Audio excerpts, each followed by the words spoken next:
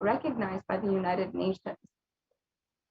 And he is now working towards bringing an end to the thousands of years of genocide against Hinduism.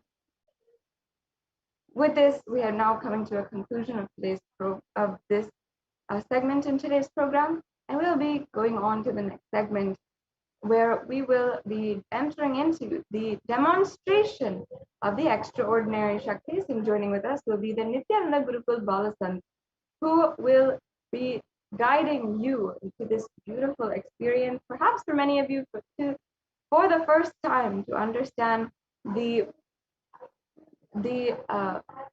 different powers that you can manifest, the possibilities of humanity that literally you can manifest. So without further ado, we'll be going on to the next segment right now, and we'll be right back with you after a short break.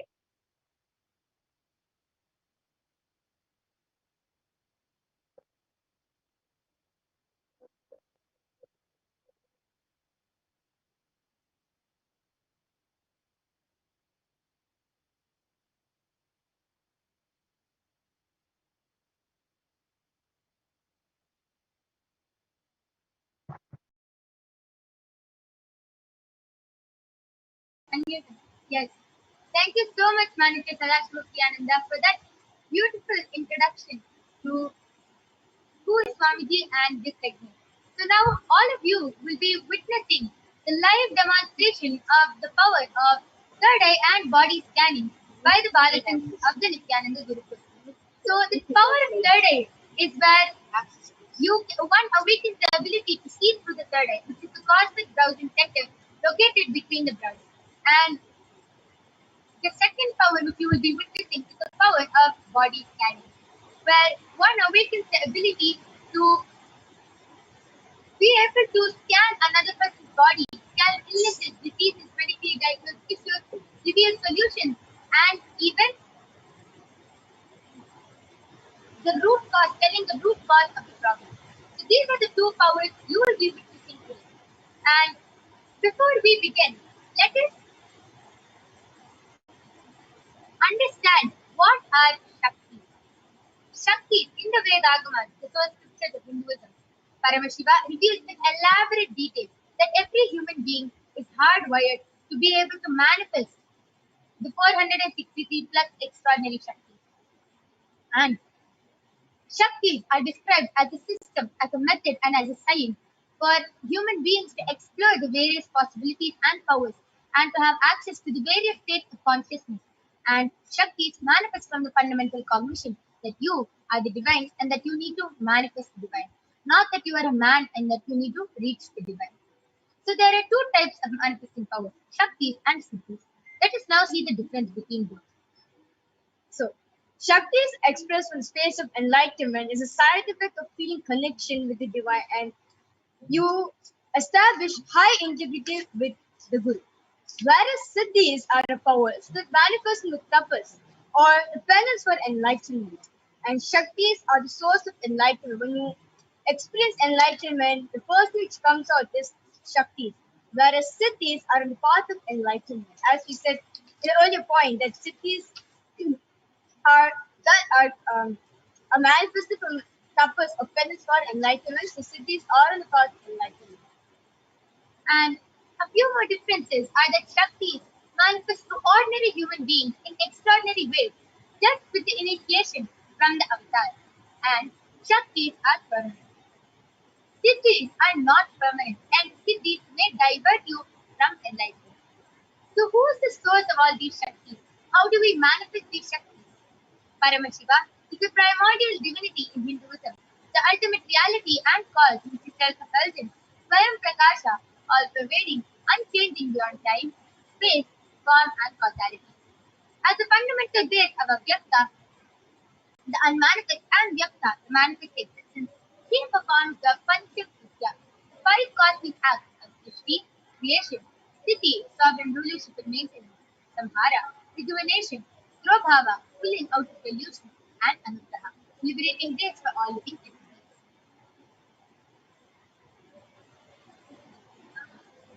So, the avatar of Paramashiva, who is currently planet Earth, the supreme point of Hinduism, Jagadguru Mahasamidhanam, His Divine Highness Bhagwan Nithyananda Paramashivam is the 1008th living incarnation and representative of Paramashivoham and the reviver of Kailasa, which is the ancient enlightened Hindu civilization nation, the great cosmic goddess civilization. Ever since the beginning of the civilization, the Sanatana Hindu Dharma has been the creator of enlightened beings and highly advanced science.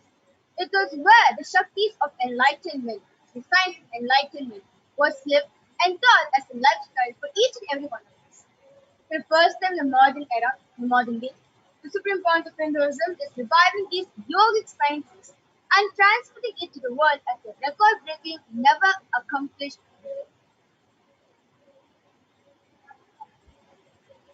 And the Supreme Pontiff of Hinduism was recognized as an incarnation, as an avatar, at a very young age, and was trained and taught to revive these sciences and initiations for billions to manifest the science of power manifestation from the disciplines like Vedanta, Tantra, Sri Vidya, Yoga, Yogic powers, Mantra Shastra, Siddha Vidya, the science of Aushadha, Advaita, Bhakti Yoga, Paramashivoham, and Paramashivoham.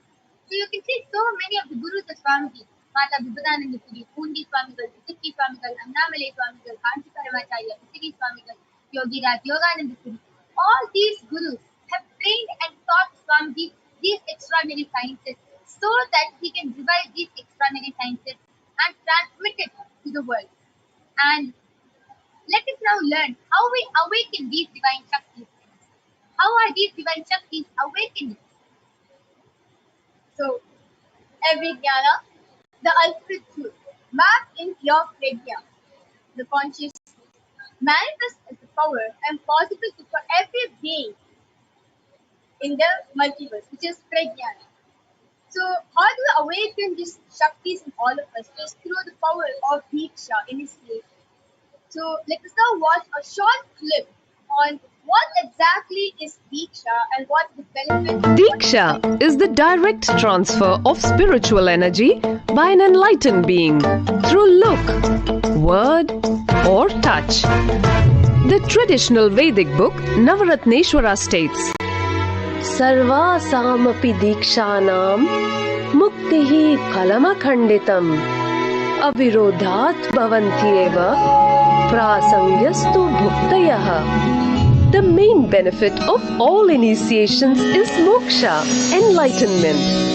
As a side effect, health, wealth, leadership, and well-being happen. And in Rudrayamala Tantra, Shiva says, Devi Diksha Vihinasya Na Siddhihi Na Cha Sadgatihi Tasmat Sarva Prayatnena Guruna Dikshito Bhavet. The one who is not initiated does not attain liberation nor a better future. So by all efforts, one should get initiated by Guru. What is the science of initiation? Neuroscience has proved that the process of initiation floods the brain with energy. This is the superconscious energy of Kundalini, our own highest inner potential energy. As the Kundalini flows from the thalamus to the cortex, it sets up a powerful energy loop within the brain, which awakens the latent non-mechanical parts which we have never used before. With increasing levels of coherence, the whole brain comes alive, turning into a superconductor of conscious energies that heal, empower, transform our lives, bliss and fulfillment. Initiation creates high awareness, visualization, creativity. It also slows the aging process and improves the immune system. Kundalini awakening, healing experience, levitation, teleportation, materialization. Experience the power of initiation through a range of exclusive programs conducted at the ashram. Nithyananda Dhyanapitham, Nithyananda Nagar, Birdi, Bengaluru.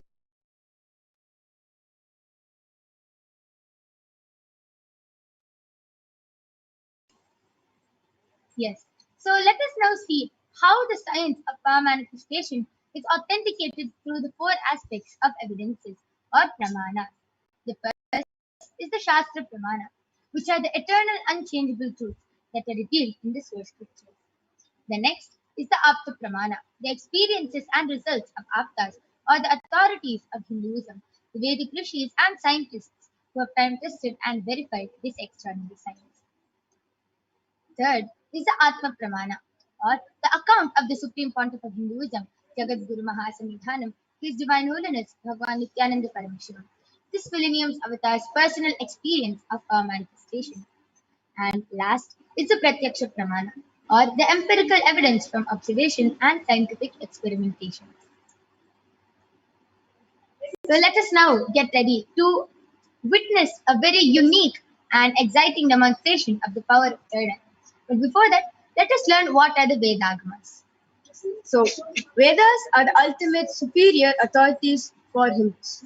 Vedas are pure science where the ultimate truths are explained, whereas the Agamas are the scriptures where the applied technology, the applied science is expanded very elaborate. So, Vedas and Vedagamas, are given status of Shruti as they are directly revealed by Paramashiva. They are the ultimate, eternal, unchangeable truths. A reference cited from the Shastras, also scriptures, is called the Shastra Pramana. So let us now get ready to witness the powers of Paramashiva being manifested. So the first power which we're gonna demonstrate to all of you is the power of third eye reading. So let us now see the Shastra Pramana, the scriptural reference to the powers of third eye. And this comes from the Vijnana Bhairava Tantra. Sutra 34. Kabalantarmano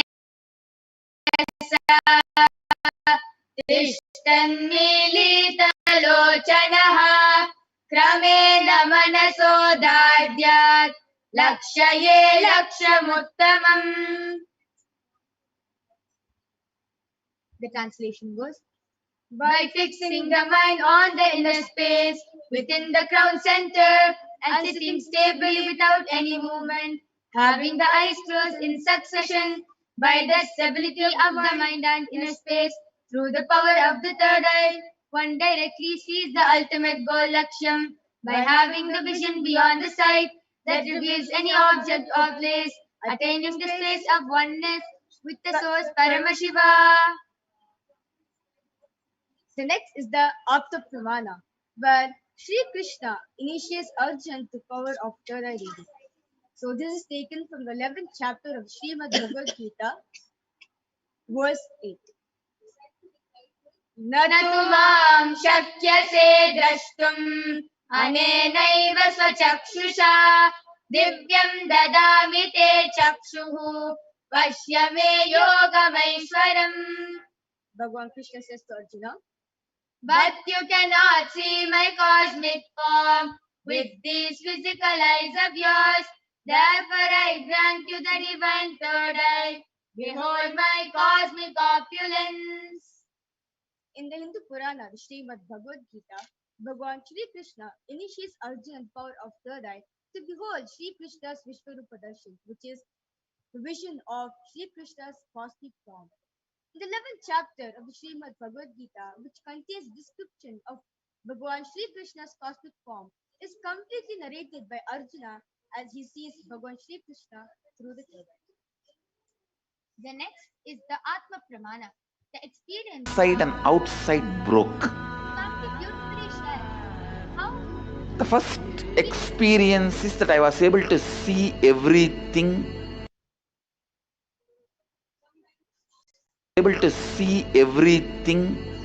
around me, above me, the whole.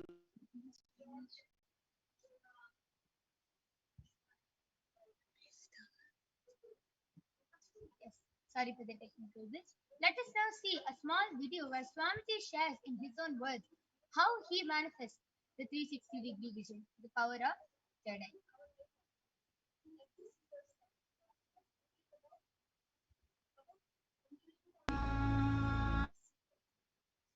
the whole 360-degree, 10 direction. Below me, everything. I realized not only I was able to see, I was able to feel, experience. I felt that the skin of the stone on rock on which I was sitting and the skin of this body both carry me equally. In both I exist equally.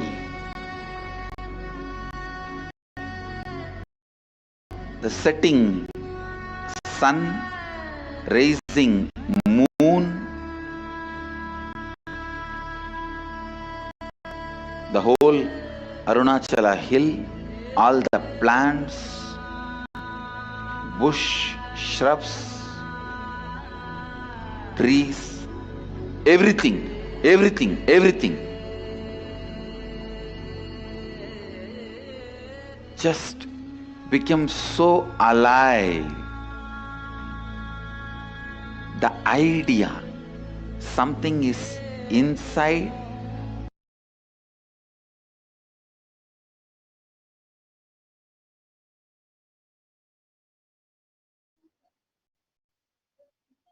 The Pratyaksha Pramana, the scientific experimentation, where the study measures and compare the metabolic cell activity of the brain in conscious and meditative states using the positron emission tomography, the PET.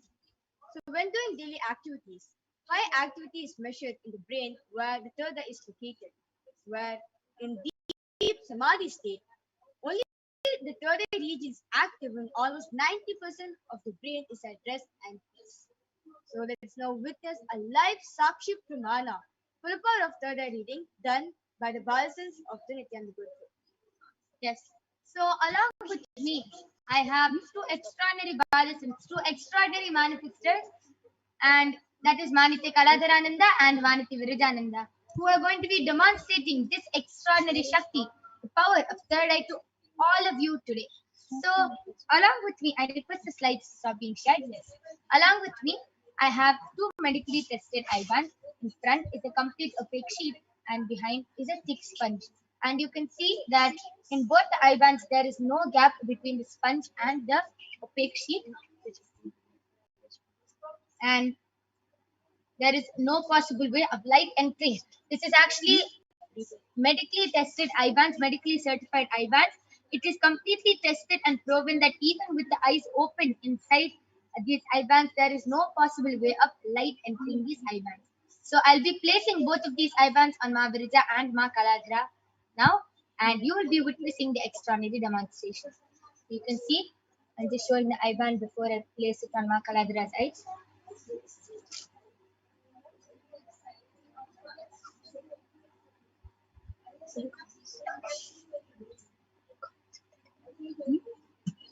So while my yoga prana puts the eye bands, all the viewers who are watching us live currently right now, and if you want your comment to be read, so the faster you put, the latest comment we read.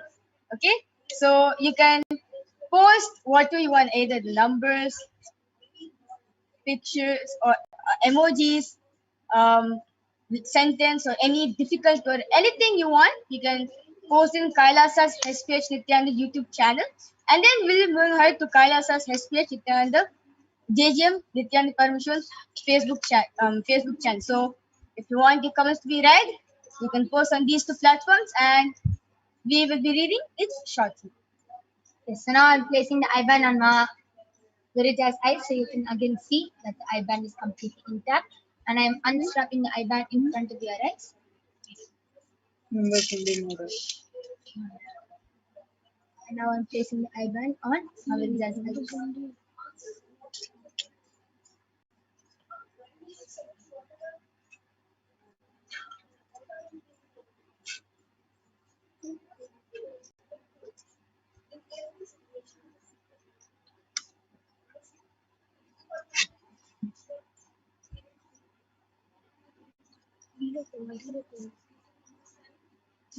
Ma Virija, are you comfortable?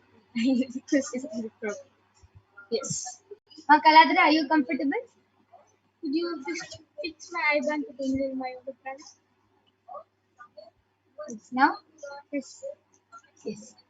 Beautiful. So now I request the YouTube comments to be projected. All of you can go ahead, post on the Kailasa's HDH Nithyananda YouTube channel or the Kailasa's HDH JGM Facebook channel, Facebook page, and Ma Kaladra and Ma Virja will be reading your comments in front of your eyes the moment you post the comments.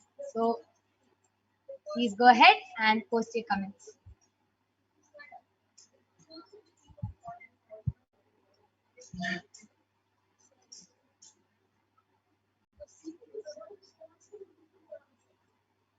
Yes, Ma Virja, Ma Kaladra, you can go ahead. So Raman Vashishta, the latest comment in Kailasa's YouTube channel, is posted by Raman Vashishtaya, and he's posted a couple of fruits actually. He posted grapes, watermelon, a half cut watermelon, pineapple, mango, avocado, and kiwi.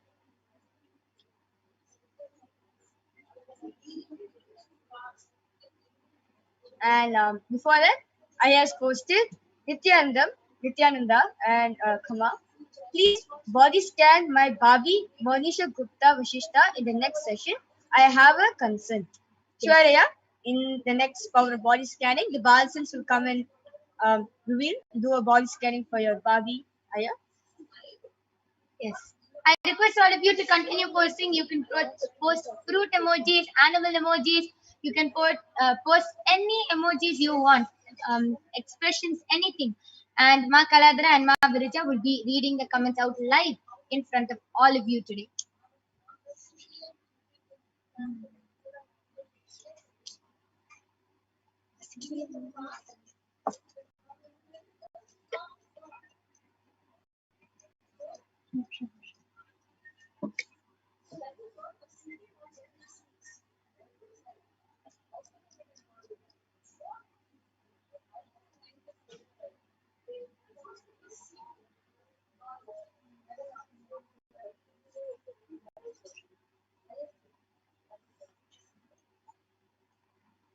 Few minutes, we're fixing the technical glitches.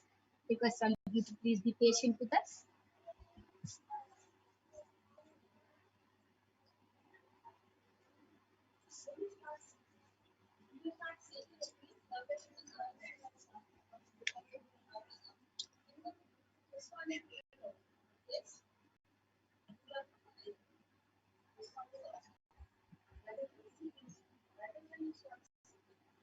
Yes, Ma Kaladra, you can go ahead and start reading. So the latest comment is from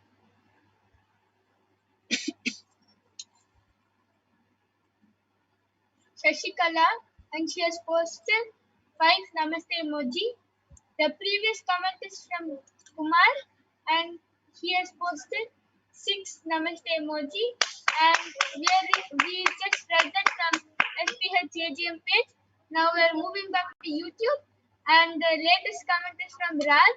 He has posted 3 namaste emoji, Nityanandam, and a namaste emoji, and diamonds, 3 diamonds here. Raman Vashishta has posted a puppy and a horse, a pony, and a animal. It is brown, light brown, and the legs and dark brown, and then camel and a, a type of goat. And Shanti Narayan has posted Nityanandam with 3 exclamation marks. And Ramesh Jamlapalli has posted a namaskar emoji. Yes.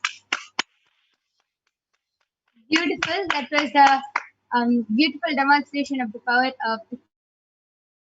All of you saw how Ma Virija and Ma Kaladra were able to fluently manifest this power just through their third eye, with both their eyes blindfolded, with no possible way of light entering. How they were able to see all the comments and read them precisely, the names, the emojis, the animals, everything. the comments, the number of emojis they've posted, everything so precisely they were able to read. Amazing, a beautiful demonstration of the power of third eye. Now I'm going to be removing their eye bands. Yes, you can see the eye band is the same.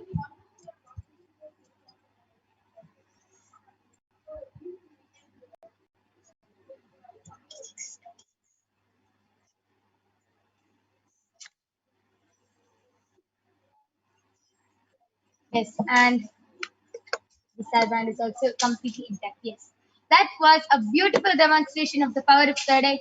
The next power which you will be witnessing is the power of body scanning, manifested by the Balasins of the Nithyananda Gurukul. But before that, let us see the pramanas for the power of body scanning. I request the slides to be projected. So, a little bit about the power of body scanning. So, the initiated disciples of the supreme point of Hinduism has the ability to scan the illnesses, diseases, which is medically diagnosed issues, and provide the best, easiest, and simple solution through the awakened thought. So let us now see the Shastra Pramana for the power of body scanning, which is from the Vijnana Bhairava Tantra, Sutra 54. स्वदेहे जगतो वापि सूक्ष्म सूक्ष्मतराणि च तत्त्वानि यानि निलयम् ज्ञात्वान्ते व्यज्यते परा. Bhagavan Paramashiva says, cognize deeply that from the subtle to the subtlest constitutive principles of your whole body, Swadeha, or of the whole universe, simultaneously consist of the essential reality. They are being absorbed in their source cause, Paramashiva, and by the experience of such restful awareness, one becomes complete from all thoughts, and the ultimate universal divine power, Paradevi, Adi Shakti, is revealed, and the supreme power manifestation happens. And the next is the Apta Pramana, the reference for the power of body scanning, which happened thousands of years ago from the very own life of Siddharth named Terayar, who was one of the most prominent disciples of Agastya. One day, a man was suffering from severe headache and comes to Agastya for treatment. Agastya uses the power of body scanning and identifies the root cause of the headache. He scans and reveals to the person that there is a small tere, a type of rock which is sitting in the person's brain, and immediately Agastya instructs his disciple Terayal to perform an open head surgery and remove the frog. After the surgery is completed successfully, the person got cured of the headache and thus he gained the name Terayal. Yes. And the next is the Atma Pramana, the accounts from Swamiji's life, who was time tested and authenticated this time. So you can see Swamiji beautifully shares, only when I had a multiple compound hand fracture, I was forced to go for surgery and therefore for medical checkups related to that. At that time, they detected heavy metal quantity in different organs of mine, and it was revealed that I had been poisoned without our knowledge.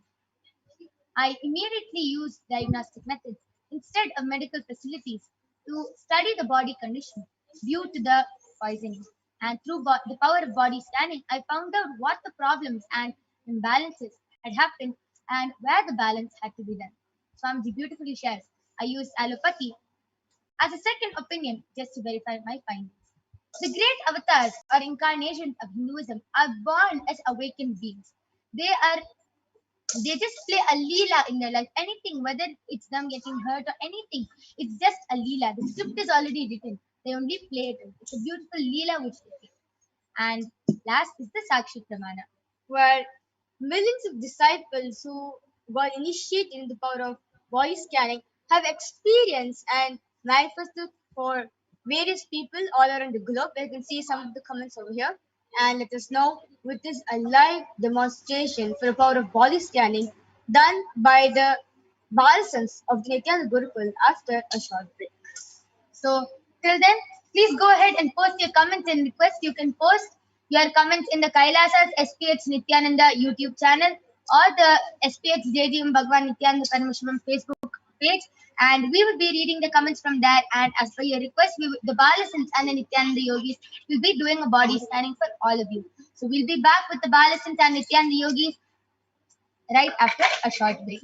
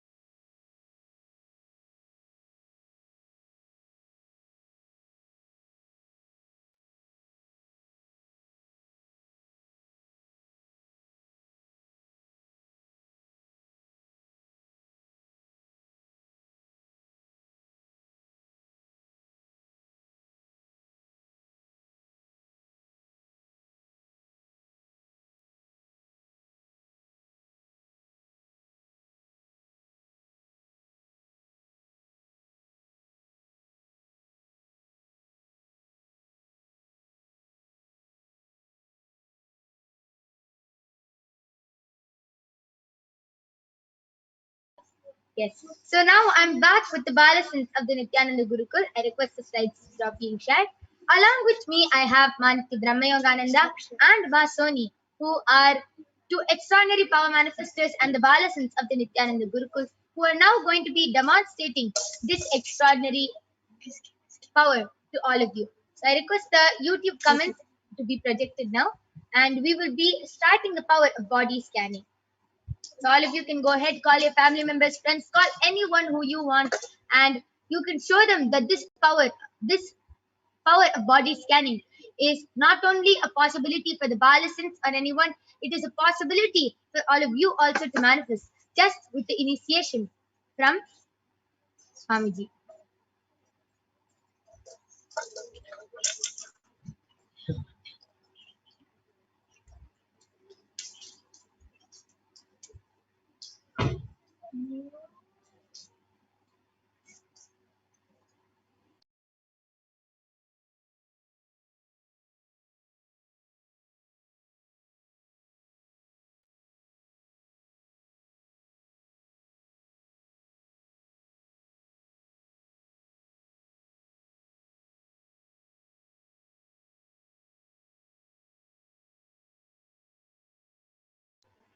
Yes. So Raman Vasishta has requested for a body scanning for his Bhabi, and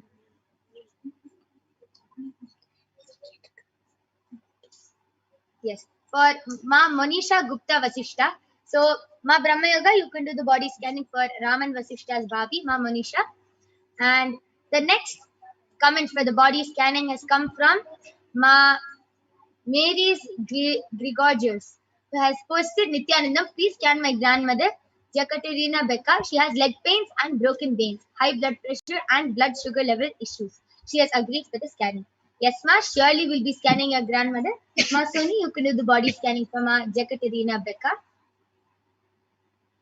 And Ma Satya Narayan. Satya Narayan has posted, please scan my son Vibin Mani. He's 5 years old. Yes, Saya. Surely we'll be doing the body scanning for your son Vibin. I will be doing the body scanning for your son. And now let us chant the Mahavakya. The Balasins and the yogis will be chanting the Mahavakya. Om Nithyananda Paramashivoham, which is the direct passcode which raises us to a higher frequency and helps us connect with Paramashiva. Om Nithyananda Paramashivoham. Om Nithyananda Paramashivoham. Om Nithyananda Paramashivoham.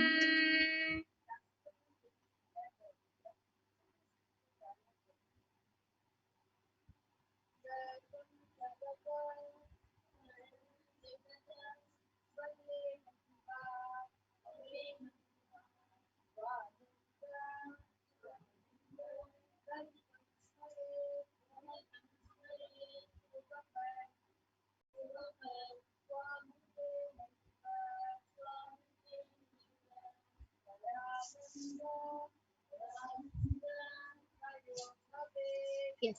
So Satyanarayana, I have scanned a son Vibin, and Paramashiva reveals that he is actually having weak bones. Even though he's 5, he is having weak bones, and he has to start doing yoga. So anytime during the day, best is Brahma Muhurta, 4 o'clock to 6 o'clock. But anytime in the day, he has to start stretching a lot, stretching more, doing more yoga, being more active, and he has to eat a lot. Means he has to eat a lot and do yoga properly. Paramashiva revealed that he should also eat a lot of green vegetables, and he should drink a lot of milk with turmeric in the night. And please follow this for your son, and he will be completely fine. One more thing Paramashiva revealed is that he is starting to get infection on his legs due to his skin is very sensitive and it's getting affected with the dirt and everything. All you have to do is take turmeric. You can either apply a turmeric with water, a paste, or you can apply castor oil and turmeric together on his legs. And next morning he can take bath, and his skin allergy will start healing. This is what Paramashiva has revealed. I request the comments section to be scrolled more down.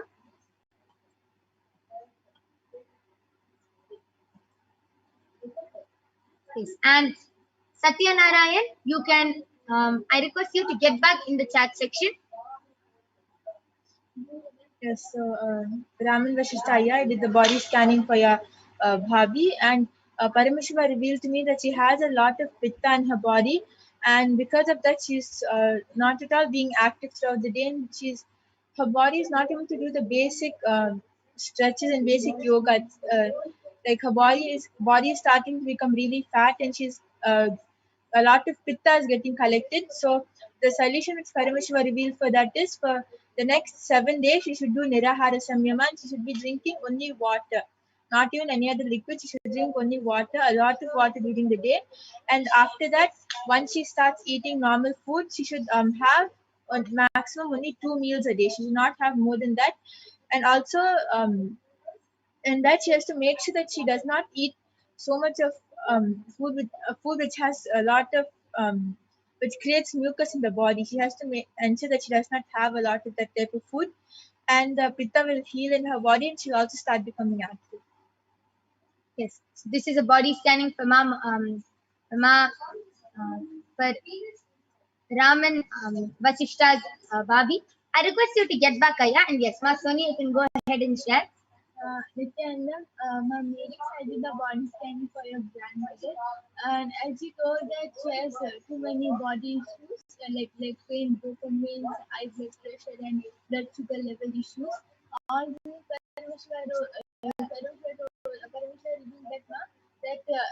she has to be completion with her body, but she's having a thought current that because of her old age she's getting all this problem. No, because she has to do completion with her body. All these issues will get solved. Yes, and that was a scanning from Ma Jakaterina, Mary's Aya's grandmother. I request you to get back. Satya Narayan has gotten back telling, thanks a lot, I will do it. Yes, he's lean and way too slow. Please scan his throat. He struggles little while speaking. Thanks. Yes, Aya Paramashiva revealed that your son's throat is completely fine. It is just, he just has to get adjusted and used to speaking. So all you have to do is every day, just give him hot water with tulsi water. Just boil a little tulsi in hot water and give it to him. He will be fine, Aya. And this is all Paramashiva revealed. Yes, and Raman Vasishta, I request you to get back. Mary Saya, I request you to get back. Whether you were able to relate with the scan and how you felt by the scan. And now, yes, it's time to conclude this power manifestation session. We thank all of you for joining us, and whoever were not able to get the body scanning today, I request all of you to come back tomorrow, as we will every day we'll be having the power manifestation segment at 4 a.m. at 2 a.m. IST and 4 p.m. IST. So you can come back tomorrow and request for a body scanning. Definitely the Balasans and the Nithyananda Yogis will do a body scanning for you. And with this, we would like to thank all of you for joining us. Please stay tuned for the upcoming segments. Thank you, Nithyananda.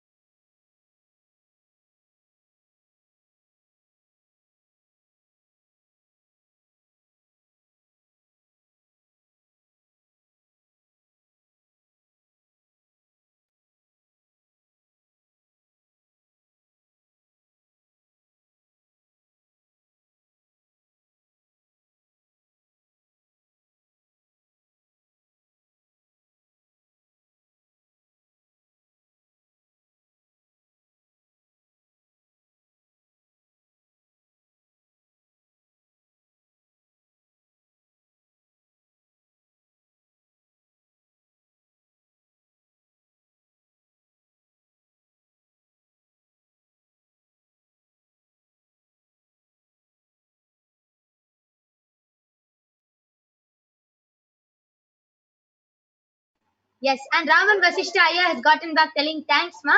My Babi relates to the scanning. Yes, Aya, thank you for getting back.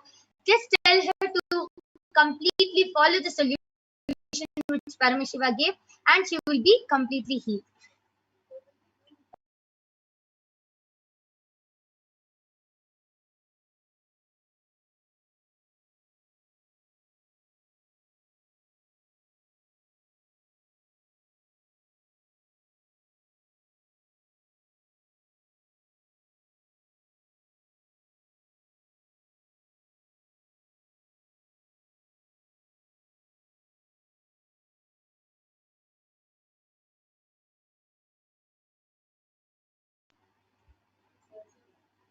Yes, Nithyananda Mahamadra. So now Mahamadra will be joining all of us and will be starting the segment and sharing with all of us who is Devi Parashakti, the divine feminine consciousness. Yes. So now as my Yogaprana said, we will be learning about the divine feminine consciousness, about who is Devi Parashakti.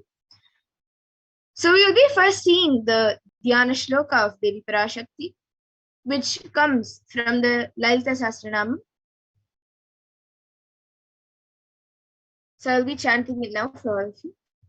Sindhuraruna vigraham trinayana manikya mauli spurate taranayaka shekharam smritamukhi mapina vakshoruham panibhyamali purna ratna chashakam raktotpalam vibratim saumyam ratna gatasta rakta charanam dhyayet paramambikam.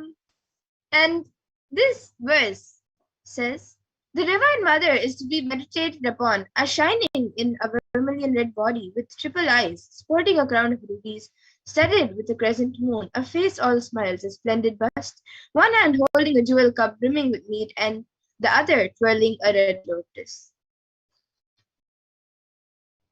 And another verse, also from the Lalita Sahasranam, another Dhyana Shloka, Arunam Karunam Tarangatakshim Dhrutapashankushapushpabanachapam Animadibhiravratam Mayukaihi Rahamityeva Vibhavaye Bhavanim.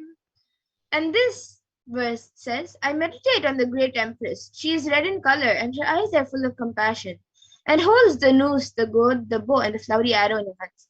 She is surrounded on all sides by powers such as Anima Ferres, and she is the self within me. And Devi Parashakti is the ultimate pure feminine consciousness. Parashakti is the cosmic mother. It is her cosmic womb from which billions and billions of universes come out and go in. It is the source where the Big Bang black holes go on. Parashakti is the source Shakti and source energy, source power, from which all of us came, all of us are in even now, and which all of us are going to merge into. And the outer extreme, love and compassion, Parashakti herself is manifesting through the embodied form as the Nijavatara of the Supreme Point of Hinduism, Jagat Guru Mahasanidanam, His Divine Holiness Bhagavan Nithyananda Paramashivam, answering all of our questions, attending to all of our prayers, giving boons, healing us, revealing our past, present, and future, delivering profound spiritual truths, and ultimately giving us the experience of Paramashivoham itself.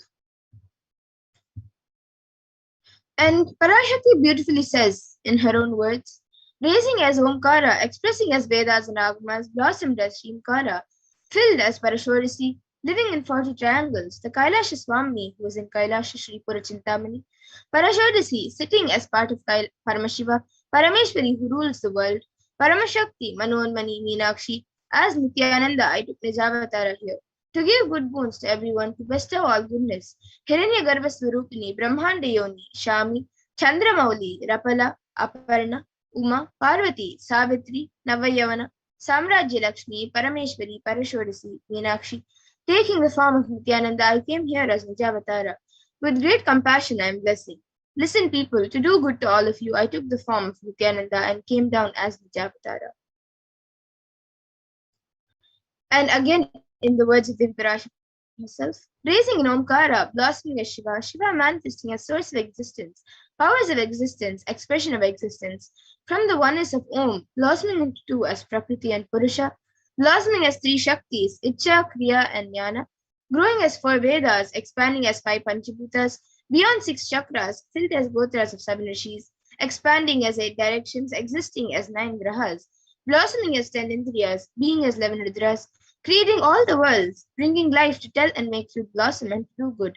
Parashakti Meenakshi, in the form of Nithyananda, I came to bless every one of you. And now let's see how we can receive Devi Parashakti. So literally you are seeing Paramashiva and Parashakti at that moment. She's there on your screen. So always receive her very traditionally. You can keep 2 betel leaves, 1 banana, 1 betel nut, and 1 coin in front of the screen as you watch Devi Parashakti. And for those of you who don't know, actually the coin is considered the traditional dakshina in the Hindu tradition. It can even be the lowest value. In India, it can be just a paise, and in the US, it can even be just a cent.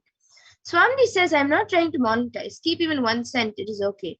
So for 100 days, if you have darshan, it'll add up to $1. In India, even 1 paise is okay. And you can offer that to Devi, and after darshan is over, you can do namaskar and eat the banana, betel leaf, and the betel nut, taking it as prasadam immediately. And the coins that you collect, you can send it to the LA temple. And some of you might be wondering how this betel leaf and betel nut may benefit you. Swamiji says that this betel leaf and betel nut may look too small, but in a few days you will see how much it adds to your sentiment that really she is there. You will not take the Devi Darshan for granted. Rituals will break your monotonous, unconscious mentality and lifestyle and remind you to raise you to powerful cognitions. It will break your unconscious behavior. And now all of you can also see how you can set up the tambulam, the items for receiving Devi Parashakti. So you can arrange the 2 betel leaves, 1 betel nut, 1 banana, and 1 coin. You can arrange all of these in a plate and keep it in front of the screen. These 4 items are just a few basic items, but if you would like, you can also add a coconut. Many people keep coconuts, red bangles, kumkum, and also some flowers. So you can also keep that as additional items. But the 4 basic items kept as part of the tambulam is the betel leaf, betel nut, banana, and coin. So you can keep these 4 items in a plate and keep it in front of the screen as you watch Devi Parashakti. And with this, we come to the conclusion of this segment, where we have learned who is Devi Parashakti and how we can receive her.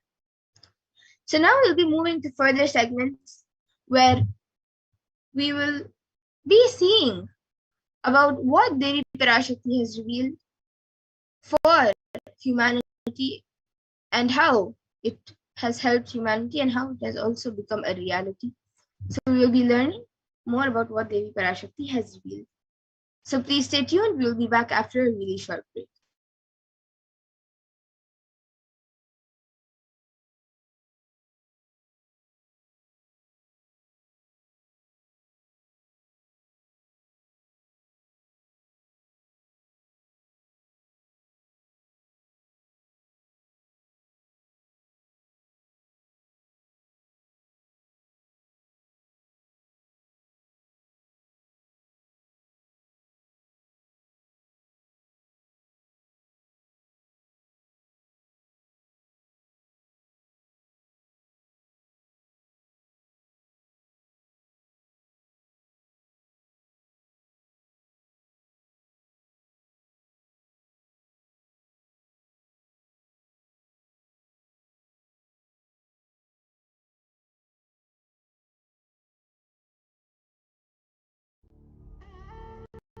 What I mean by the word Kailasa, listen intensely. Enlightenment ecosystem, literally enlightenment itself, in your own home, wherever you are. If you cannot come to Kailasa, it's okay. Kailasa can come to you.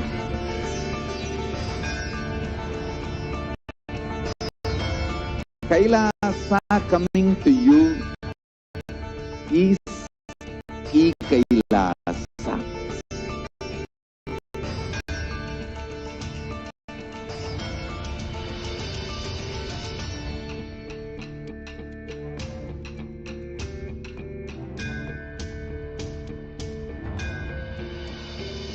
I will revive Hinduism.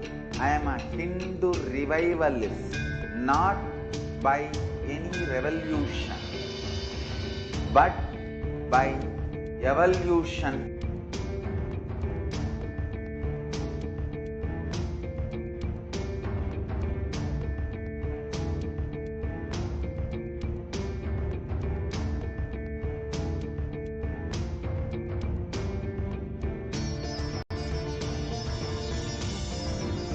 And setting model community.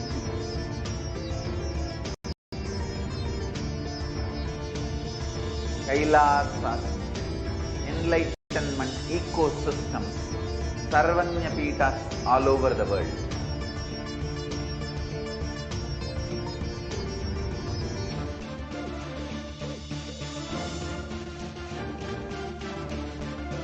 All powerful cognition, knowledge, only when you live power manifestation and possibilities manifestation happen. It's a fundamental truth.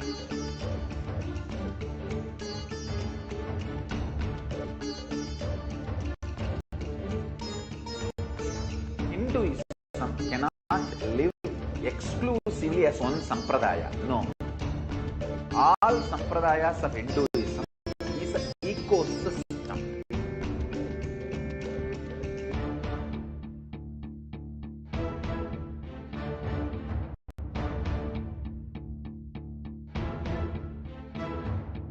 So don't keep quiet thinking that if one sampradaya is attacked, only that sampradaya is going to be affected. All of us are ecosystem.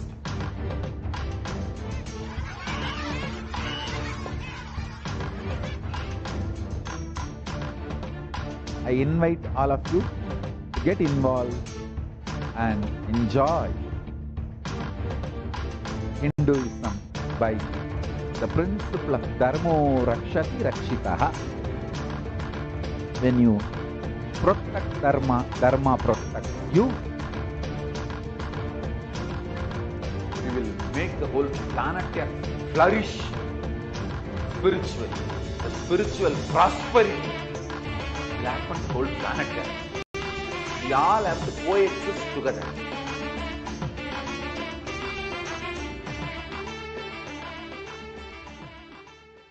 Just be alive for next 3 years. Don't die within next 3 years.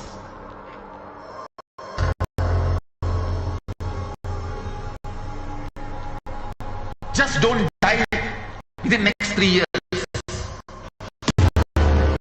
Be alive. Somehow be alive. I'm working sincerely.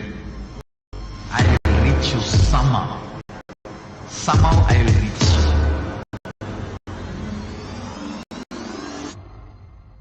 It's my commitment to humanity.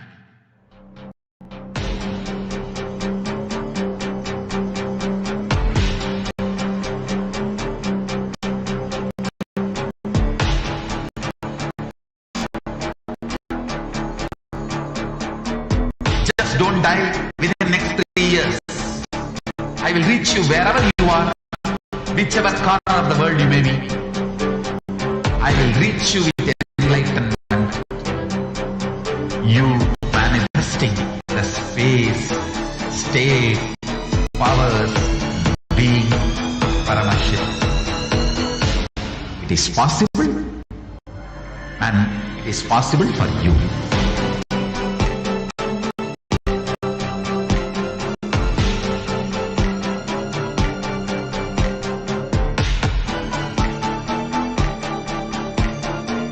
Paramashivoham will reach you with enlightenment science. I know he is going to do the job.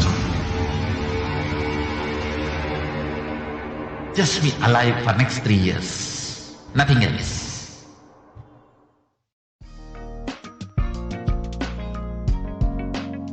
We get you health. We get you ability to build beautiful relationships in your life. We get you direct spiritual support, and we make sure you become wealthy.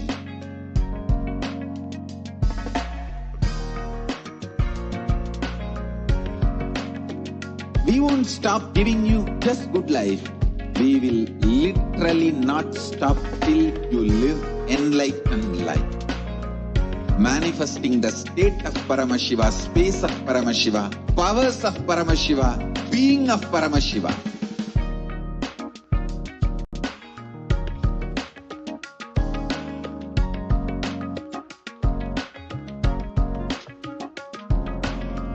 Whole world should become Kailasians.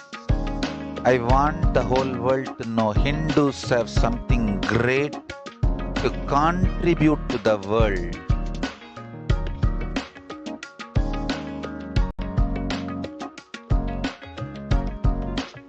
We have something great to contribute to the world. Let us do that.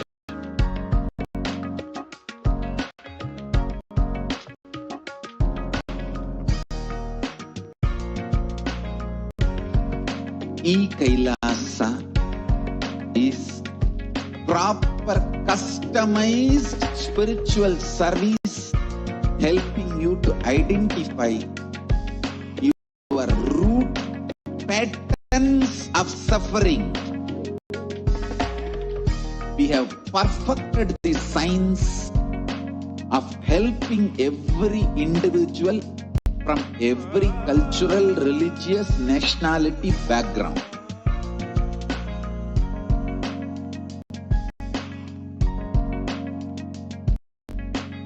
You will have lowest reactionary assumptions, highest awakened response, alive response for life continuously.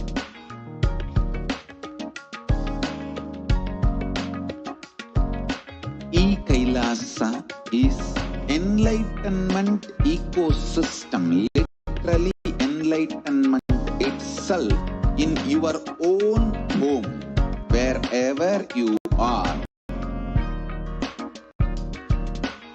Proper customized spiritual service helping you to complete with your life negativity, withdrawal from life, self-hatred, self-denial, self-doubt, so much of tiredness, laziness. We can support you, aligning your diet, your attitude, your aptitude, your understanding about life. We can help you with everything.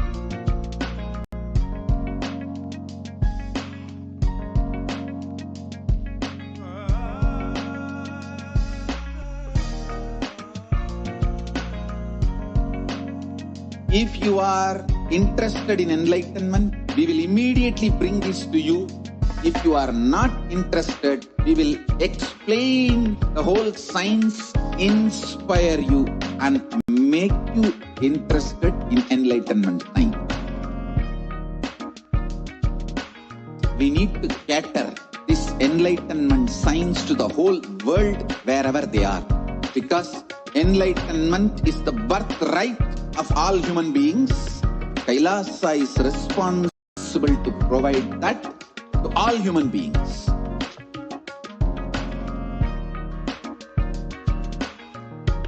Kailasa is the totality of the knowledge I received from my gurus and practice manifested in my life, perfected by teaching millions of people from all cultures, time zones, backgrounds, genders, nationality, race, from every creed.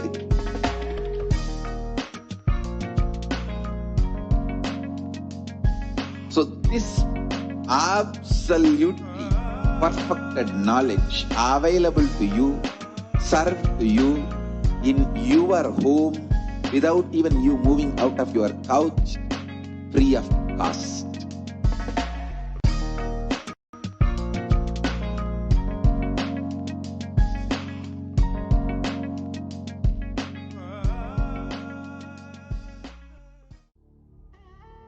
What I mean.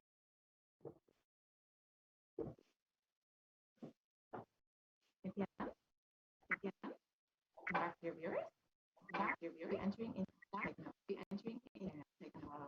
the revelation made for how we can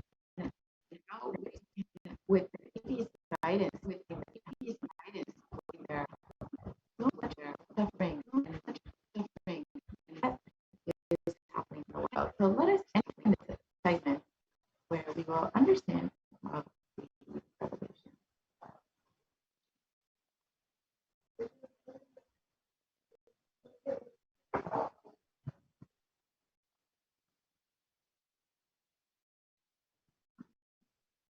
We can the next slide, please.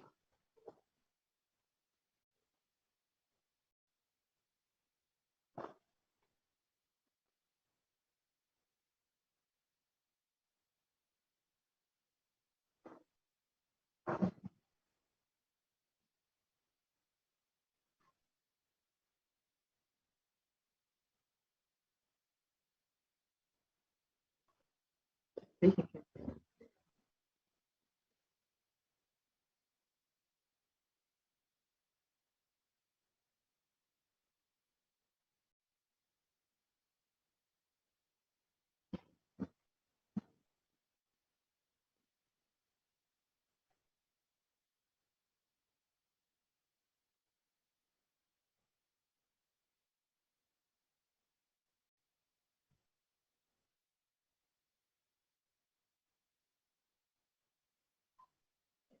The next slide.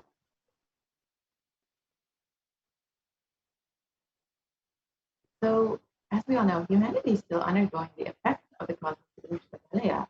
Thousands of deaths due to the global pandemic and emerging fungal epidemic, along with the record numbers of natural disasters, have taken a huge toll on humanity's collective psyche, leading to increase in poverty, malnutrition, depression, and mental health.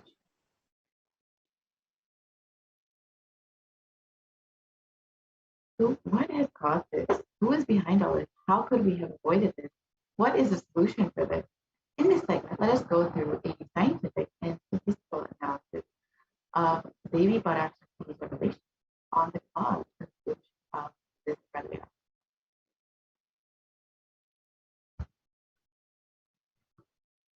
So as we all know, the deaths due to COVID-19 have cost well over 4 million as of today. And the total number of confirmed cases has crossed well over 175 million people. And the worst affected countries are US, India, and Brazil. And the number of COVID cases within India alone has crossed over 29 million, with the number of deaths crossing well over 370,000 people. And the number of people who have fallen into poverty since the beginning of this pandemic is well over 75. And these numbers are considered severely underreported. The actual number of cases and deaths could be much higher. And due to this pandemic, and the number of people who have fallen into poverty and who are suffering with this COVID-19, India has become one of the most depressed countries, the sixth most depressed country, with the rates of suicide and depression drastically increasing. It's stated that 6.5% of the population is suffering from some form of mental illness, and the country has a suicide rate of over 10.9 for every 1 lakh people.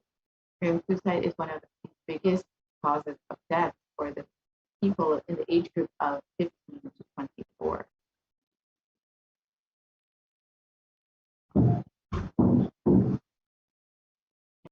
India is not only suffering from this pandemic, but even various natural disasters like the cyclones and floods that are happening now in Parashakti. And unfortunately, along with this, there is a serious cause for concern for the third wave, which could hit within the next few weeks.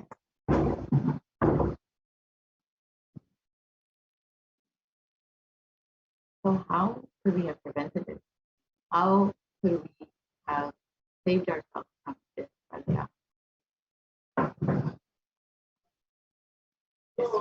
Next slide, please.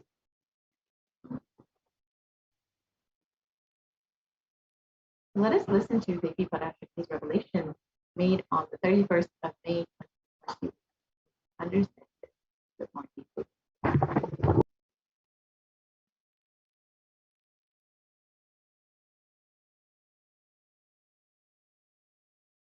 இரண்டாயிரத்திருபத்திரண்டு வரை India செல்ல வேண்டாமா என்று கேட்கின்றாய். நன்றாய் தெரிந்து கொள், சொல்வதை புரிந்து கொள். இந்த பெருநரகமான கிருமி போஜனம் இந்தியாவிற்குள் வரக்கூடாது என்பதற்காக 2020 பாரதம் முழுவதும் 12 ஜோதிர்லிங்கமும் பாத யாத்திரை செய்திடவே என் மகன் மூலமாய் திட்டமிட்டிருந்தேன். படுபாவிகள் ஓடத்தின் மாலுமியை ஊர்விட்டு துரத்தினார்கள். என்ன நடக்கிறதென்று பார். முறையாக கைலாய நாட்டின் தலைவனாக நிறை மரியாதையொடு நல் மதிப்பொடு என் நிஜாவதாரம் நித்யானந்தன் திருவடி மீண்டும் பாரதத்தில் பட்டு பாத யாத்திரை செய்த பிறகு மட்டுமே நீ அங்கு செல்ல வேண்டும். அதுவரை உன்னை காத்து செல்லாதே. ஓம் ஓம் ஓம்.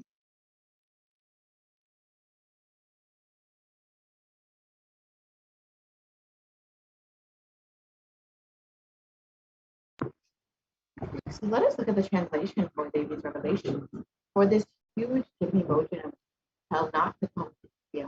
In 2020 itself, I have sent to Padayatra throughout India and the 12 Jyotirlingas, the right son. They chased the captain of the ship out of the country. See what is going to happen.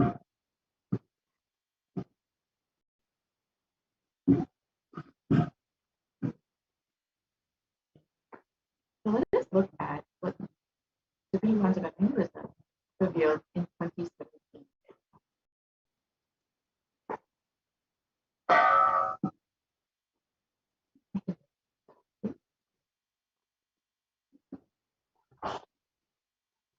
Let us look at the Supreme Concept of revelation on the vision for the Padayatra that he revealed in 2017.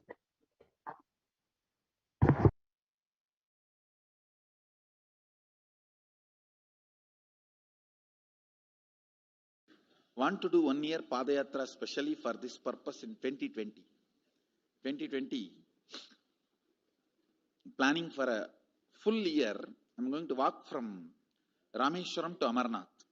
1 year with 10,000 people, just walking all over India to spend time with people. 2020, there will not be any program other than Padayatra and just spending time with people. Just walking. Of course, 10,000 people will be walking with me. Maybe 200 vehicles to carry our food and all the other items, transportation. Enjoying the river banks, forests, and time with nature. 10,000 people manifesting powers, walking from village to village. What do you think will happen?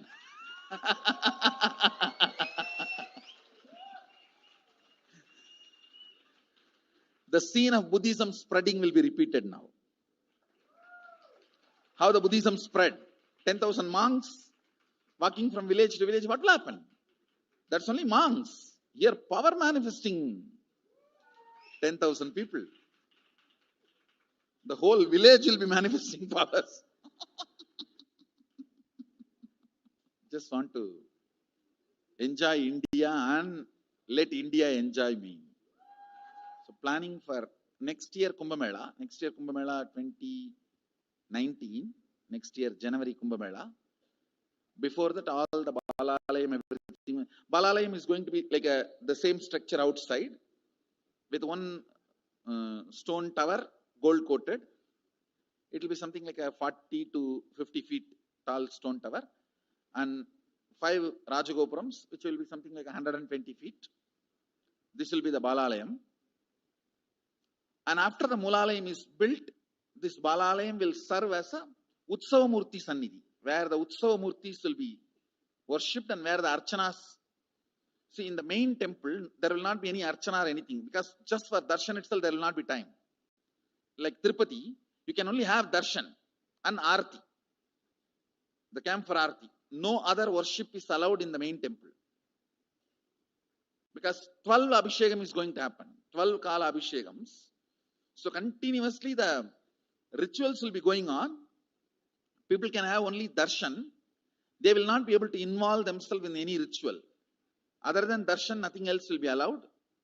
So all the archana, all the other offerings, like people will offer the archanas and other, everything will be done to the Utsava Murti, which will be kept in the Balalayam, the present Balalayam, present structure. So people can spend time here. That will be more like a main darshan. This will be like energy darshan, where you can give letter, get response. So by next year, the Balalayam will be ready. So 2019 full year, I will be conducting the programs and everything. 2020 will be the one full year Padayatra, walking. From next year, Jayanti, means 2019's Jayanti to 2020's Jayanti. Full year, Jayanti to Jayanti will be Padayatra. Before that, we will make 10,000 people power manifestors. It will be sannyasi, brahmachari, grihastha, all put together. 10,000 people will be walking.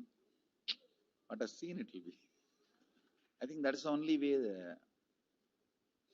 the revival of Sanatana Hindu Dharma can be done. I need to get into the ground where people can see me, where they are living. I can't be waiting for people to come where I am living.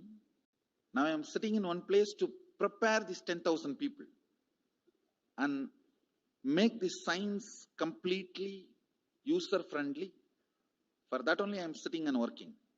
So I have given 2 years for me now, 2018 and 2019. So 2020, before that 10,000 people will be ready to walk with me, manifesting powers. We will literally solve every person's problem in every village. The way we are walking, the path, route we are taking, physical healing or mental healing, or it's a too big visualization. How will you visualize? What will happen if 10,000 power manifestors enter into a village and ask people, tell me your problem now, come on, let's sort it out. Understand 1,200 years before in Tiruvannamalai temple carvings, how the baby will be in the womb in 2nd month, 3rd month, all that is detailed way carved, it is there. Which scanning machine was there in those days other than the third eye? Very detailed carvings are there. Even Srirangam temple, the whole carving is there. Srirangam temple gives a week by week the whole picture of male baby and female baby. Any of you have seen that? Srirangam Rangaraja Mandapam, it very clearly portrays. There will be one Rangaranga Gopuram. In that next to Rangaranga Gopuram, there is a Rangaraja Mandapam. We have already collected some chunk of 80-90 to be displayed in this Balalayam. Work is going on all of that. We are also going to tell you the science of temple building story as per Agama and as per practical village level, ground level, all that. In those days, 2000 years before, when this Cambodia and all these civilizations were flourishing, two community from India moved. One is agriculture community, another one is business community. These two community only traveled and installed civilization. Of course, kings went, that is different. But the common civilian, these two community only went. So Nagarattar and Saivavelalar. Saivavelalar agriculture community, Nagarattar business community. So wherever, when they go in the ship, the Saivavelars, they will carry that veil for their protection. Once, if they reach the other side safely, they will just put the veil and start a temple. That is why all the temple outside the India, started by Saivavelars, there will be only veil as a Pradhana Murti. Pattumalai Murugan Goil, Tannimalai Murugan Goil, Gedaram Murugan Goil, Nallur Murugan Govil, Sannidhyan Sannidhi Murugan Goil, all these temples. The main deity will be only veil. It will not be deity. Because they cannot carry that heavy deity in the ship. It will only be the veil. And all the temples started by Nagarattar will be Kavadi. Because they will carry everything in the form of Kavadi. So the moment they reach the other shore, they will worship the Kavadi and the screen cloth covered by Kavadi. Kadirgaman, Terachila, Murugan. All the major temples started by Nagarattar. The Kavadi and the screen only will be the deity.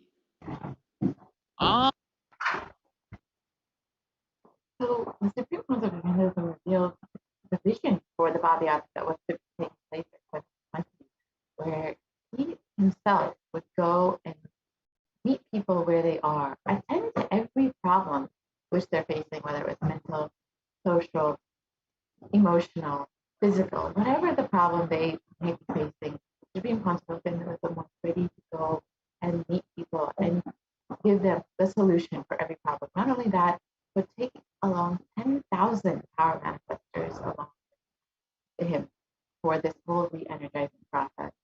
So the Supreme Council of Hinduism has begun preparing for this Padayatra from the age of 10, enriching people and preparing them for this Padayatra to save them from this.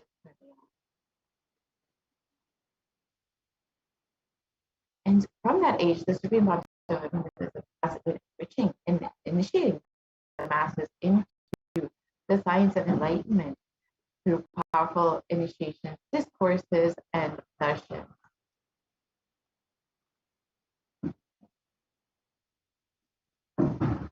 And here are just a few examples of the various discourses, programs, initiations that the Supreme Council of Hinduism has been blessing humanity with from the early 2000s. Here you can see in 2005 in Tamil Nadu, the Supreme Council of Hinduism conducting a discourse for thousands of people.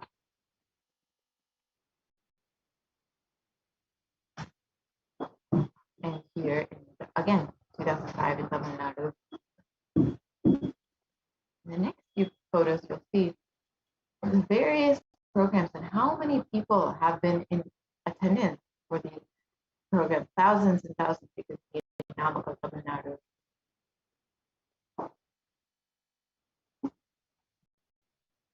And in Salem, Tamil Nadu, the Nithyananda Paramashivam program. And the Nithyananda program in Bidvi.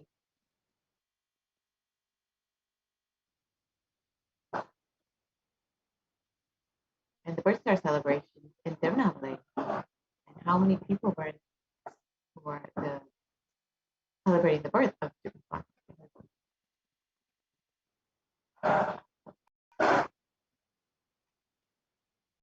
On the Jayanti celebration in Adi Kailasa, again, how many people, even in the early 2000s, were there to celebrate the advent of the Avatar?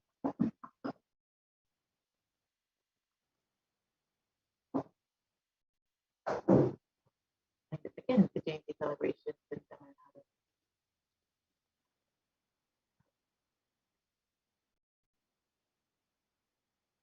The Nithyananda program.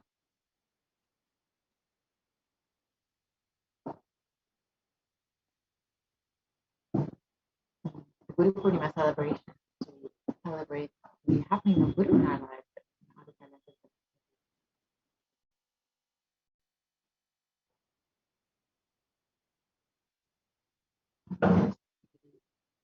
Bhakti Purna program,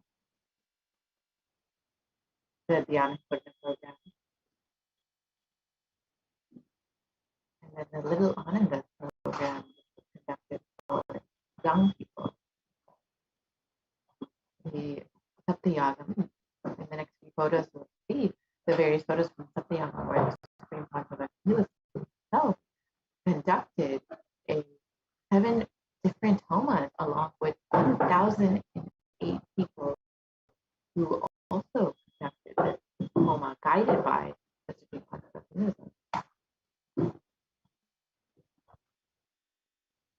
These are the photos of the devotees who were there for conducting homa guided by the Supreme Controversial.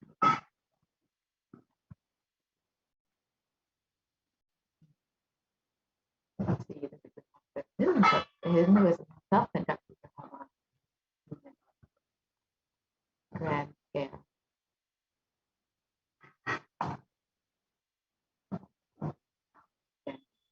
One photo of the Supreme conducting the homa.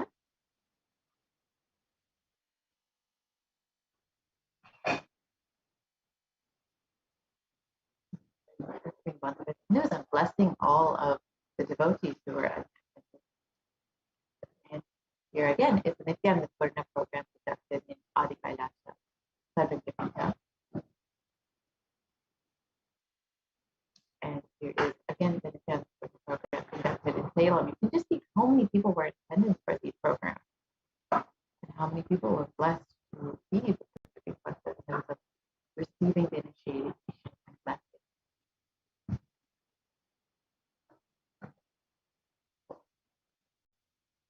Unfortunately, the anti-Hindu elements that made it nearly impossible for this Supreme Concept of Hinduism to do the re-energizing process by driving the Supreme Concept out of India.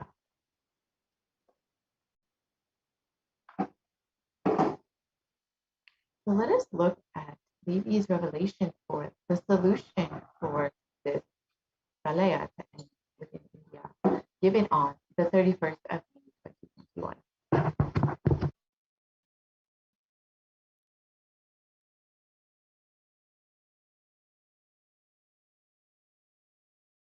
இரண்டாயிரத்திருபத்திரண்டு வரை India செல்ல வேண்டாமா என்று கேட்கின்றாய். நன்றாய் தெரிந்து கொள், சொல்வதை புரிந்து கொள். இந்த பெருநரகமான கிருமி போஜனம்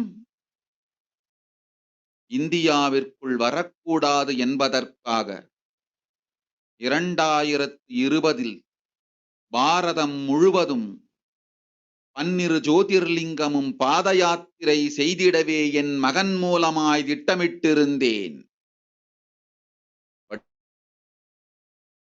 படுபாவிகள் ஓடத்தின் மாலுமியை ஊர்விட்டு துரத்தினார்கள். என்ன நடக்கிறதென்று பார். முறையாக கைலாய நாட்டின் தலைவனாக நிறை மரியாதையொடு நல் மதிப்பொடு என் நிஜாவதாரம் நித்யானந்தன் திருவடி மீண்டும் பாரதத்தில் பட்டு பாத யாத்திரை செய்த பிறகு மட்டுமே நீ அங்கு செல்ல வேண்டும். அதுவரை உன்னை காத்து செல்லாதே. ஓம் ஓம் ஓம். So Devi revealed that for this Pralaya to end in India, the supreme concept must be received in India as a supreme concept of Hinduism with great respect and reverence, and that the supreme concept of Hinduism must conduct the Padayatra that was originally planned to re-energize the 12 Jyotirlingas. And only when this happens, this Pralaya will come to an end. And as we look around, we see all the tough destruction that is happening, you can understand what the great rishis of the Vedic civilization had forewarned as the Kali Yuga.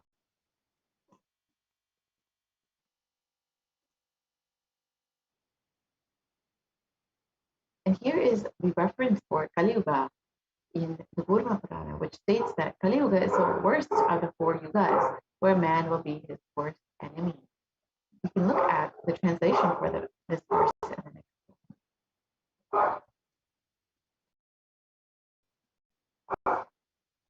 Kali Yuga is the worst of the 4 yugas. Go back to the last one.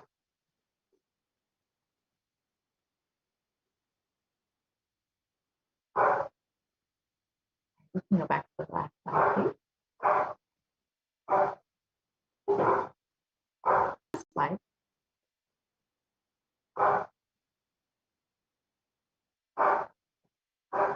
So we can go back one more. One more. So Saint Vyasa states that this Kali Yuga is the worst of the 4 yugas in all the world. People are sinful and forget the dharma of the 4 varanas and the 4 ashramas. In fact, men are so sinful that no prescribed penance atones for their great sins. The only place which is free from such sins is the great sacred city of Varanasi, the Mahapuri.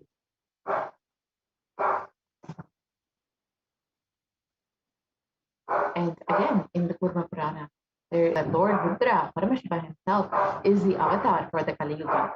And Brahma, the translation of this verse is, Brahma is the presiding deity of, or Devata for Treta Yuga, the first cycle of time.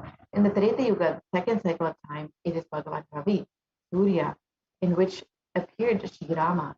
In the Dvapara Yuga, the third cycle of time, the presiding divinity is Vishnu.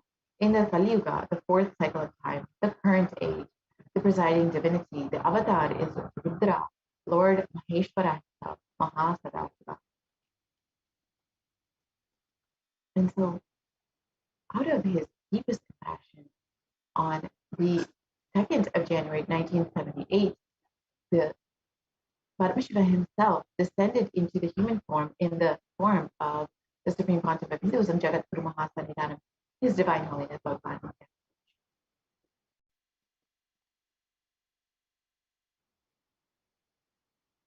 And if the Supreme Pontiff of Hinduism, if Paramashiva himself had waited even one more year, it would have been too late for humanity. 1979 would have been too late. And let us listen to the Supreme Pontiff of Hinduism himself explaining this.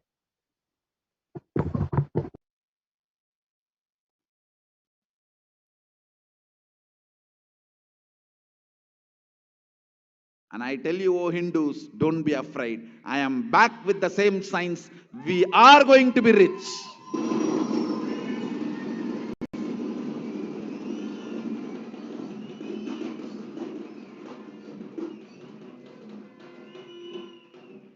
It is not lost. Just the last minute climax before it was going to be put off. I have happened.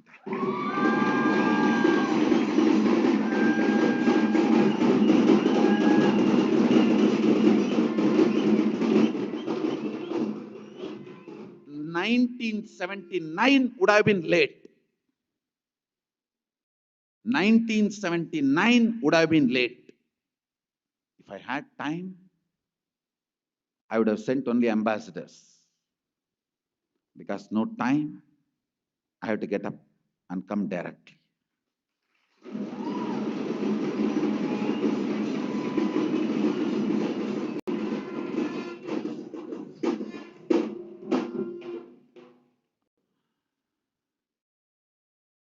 O Hindus, feel blessed. Science is not dead. It is available. I have everything needed to bring that science back to life and establish its legitimacy.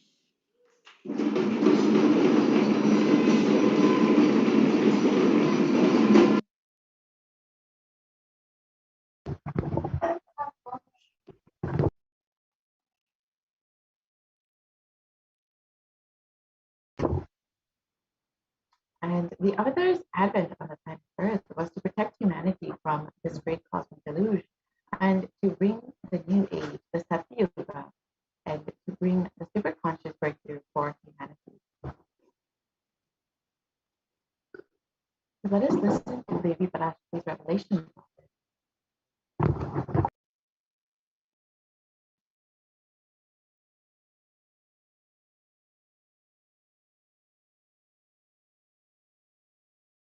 ஓம் ஓம் உலக மக்களே கேளுங்கள்.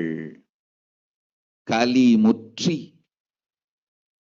கலி கழிந்து புதுயுகம் சத்தியயுகம் புறப்பட வேண்டிய காலம் வந்ததனால் வந்திருக்கின்றது இந்த பெரும் பிரளயம்.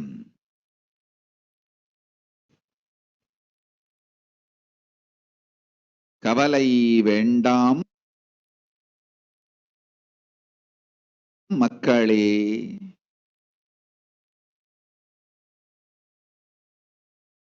நித்யானந்தன் வடிவம் தாங்கி நாமே இங்கு வந்திருக்கின்றோம். நித்யயுகம் செய்வோம், நித்யயுகம் சத்தியயுகமாய் மலரும் இங்கு. ஆனந்தமாக இருங்கள்.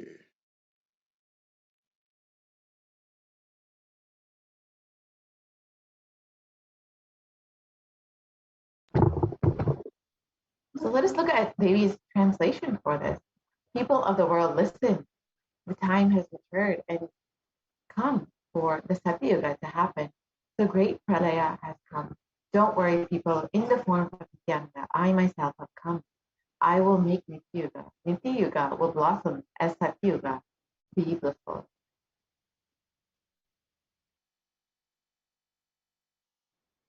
For this huge help, Kimi Bhojanam not to have come to India. 2020, I had planned to do the BioWar throughout India in the 12 Jyotirlingas through my son, Swamiji.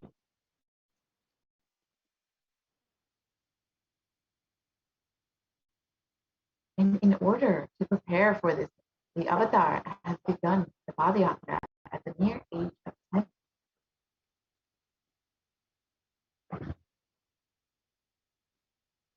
And the Supreme Pontiff of Hinduism began enriching people, one person at a time, with the great truths from the sacred scriptures and the secrets of higher living.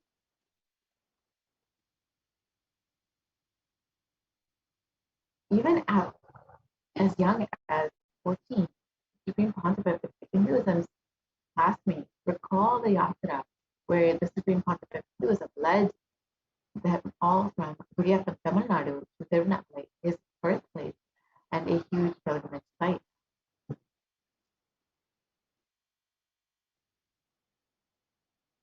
And when the Supreme Pontiff of Hinduism was just 19 years old, his fellow monks at the Ramakrishna Mutt remember when the Supreme Pontiff of Hinduism led them from Chennai, Tamil Nadu to Tirunelveli, his birthplace, an unforgettable pilgrimage experience.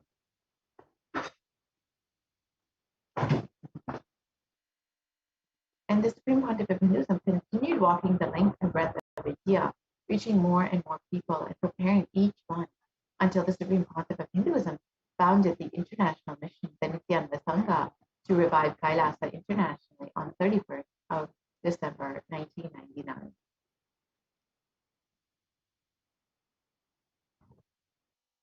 And here you can see the photos of the first Kailasa enlightenment ecosystem established in Tiruchendur, Tamil Nadu on the 14th of April 2001.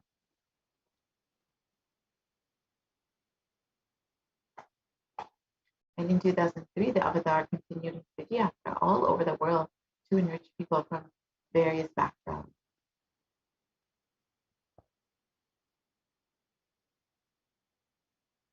And though many people did not speak English, thousands of people were touched by the Supreme Pontiff's intensity and dedication to the people and resonated deeply with his teaching. And here you can see the various photos of Supreme Pontiff Hinduism in Guadeloupe and Brazil, where the majority of the audience did not speak English.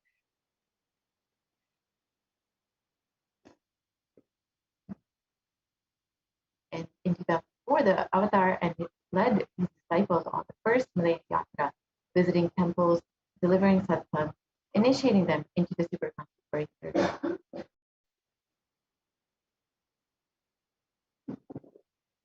And subsequently, the Supreme Council of Hinduism personally organized and led yatras yearly and guided individual souls not just to physical spiritual sites, but supernal spiritual realms.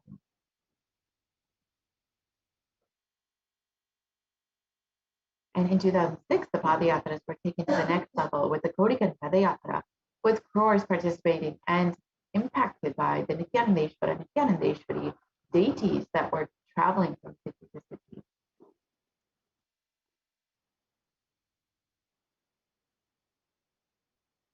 We can move to the next slide. Here's a short clip of the Kodikan Padayatra, but we can continue on to it.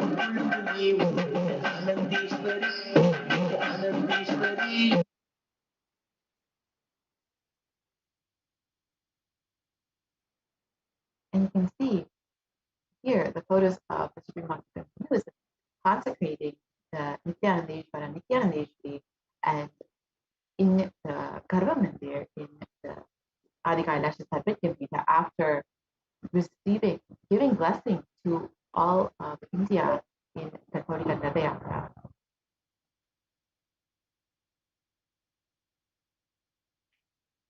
And these deities were energized as the Ashtavataras to radiate the energy of Paramashiva and Parashakti to create the Adi Kailasa Sarvajyapita as a ship to save humanity from this upcoming pralaya. And you can see the various spiritual energy centers created in India as safe havens for this pralaya. And you can see the Kailasa in Chittor, the Adi Kailasa Sarvajyapita, and the Kailasa in Hyderabad. And the Supreme Court of Hinduism created these various ships to save humanity from this pralaya. And if you would like to protect yourself during this pandemic and have the multi-layer quarantine in one of the Kailasas in India, you are welcome to visit kailasa.org/Kailasa where you can sign up today to quarantine within one of the Kailasas in India, as Devi has revealed multiple times, and the Supreme Council of Hinduism has revealed multiple times, that the only priority for this year is to keep yourself alive. And out of deepest compassion, the Supreme Council of Hinduism is allowing anyone to come and quarantine in the Sarvajyapitas in India with multi-layer quarantine and all of the best medical facilities available. So with this, we will be concluding this segment and moving into the next segment where we will be understanding of the offering that we can make to Devi after receiving so much of guidance, blessings, wounds from Devi Parashakti, we can show our gratitude and love for Devi through these various offerings. So we will be right back after a very quick break and entering into the next segment where we will understand some of the offerings that we can make to Devi Parashakti.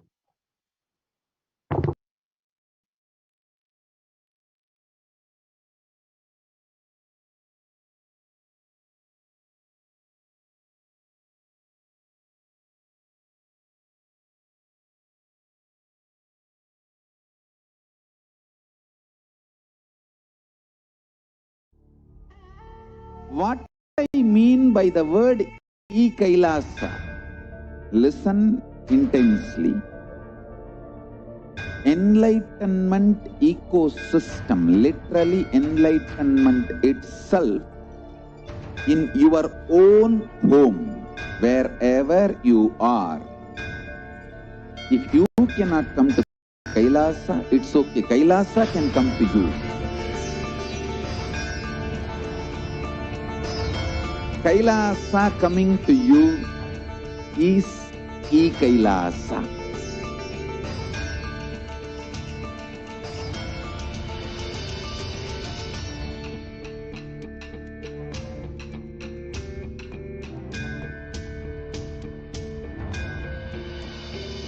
I will revive Hinduism.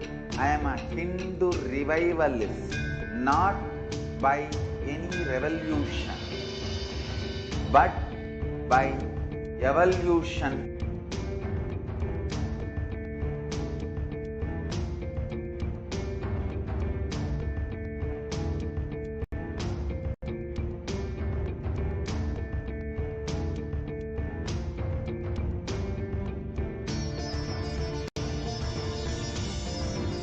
And setting model community.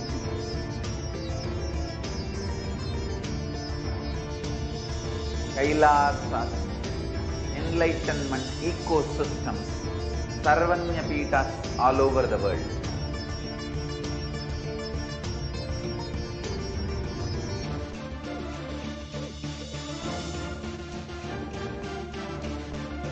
All powerful cognition, knowledge, only when you live, power manifestation and possibilities manifestation happen.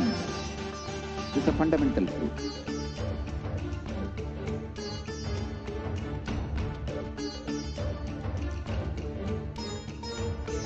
Hinduism cannot live exclusively as one sampradaya. No. All sampradayas of Hinduism is an ecosystem.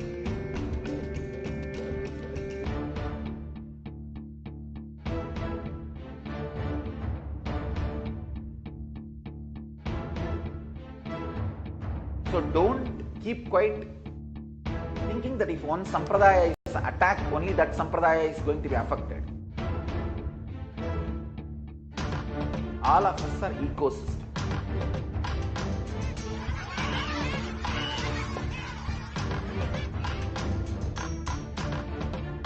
I invite all of you to get involved and enjoy Hinduism by the principle of Dharmo Rakshati Rakshitaha. When you protect Dharma, Dharma protects you. We will make the whole planet flourish spiritually, the spiritual prosperity. Happen the whole planet. We all have to coexist together.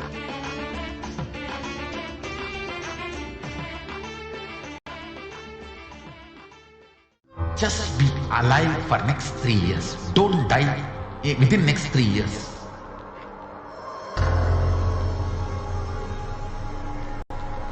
Just don't die within next 3 years. Be alive. Somehow be alive. I'm working sincerely. I will reach you somehow.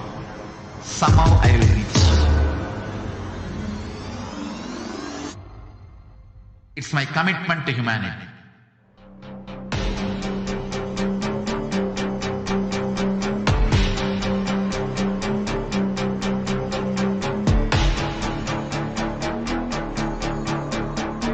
Just don't die within the next 3 years. I will reach you wherever you are, whichever corner of the world you may be. I will reach you with enlightenment. You manifesting the space, state, powers, being, Paramashivoham. It is possible, and it is possible for you.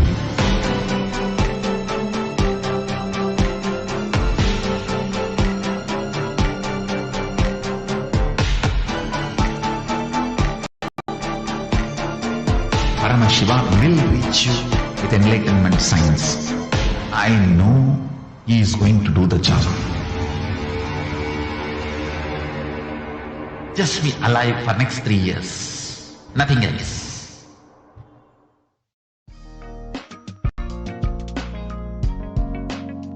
We get you health. We get you ability to build beautiful relationships in your life. We get you direct spiritual support, and we make sure you become wealthy.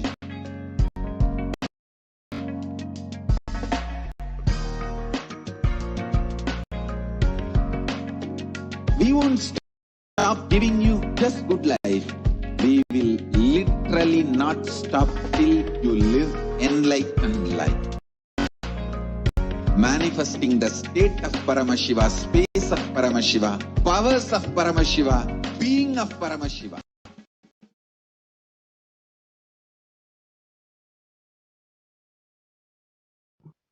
Nithyanandam, welcome back to all of you. Let us continue into the next stage into the program. The different offerings that you can make today for the Devi Parashakti Akashic reading. Beautifully, the Supreme Pontiff of Hinduism has made available all of these offerings, these ritualistic sevas that you can do, and you can literally manifest the ultimate space, oneness with Paramashiva through each and every one of these offerings. And he says that until you're able to manifest the reality that you want in your life, we will manifest it for you with these offerings. So let us now begin this next segment. Can I request if we can go back to the beginning of the segment, the beginning of the slide? We'll start with the significance of offerings, and then understand the and then understand the various different offerings that we have, the various array of offerings. As well, we'll be understanding the different components that are all involved in these offerings. Everything that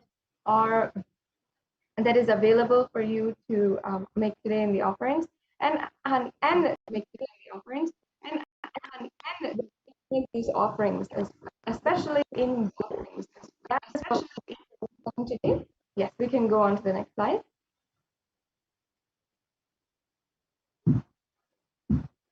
Yes. So an offering is a giving of a divine gift of pure love, devotion, and oneness, and it consists of two parts. One is giving and one is accepting. And only when the divine accepts what one offers, the offering becomes complete. Offering is not made out of any fear or greed, but pure devotion. And when an avatar lands, the offerings are purely a part of the grand lila played out for the only purpose of enlightenment. There is no other vested interest. There is nothing that here that is being asked out of you. It is simply an offering made out of complete gratitude.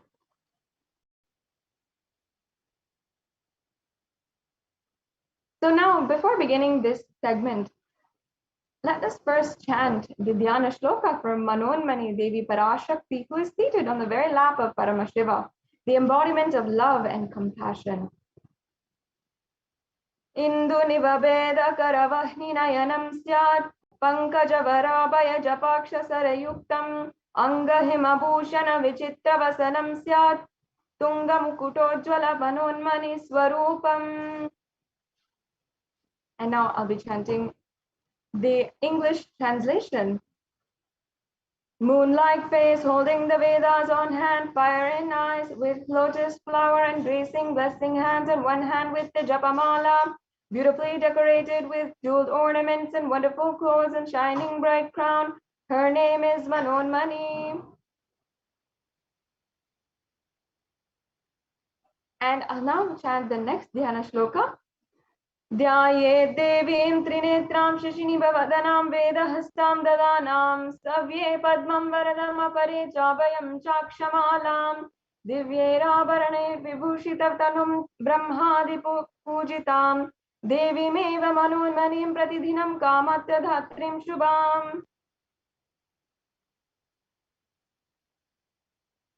Yes, and now the English translation.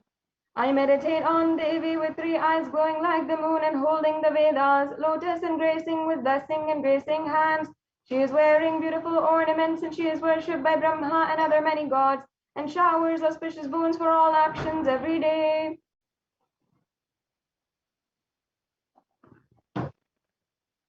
Yes.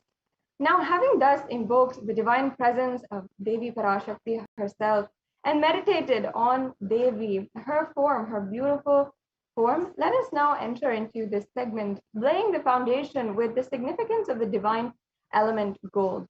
Many of us know and are familiar with the value of gold. We understand that it has an economic value and it's a precious metal. And even we use it to place value in some of our relationships. Whenever it is Mother's Day or Father's Day or a birthday of someone we love, we offer them a gift in gold, a gold set, gold earrings, gold watch. Even when they are placed highest or they value the highest, we give gold trophies and gold awards. So like this, the gold is used to place value in our society. However, what this value really is really misunderstood. But in the Vedic civilization, the Hindu rishis, the ancient scientists of Vedic civilization understood that gold is a divine element. It has properties is very rare and capable in only a few items. Now, gold is a divine element. It purifies anything that it touches and is an element of spiritual significance and great spiritual power of healing and enlightening. The vibration of gold has the power to infuse sattva energy and positive thought currents in anyone who wears and anyone who sees or operates in its vicinity. Gold is present in all the scriptures, the Agamas, Vedas, Shrutis, Smritis, the Itihasas, and Puranas. And in all the Hindu scriptures, it is abundant that gold is the most auspicious and purest metal, which can purify the very being. In the Hindu civilization, everything was built in gold and exchanged in gold. Ritual feasts were offered in gold bricks, and when one wanted to be saved from life-threatening illnesses, gold was offered as a ritual fee. Gold was in abundance and used for weighing equivalent amounts of commodities, including cows, and kingdoms were built with huge doors of gold, and the streets would have huge columns and huge archways made of gold. And even horses, cows, and all of the animals lived in coexistence in the civilization and were decorated, adorned, and dressed in gold. So thus, the Hindu civilization thrived on the banks of rivers of gold. In fact, the Indus River was called the Hiranyamaya, the river of gold, in the Rig Veda, and the river Saraswati was called the Hiranyavartani in the Atharva Veda. So thus, gold is a supreme element for offering gifts to the ones you love and revere. And temples are constructed and paved in gold. Deities are made in gold and decked and adorned in gold. Because it preserves the enlightenment energy for thousands of years, it literally lasts forever.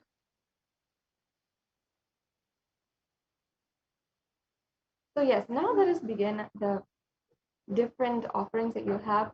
You'll see that we have offerings with which you can make for any amount of money, or we have other offerings that have a more substantial donation associated with it that you can offer as well.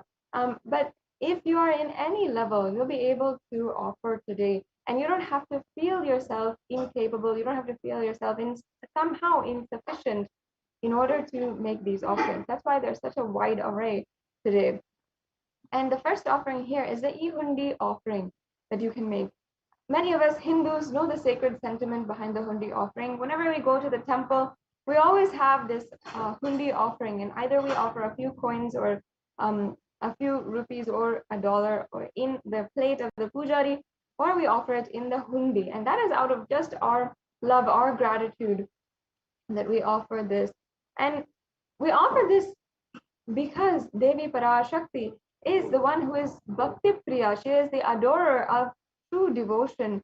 And in the Lalita Sahasranamam, there's also a verse which I'll now be chanting on how Devi Parashakti is named as Bhakti Priya.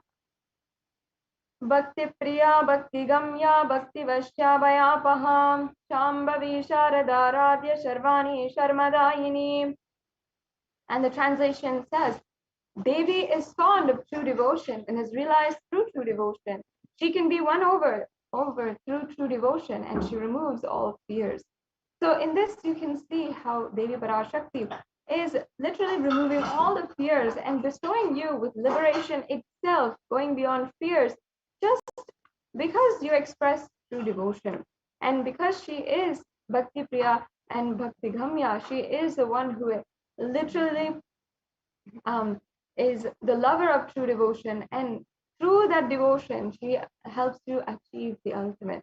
So you can just offer this e-hundi offering for any amount of money, for anything really, and it'll be accepted, and Devi Parashakti will remove all of your fears.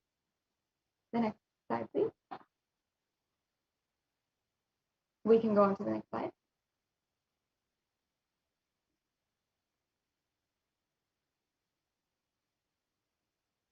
The next offering is the Sankalpa chanting. And Sankalpa chanting is the mantra, the prayer that you can offer to Devi Parashakti of your conscious resolution, your declaration. And the Sankalpa is whatever it is, either in the different rituals or even in the Guru Puja, Shiva Puja that we do every single morning as Hindus.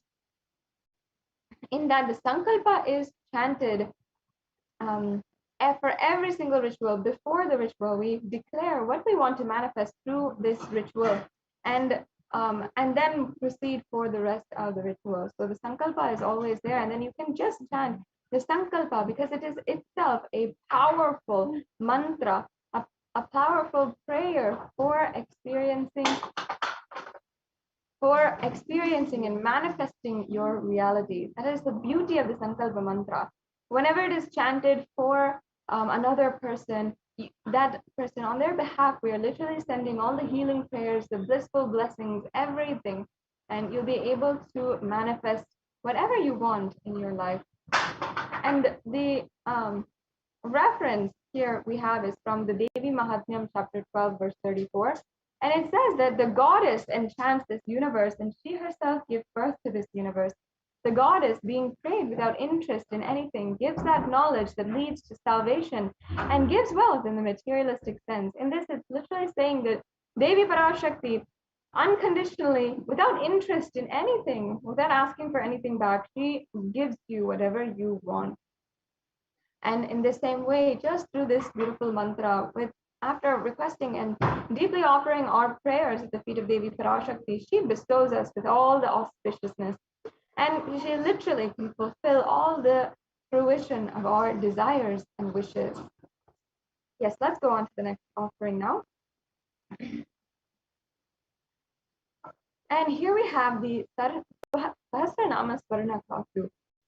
And in the Hindu tradition, the Sahasranama is a very Sahasranamavali, the chanting of the names of your Ishtadevata, or chanting of the names of a specific god or goddess, is actually a very refined practice. It is something that is very traditionally used, and continuously chanting the name or doing the japam of the name of God is a very powerful practice for attaining a very sacred space and even attaining Nirvikalpa Samadhi.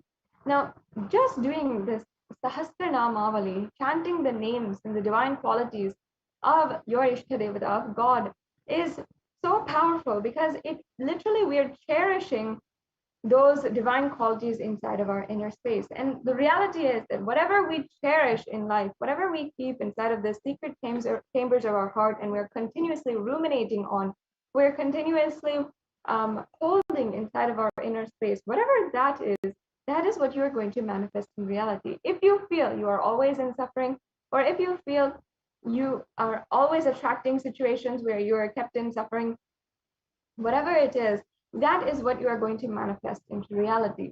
If you keep all the time Mahavakya going on in your inner space, that is what you're going to manifest in your inner space. So in the Lalita Sahasranamam, verse 731, Lalita or Devi Parashakti is described as Nama Parayana Prita, the very one who likes the repetition of her various names. And this is not out of coincidence. Beautifully, Devi Parashakti gives this as a technique, just doing the parayana of her various names, which will help you manifest reality as you want it. So this is the offering of the 1008 names of Devi Parashakti, and it's a very special and unique archana offered to the Mahameru of Devi Parashakti. You can offer a gold coin inscribed with the 1008 names to receive the blessings, to have the Ananta Kalyana Gunas, all the divine qualities of Devi Parashakti.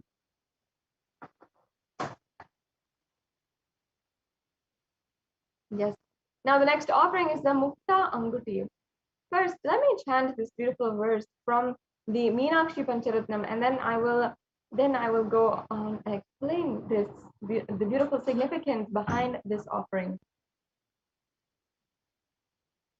मुक्ताहारणलसत्किरीटरुचिरां पूर्णेन्दुवक्त्रप्रभां सिञ्झन्नूपुरकिङ्किनीमणिधरां पद्मप्रभावासुरां सर्वावेदफलप्रदां गीसुतां वाणीरमासेवितां मीनाक्षीं प्रणतोऽस्मि सन्ततमकं कारुण्यवारान्निधिम्.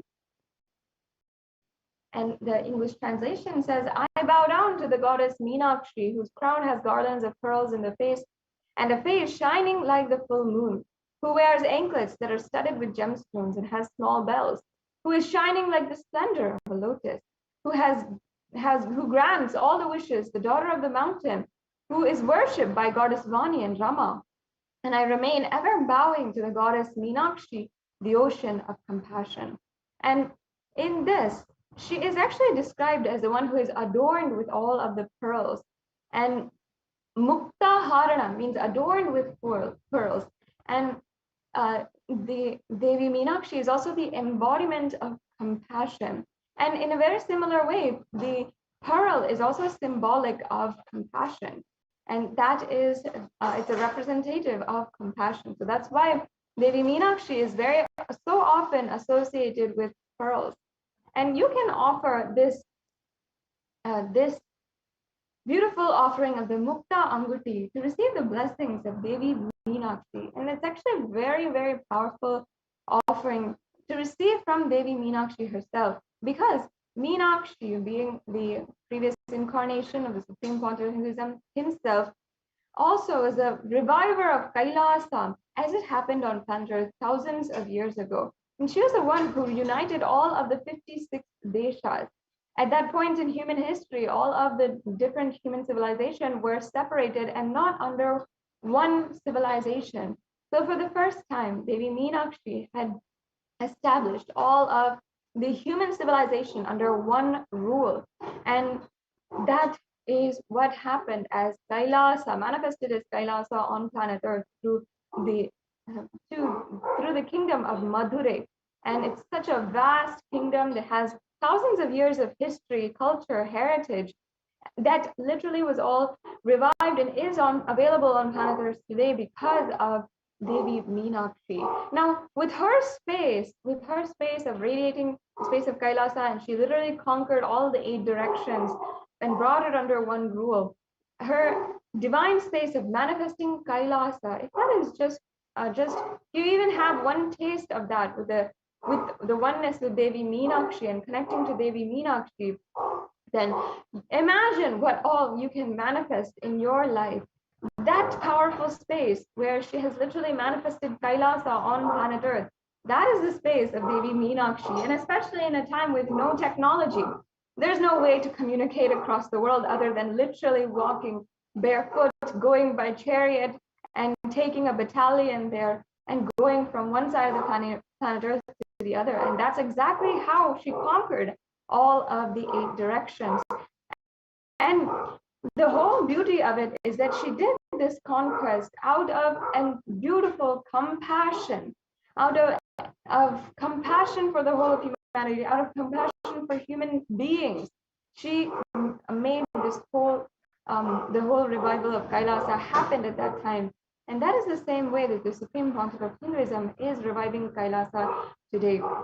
So just connecting to Devi Meenakshi through this offering, you can have that same space, be blessed with the same space of Kailasa, and radiate the state, space, powers, and being of Devi Meenakshi. Have success in any of your ambitions. That is a beautiful sentiment that you can carry. And just to have that oneness experience with Devi Meenakshi, you can offer this Mukta Anguti. Yes, let's go on to the next slide.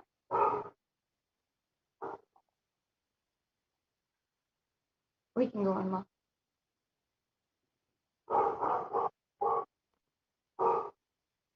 Yes, so the next offering here is the Swarna Padma Pushpa, the golden lotus.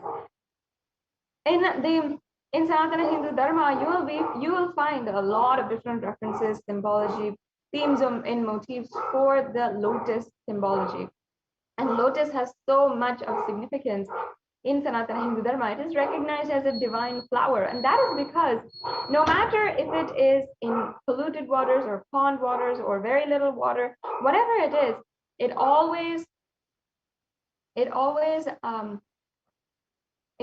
blooms. It has the same kind of elegance, resilience, radiance, and it still has that beautiful divine quality. And here in the Kamikagama, it actually says that all the kalashas in the worship of Paramashiva should be wound around with a suitable thread and covered with new cloth. And they should be adorned with a lotus flower made of gold. So as you can see here, this is a reference for the use of the golden lotus in the worship of Paramashiva.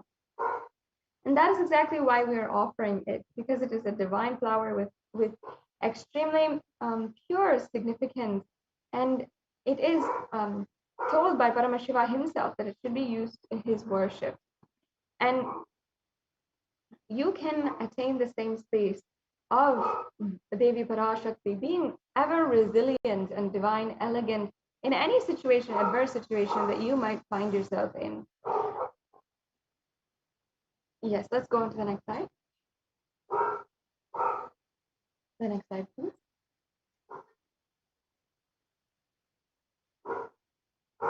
Yes. The next offering we have today is the Swarna Meti, the golden toe ring. And the Meti, or the toe ring, has so much of significance in the Vedic tradition. In fact, the toe ring, which we know as in popular culture as a very fashionable jewelry, it is a source from Hinduism and has its origin in Hinduism, because the very toe ring is used to adorn the feet of Devi Parashakti, and also adorn the feet of any married woman, any woman who upon her marriage, she is bestowed with the toe ring, because the energy of Devi Parashakti is invoked in her. I'll just be chanting the verse where it refers to Devi Parashakti as the one who graces just from her toenails.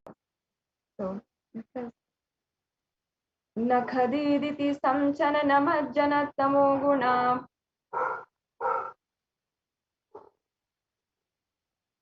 padadvaya prabhajala parakrita saroruha. And the translation says, you whose brightness from toenails destroys the darkness of ignorance from the minds of your devotees who prostrate at your feet. You whose brightness from your 2 feet overpowers that of the lotus flower. So this is a verse from the Saundarya Lahiri where the very feet of Devi Parashakti is glorified. And you can see that it's not just her feet, but even her toenails, if they grace you. Even if you just have the grace of her of just even an inch or a quarter of an inch on her toenails, you will be able to manifest anything in your life. You can remove all the darkness, the ignorance in your life.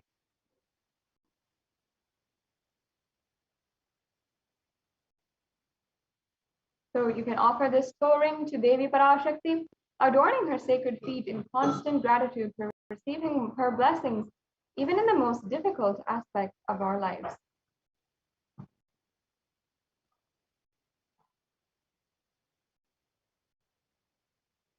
Yes, and the next offering that we have here is the Swarna Mantika, the golden hairline jewelry. And this offering is referenced from another verse from the Sounded Lahari, and where it says she is Shuddha Sarabi Varshini, meaning she is the, the one who makes nectar flow in all of our nerves from the Sahasrara, and she who gives a very pleasant experience of the ultimate. So the Mantika represents the nectar flowing from the Sahasrara chakra, which is fully open.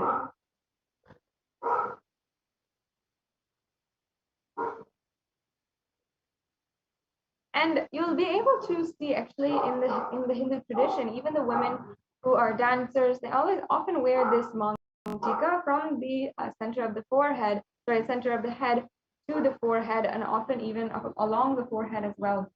And that is actually representative of the nectar which is overflowing and representative of the fully bloomed 1,000-petaled lotus on top of their head. So when the 1,000-petaled lotus, which is a representative of the Sahasrara chakra, that literally opens, it is a symbolic for the enlightenment experience itself. So that is the very experience that you are offering for today. You can offer this mantika to Devi and receive the blessings of achieving the blissful state of overflowing gratitude in the space of complete completion.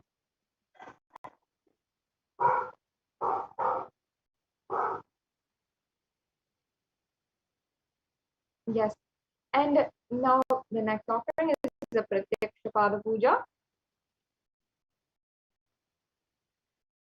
The Pratyaksha Pada Puja also has reference from the Saundarya Lahari in the verse that we just chanted, and basically it states that the nails that have been sharpened by constantly being touched by the crowns of celestial beings who always prostrate before Devi. And here it says that Tamoguna is darkness. In this stotram, tamas is indicative of ignorance in the minds of devotees. And by constantly prostrating before Devi, their ignorance is removed and they attain ultimate knowledge. So offering this Pratyaksha Pada Puja to Devi Parashakti blesses the Yajaman with auspiciousness and the blessings of the Supreme Pontiff of Hinduism.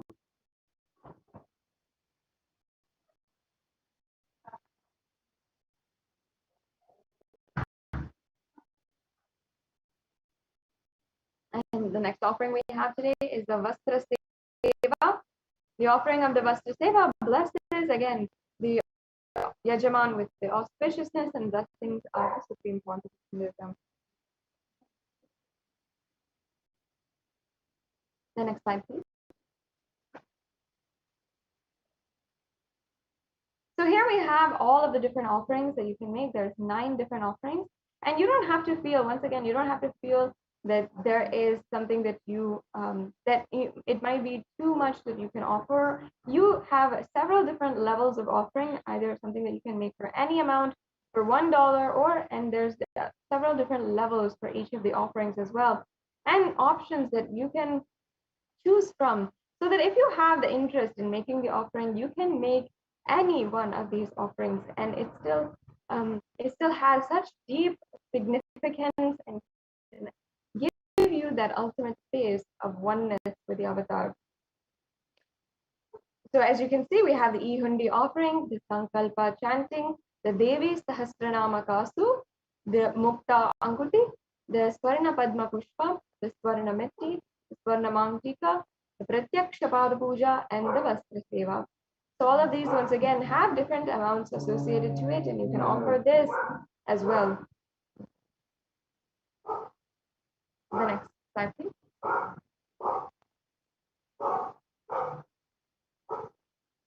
And so now, in the there's now a three-stage process in this last few minutes of the segment today.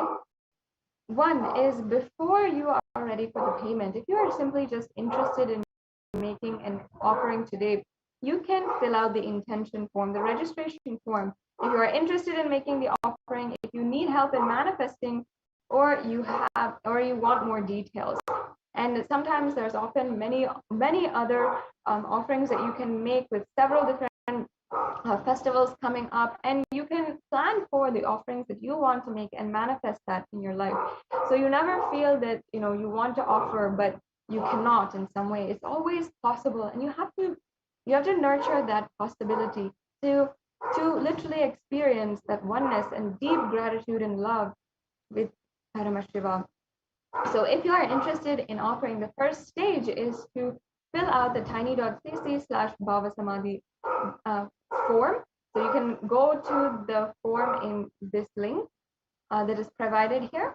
And after, if you are ready to make the payment today, and if you are ready, then you don't need to fill out this form. You can directly go to tiny.cc/devi-offerings, and you can make the online payment. And for most of us, we are used to making online payments right now because of the surge of online shopping.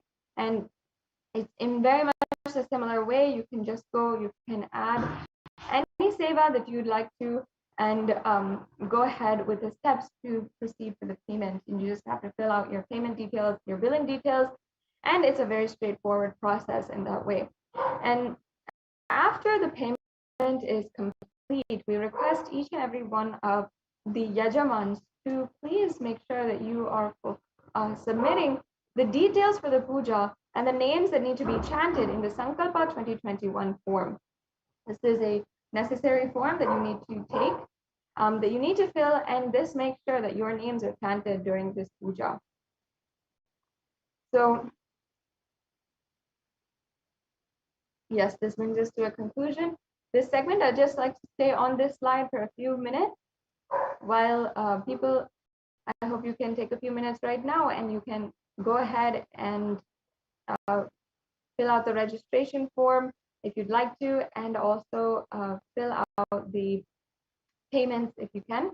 Another option that we have today, if you are watching from YouTube, if you're joined in the YouTube channel, if you're not, I highly recommend that you join the YouTube channel today.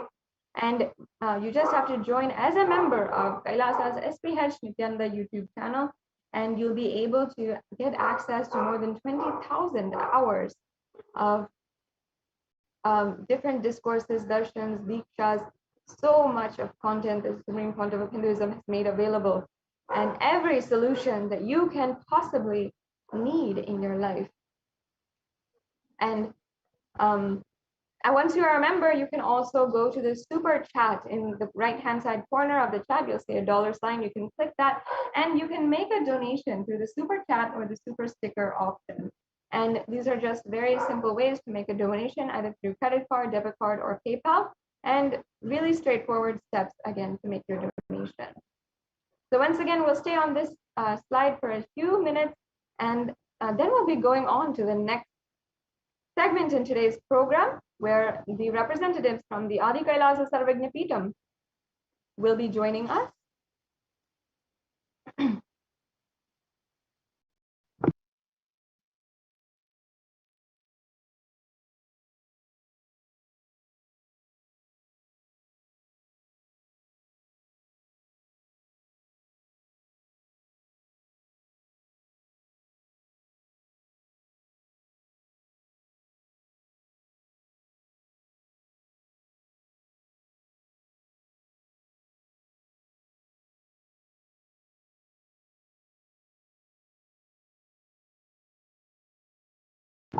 So once again, please take a few minutes right now and fill out the registration form. If you are interested in making an offering today, you can just start manifesting this offering, and you can make the payment as well and when you are comfortable and when you can make the payment as well. So this registration form is simple. It doesn't require any payment in this step. So you can go to tiny.cc/bhavasamadhi, and you can fill out this form in order to make your intention today for the making an offering.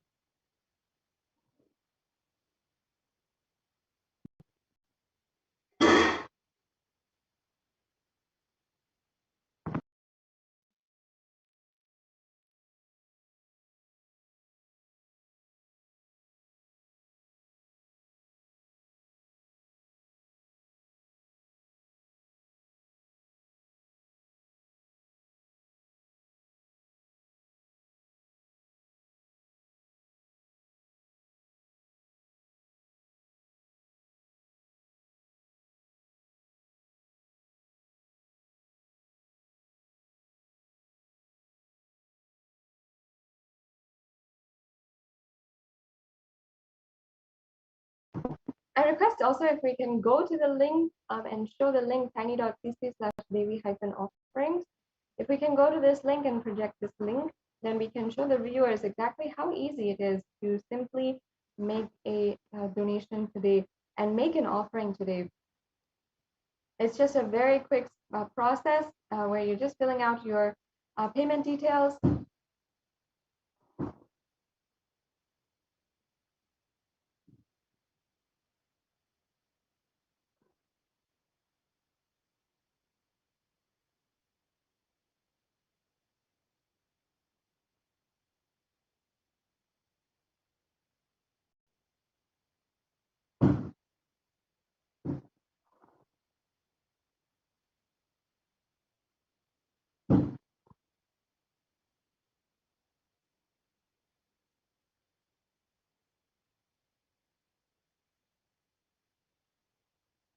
So we'll be just getting that to you in a few minutes. I request all the viewers, if you are joining us today, you can spend a few minutes right now also and making sure you are liking and following in all the official handles of the Supreme Pontiff of Hinduism and Kailasa.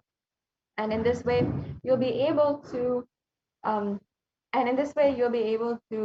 ensure that you have all the notifications as soon as there is an announcement for the live satsang or live Bhava Samadhi Darshan with the Supreme Pontiff of Hinduism. And these are events that you surely should not miss. So with this, now we have joining with us the representatives from the Adi Kailasa Sarvagna Peetham to proceed with the next segment in today's program with the latest updates from Adi Kailasa Sarvagna Peetham on the multi-layer COVID care center, which is ongoing there. Yes. We'll now be starting that segment after a very quick break.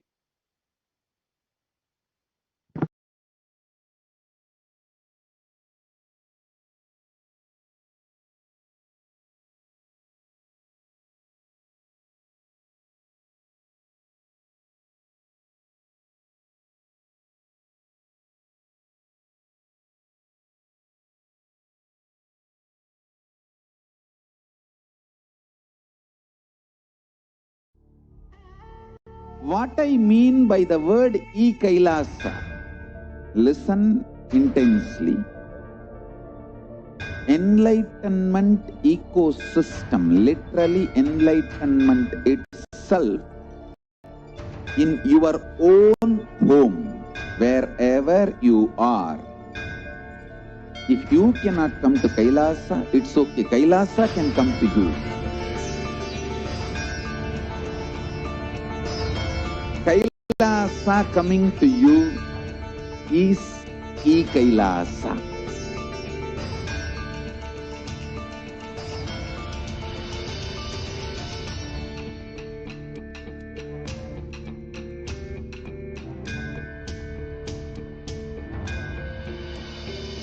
I will revive Hinduism.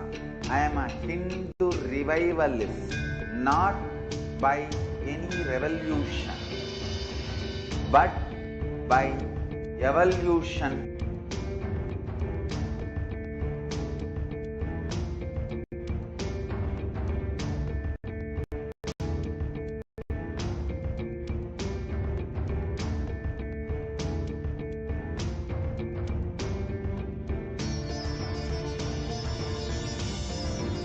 And setting model community.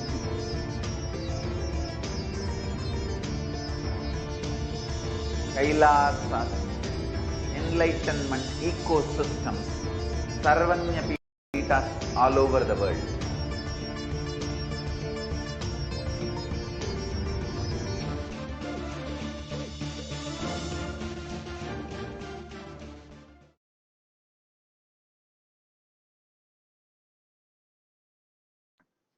Nityanandam, everyone. So, with the blessings of the Supreme Pontiff of Hinduism, Jagat Guru Mahasannidhanam, His Divine Holiness Bhagwan Nithyananda Paramashivan's blessings, let's understand the Kailasa's multi-layered quarantine opportunity for India during the COVID-19 as a practical solution resulting in health, joy, and bliss. And today, I have a great news to share with you all. This Kailasa's multi-layer quarantine facilities are recognized by the United Nations. So I'm going to share with all that. So let's start with the Sadguru Vandanam. Nithyanandam Paramasugadam Kevalam Jnanamurtim Dvandvatitam Gagana Sadrusham Tattvamasya Ekam Nityam Vimalamachalam Sarvadi Sakshibhutam Bhavatitam Trigunarahitam Sadgurum Tam Namami. Yes. So on June 5th, 2021, Devi Parashakti revealed during the Akashic readings, and what she revealed of the effect of the mental health and physical health on the pandemic, and the reports which showed following the days after the Devi revealed the state of the world reports. Let's understand that. So the Devi revealed on 5th June 2021 that not only people dying in crores, financial and mental retardedness, you will also see minds getting collapsed. Freedom from all this suffering is the life of living enlightenment. They clearly give the how the minds are getting collapsed, how we will see the reports on the world across different online, the different colleges, how the reports are coming as the literally majority, 80% of the people are getting mentally affected, and how the solution they will reveal is the life of living enlightenment. First, they will reveal that first prevent yourself from this deadly corona. Oh people, do the job of saving your life as first priority. Listen properly, people. The only way to protect yourself from this overflowing cosmic pralaya and from the demonic people who search for destruction for themselves and for others because of pralaya, go to Adi Kailasa, getting shelter at the feet of Paramashiva. Save yourself from corona and death, economic crisis, and mental collapse that is formed because of corona. Save yourself and move towards living enlightenment. Move towards Paramashiva Paramporol, doing yoga and tapas, doing seva to all the devotees of Paramashiva, live a good life. Devi revealed, continued that just for that I have opened the doors of Adi Kailasa. For all those in the universe, not only human beings, all as even Siddhas, Jnanis, and Yogis have come and are doing penance in Adi Kailasa. For even who come, goodness, prosperity, Jnanam, and Yogam will overflow. Do not have fear, bliss is there. Do not have worry, I will protect with goodness.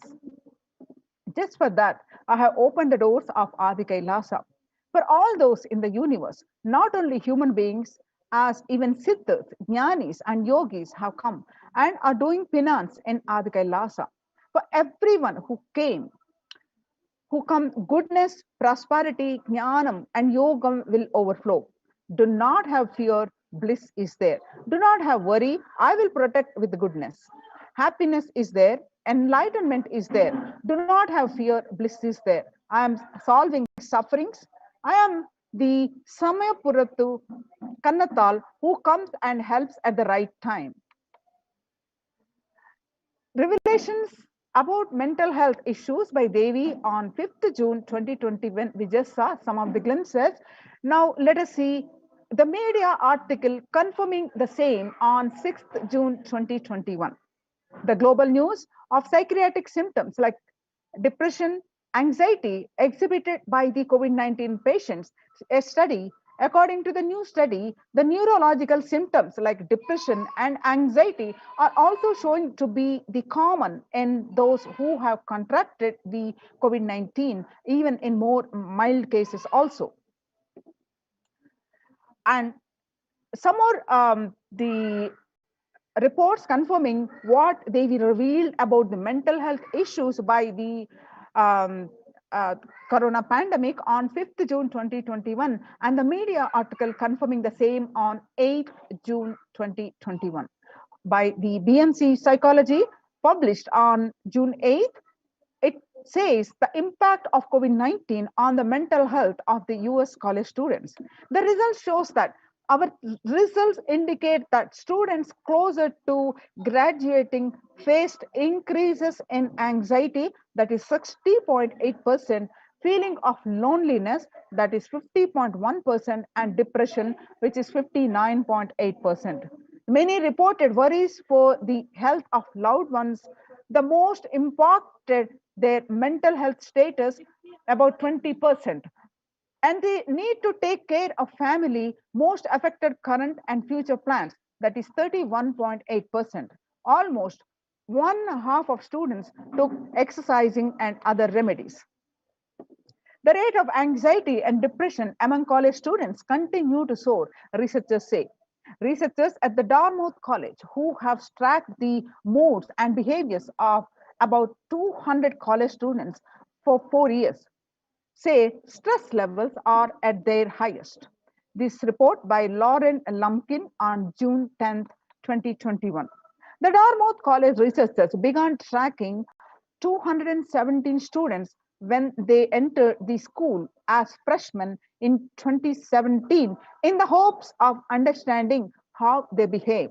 They have seen students' stress levels rise and fall, usually in tandem with midterm and final exams. But since the onset of the coronavirus pandemic, rates of depression and anxieties have soared and have showed no signs of coming down, said the Andrew Campbell.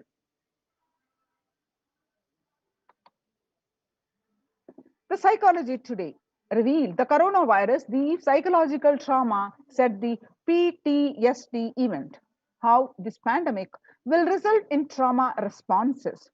Much has been said about the mental health crisis that is occurring related to the coronavirus pandemic.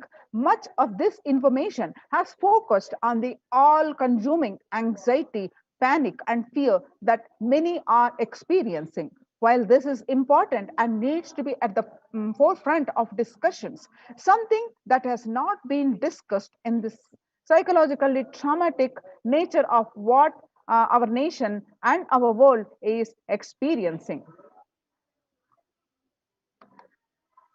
Revelations to the world by the Devi Parashakti, some more statistics that shows that increased prevalence of post-traumatic stress disorder is expected to emerge as a primary factor of driving the growth of the global post-traumatic stress disorder therapeutics market over the period of assessment. What used to be in 2019, the and what is expected by the 2027, this global post-traumatic stress disorder PTSD is going to rise in 11.91% as per the current statistics.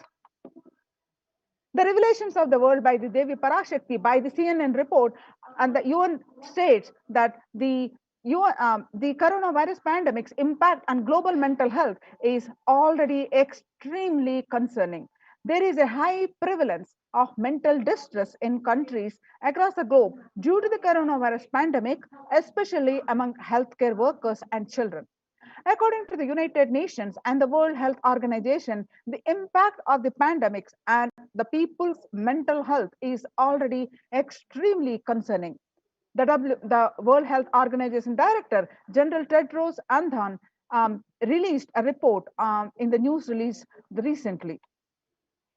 The CNN Health, which continue to say that the coronavirus pandemic impact on global mental health is already extremely concerning, the United Nations says. In that report, it said that it is now crystal clear that mental health needs must be treated as a core element of our response to and recovery from the COVID-19 pandemic, that Tedros said.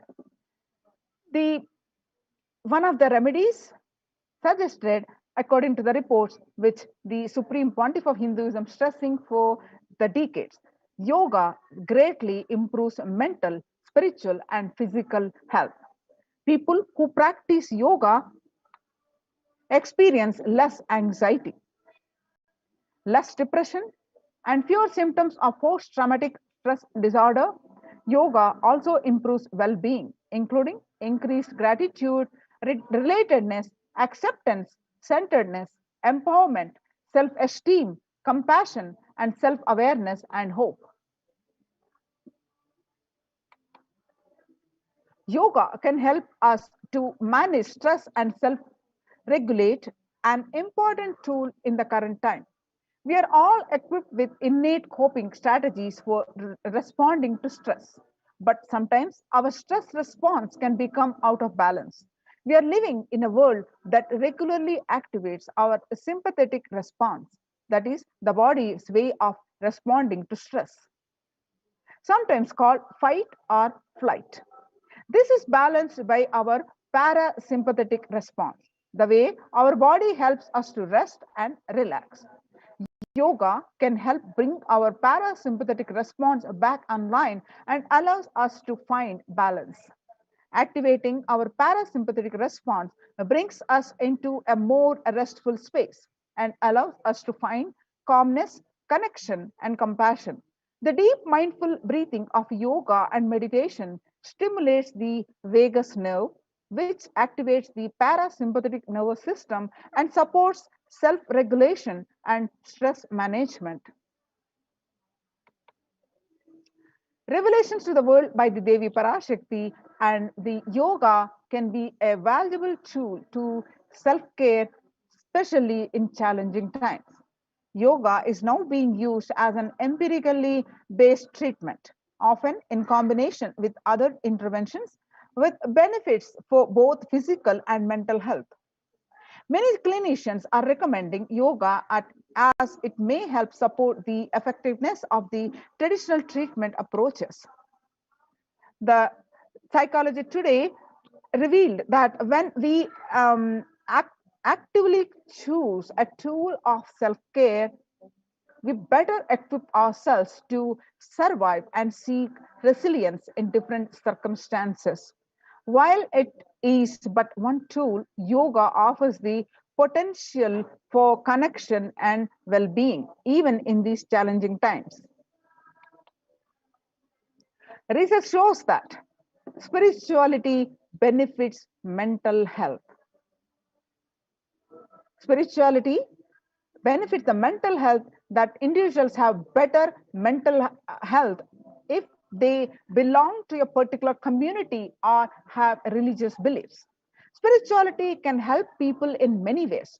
First and foremost, spirituality or religion can help people find meaning in their life, which is instrumental in improving one's mental health.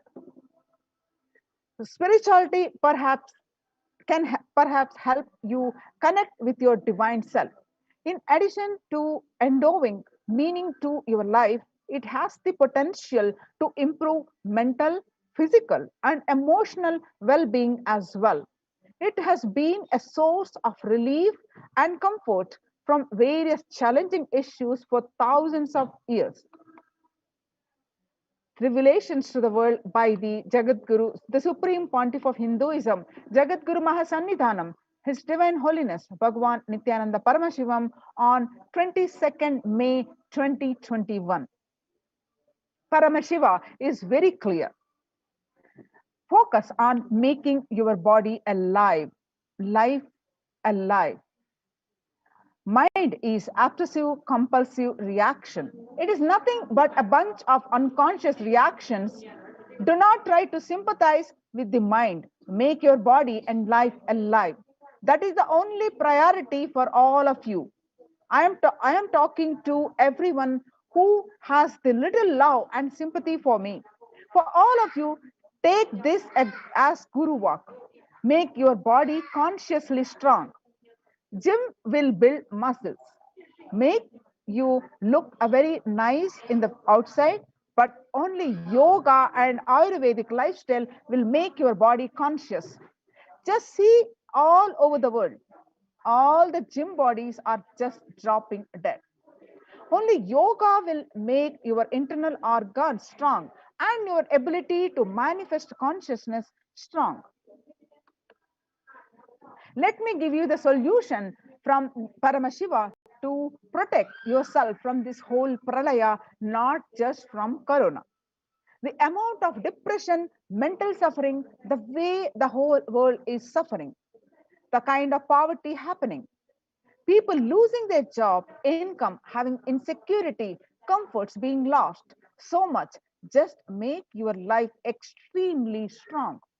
3 years back, I said the Supreme Pontiff of Hinduism revealed in a satsang that in his own words, the Supreme Pontiff of Hinduism, um, 3 years back, I said, keep yourself alive for next 3 years. I have enough evidence that 3 years back, I trained the whole Kailasa, the devotees in their own homes, to Kailasa vasis inside the Sangha, physically and mentally, psychologically or consciously for quarantine lifestyle. For being active without getting mentally broken by being in one place, doing intense yoga, making the body and internal organs strong, taking bay leaf, neem juice, tulasi, haritaki, trifala churna, Ayurvedic lifestyle of less food and more energy, more activism. I only told it is for an important reason. Please wake up. Quarantine yourself, build your body. Don't bother about your business or any other profit or and anything else. This year, if you are alive, that is the greatest profit. Now, by implementing this successfully in Kailasa's de facto spiritual centers, by implementing the multi-layer quarantine and implementing various measures of Ayurveda, Siddha, and various quarantine measures, the Supreme Pontiff of Hinduism successfully implemented in his spiritual embassies the protect people from the pandemic. This has been recognized by the United Nations. The news that you see in the slide that you're seeing on the Supreme Pontiff of Hinduism's page, which published this article. Few hours back, the United Nations recognizes the Kailasa's report on the COVID-19 and the multilateralism. You can see the images of the Facebook post by the Supreme Pontiff of Hinduism page, and you can see some more screenshot from this page of the Supreme Pontiff of Hinduism page. Now, let's understand the report. The report. United Nations recognizes Kailasa's report on the COVID-19 and multilateralism. Report published on the ohchr.org.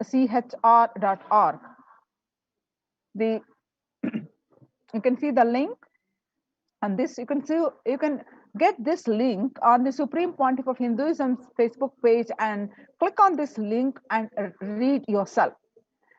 The report published that the globalization of disease has led the world to be only as resilient as the least resilient country and person, especially of highly contagious COVID-19, which has spread with scale and severity not seen since the Spanish flu. The variants of the virus, such as B1, B.1.617.2, Delta, Delta plus, Epsilon, and Gamma, continue to threaten even those vaccinated. Secondary diseases such as the black funguses are targeting the COVID patients and killing almost 1 in 2% in such cases.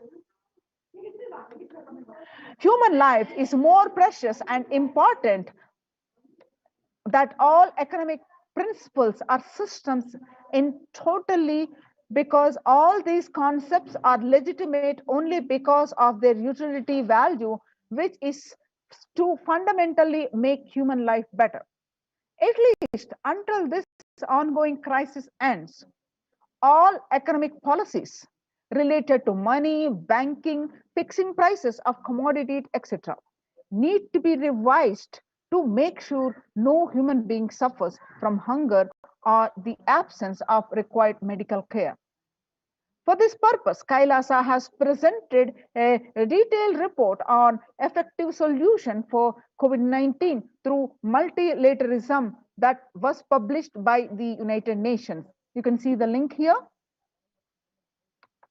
You can also download the link on the Supreme Pontiff of Hinduism's Facebook page and download the link and read it here. I'm going to present the excerpt from that article published.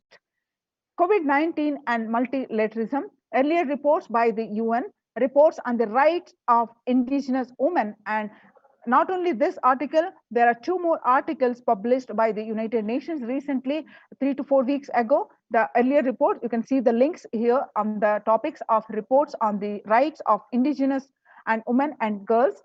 The link is projected here, and also second report on femicide. The introduction of the key obstacles, globalization of diseases, had led the world to be only as resilient as the least resilient country and person, especially for highly contagious COVID-19, which has spread with scale and severity not seen since Spanish flu. The variants of the virus, such as the Delta plus Epsilon, continue to threaten even though vaccinated. Secondary diseases such as the black fungus are targeting COVID-19 patients and killing almost 1 in 2 persons in such cases. Second, the distorted policy decisions and conflicting principles can lead to polarizations amongst nations and within, leading to various extremes such as the hoarding of vaccines in some places, the wastage of vaccines in others, and an unaddressed shortage of vaccines globally. Third, the pandemic has exposed the fragility of the global system. The disruption in the supply chain is especially worrisome for essential food supplies, which disappropriately affects the already most even worse, even more.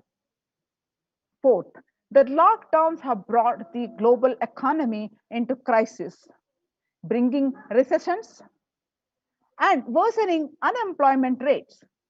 Frequent lockdown and the ongoing threats of the famine, especially in countries where the employment is predominantly informal, are exacerbating worries that starvation may cause more suffering than the virus itself.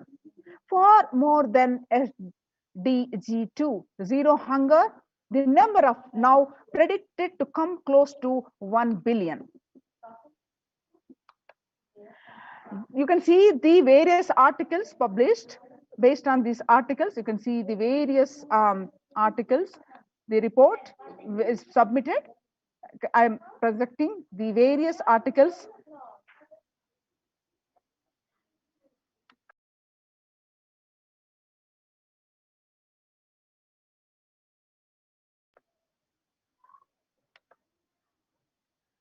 Now, the solutions.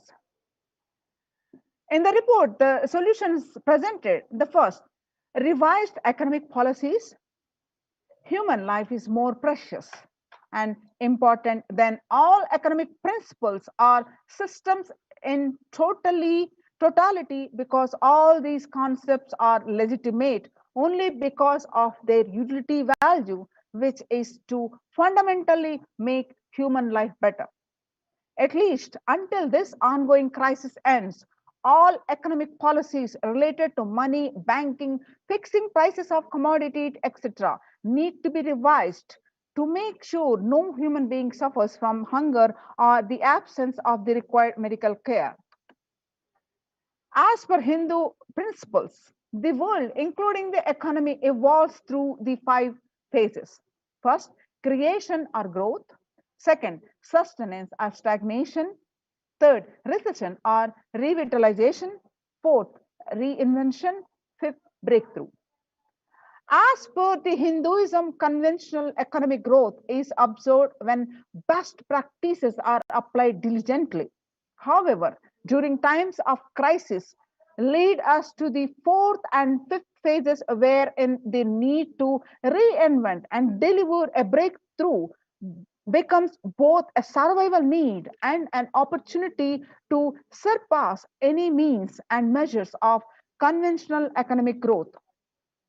Seventh, according to the Keynesians, increased public expenditure during the Great Depression of 1929 improved the economy. However, the government never completely gave up trying to balance the budget, which resulted in it never spending enough to bring the economy out of recession until the Second World War. Similarly, the current crisis requires governments to temporarily discard trying to balance economic interests that compromise quarantine safety and put human life at risk, rather than reinvest their economic strategies and multilateral coordination for benefiting during the subsequent breakthrough period after the end of the crisis. Hindu multilateralism, there is an immense inequality in the capacities of governments, organizations, and people in 2 groups. That is, first one is health response, second one is economic recovery. Surviving the high contagious COVID-19, where the world is only as resilient as the least resilient country, and the person requires governments, organizations, and people to collectively address the crisis. From the 3200 BCE, nations in Asia had multilateral treaties based on the Hindu principle Vasudhaiva Kutumbakam. That means entire world is my family. This verse is from the Maha Upanishad, chapter 6, verse 71 and 72 and 73. You can see the articles of what we presented, the published in the report, the various articles published.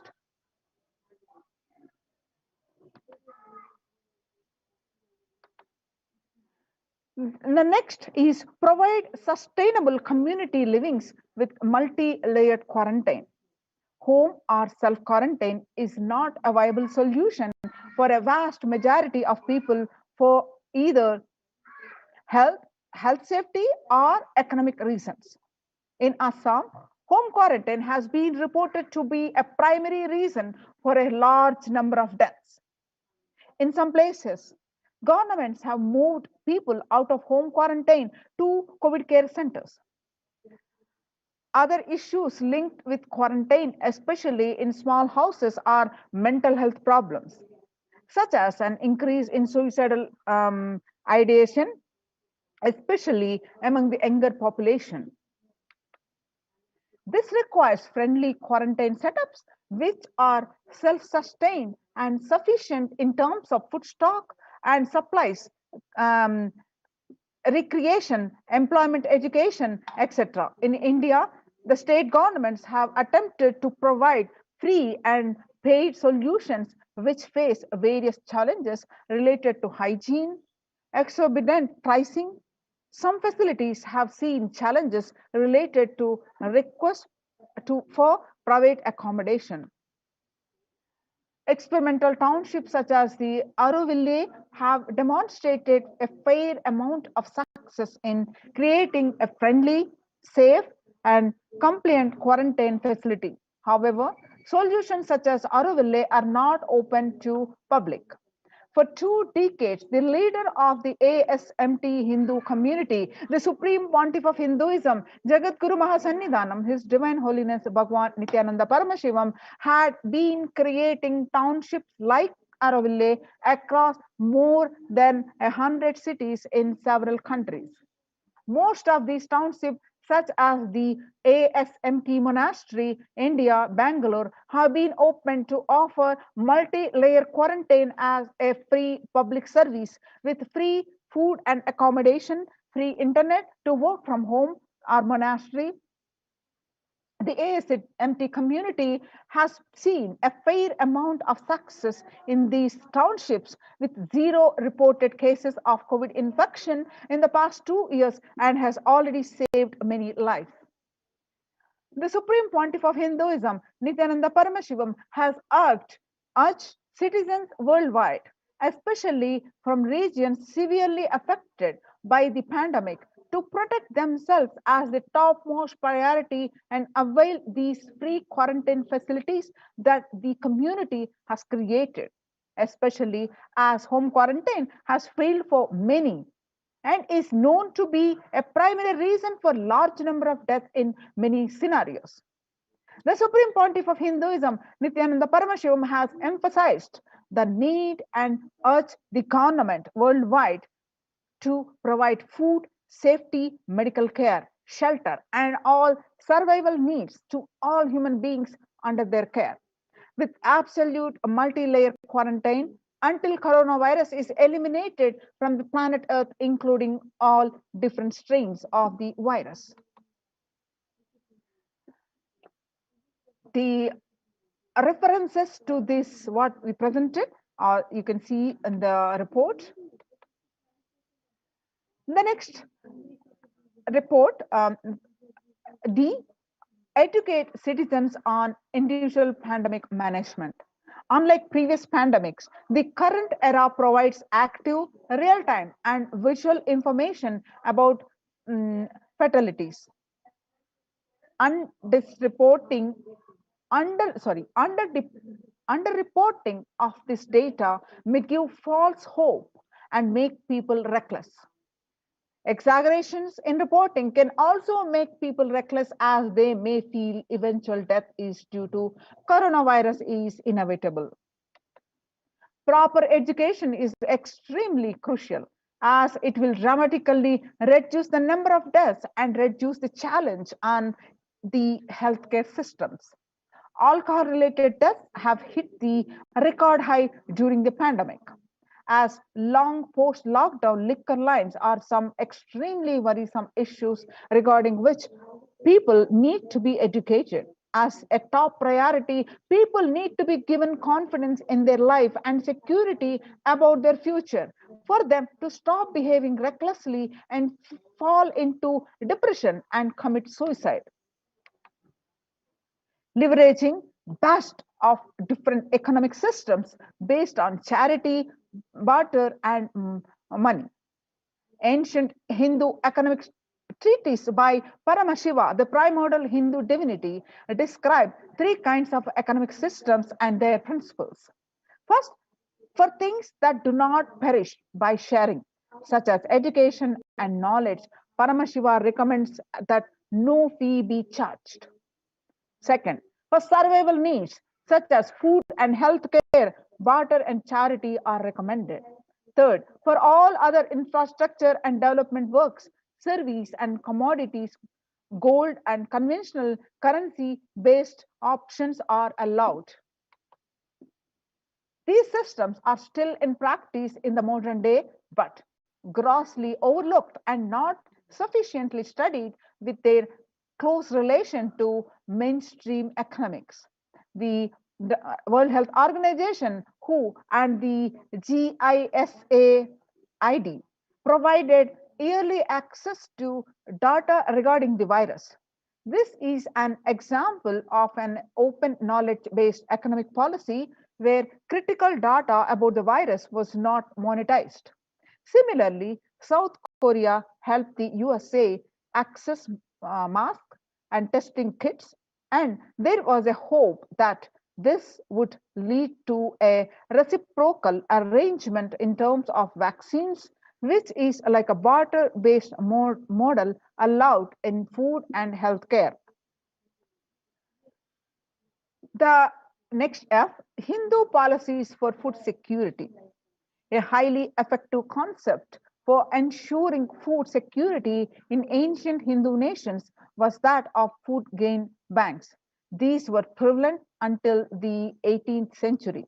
The elderly in villages would start food grain banks with a seed capital of grains collected by the fundraising. If any person met with a crisis such as the crop failure, a food grain bank would lend them grains in exchange for an interest.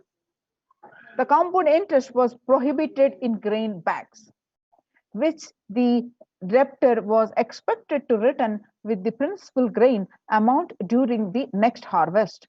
The bank would expect its reserves of food grains based on interest earned and donations. At the time of severe crisis such as famine, the entire village would be able to withdraw these grains.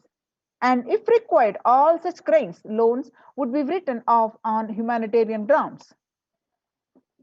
In Hindu temples, food is shared for free as a policy.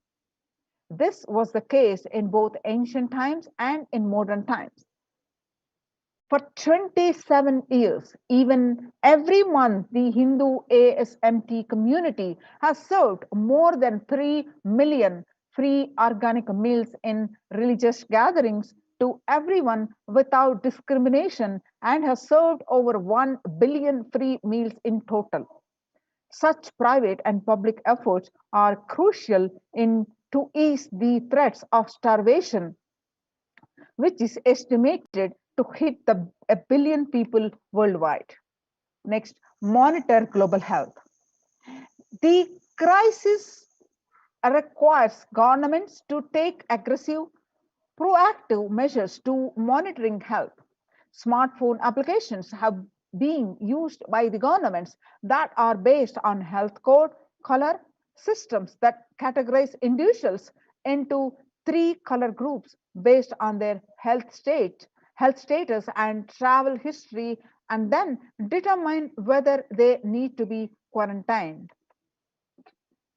You can see what we presented so far. You can see the supporting articles projected.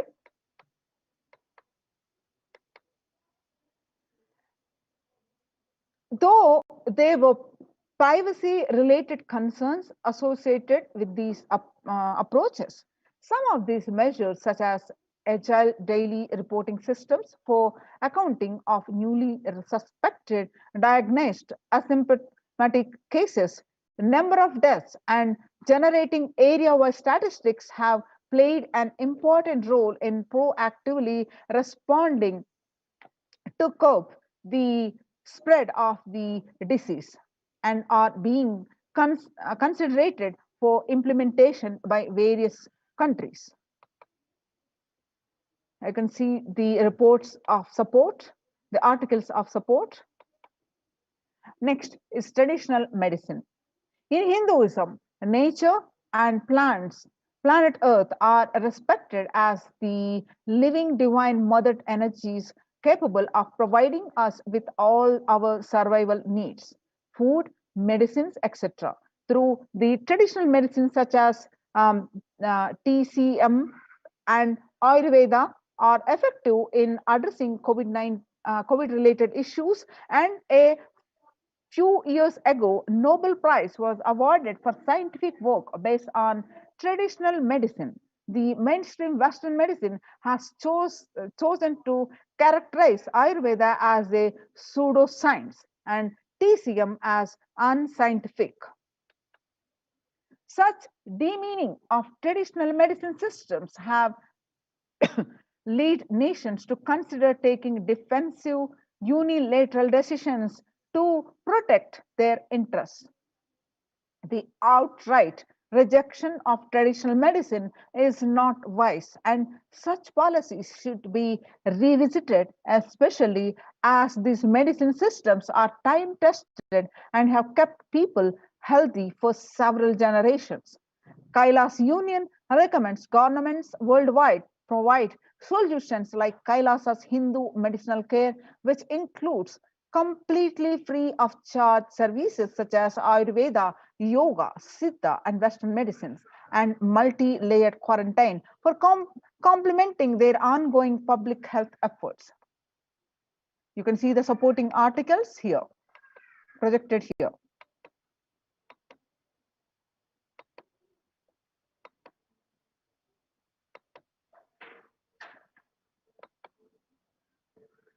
Now, we have seen the detailed report of the report published in the United Nations. Now, let us see how practically, successfully, the Supreme Pontiff of Hinduism is implementing some of these things we will be seeing in this next part of the segment. As we have seen, the report says that spirituality solves the mental distress or depression or suicide tendencies and the one and all, especially in the young adults. Now, the reason the Supreme Pontiff of Hinduism, since born, he was reviving the temple sciences and ecosystems. With these blessings of the Supreme Pontiff of Hinduism, Jagat Guru Mahasannidhanam, His Divine Holiness, Bhagwan Nithyananda Paramashivan's blessings, let us understand more on the revival of the temple sciences and ecosystems. Now, how are the Kailasa's ecosystems are functioning, where across India, the temples which function thousands of years seamlessly are shut down due to pandemic. For example, due to the rising in COVID-19 cases in Maharashtra, the Shirdi Sai Baba and Mumbai Siddhivinayak temple will remain closed for devotees from recently till further orders. The officiating Chief Executive Officer Ravindra Sri Siddhi Sai Baba Samsthan Trust revealed this. Siddhi's temple administration took the decision after the Maharashtra government on Sunday announced a weekend lockdown and night curfew in the state to control the spread of the virus. The Puri Jagannath temple to remain closed for devotees, keeping in view of the surge of the COVID-19 cases in Odisha and also in Puri, the authorities of the temple of Lord Jagannath in the pilgrim town on Sunday. The famous temple is closed for devotees since May 5th, as a statewide lockdown was imposed by the Odisha government. Not only this famous temple, but all the religious places closed for public in Bhubaneswar, as the city records the highest daily COVID surge. With the Odisha capital Bhubaneswar registering the highest ever single day spike of 581 new COVID-19 cases, the local municipal authorities recently declared the closure of all religious places like temples, mosques, gurudwaras, and churches for the devotees from Wednesday till further orders. In Uttar Pradesh, the major Maharashtra temples ban entry of devotees amidst the COVID-19 surge. Two major temples of the Sapta Devalaya, the cluster of 7 temples, and Vrindavan on Sunday banned the entry of the devotees in view of the rising COVID-19 cases. On the other side, the Gujarat Somnath temple is closed for darshan amidst the COVID-19 surge. In view of the surge in the COVID-19 infection, the Somnath Temple Trust has announced that the temple will remain shut for devotees from April 11th for an indefinite period. On the other hand, in South India, Tamil Nadu, the Chola era temple murtis has been vandalized in Pudukkottai, Tamil Nadu. A devotee who went to temple was shocked to find all the murtis in the temple in a beheaded state. He lodged a complaint in the local police later. The Kailasanatha temple in a village in Pudukkottai is said to belong to the era of Kuluchunga Chola II. With Shiva as the presiding deity, the temple houses or other deities such as the Ganesha, Parvati, Muruga, and Krishna and Nandi. All of these murtis were discovered in a beheaded state few days ago. The Supreme Pontiff of Hinduism has been reviving the Kailasa. Now, in the times when the COVID-19 is rampant and the ancient temples are in a lockdown because of the risk of the widespread corona disease, the devotees of these temples were visiting and having darshan of their gods and goddesses for thousands of years.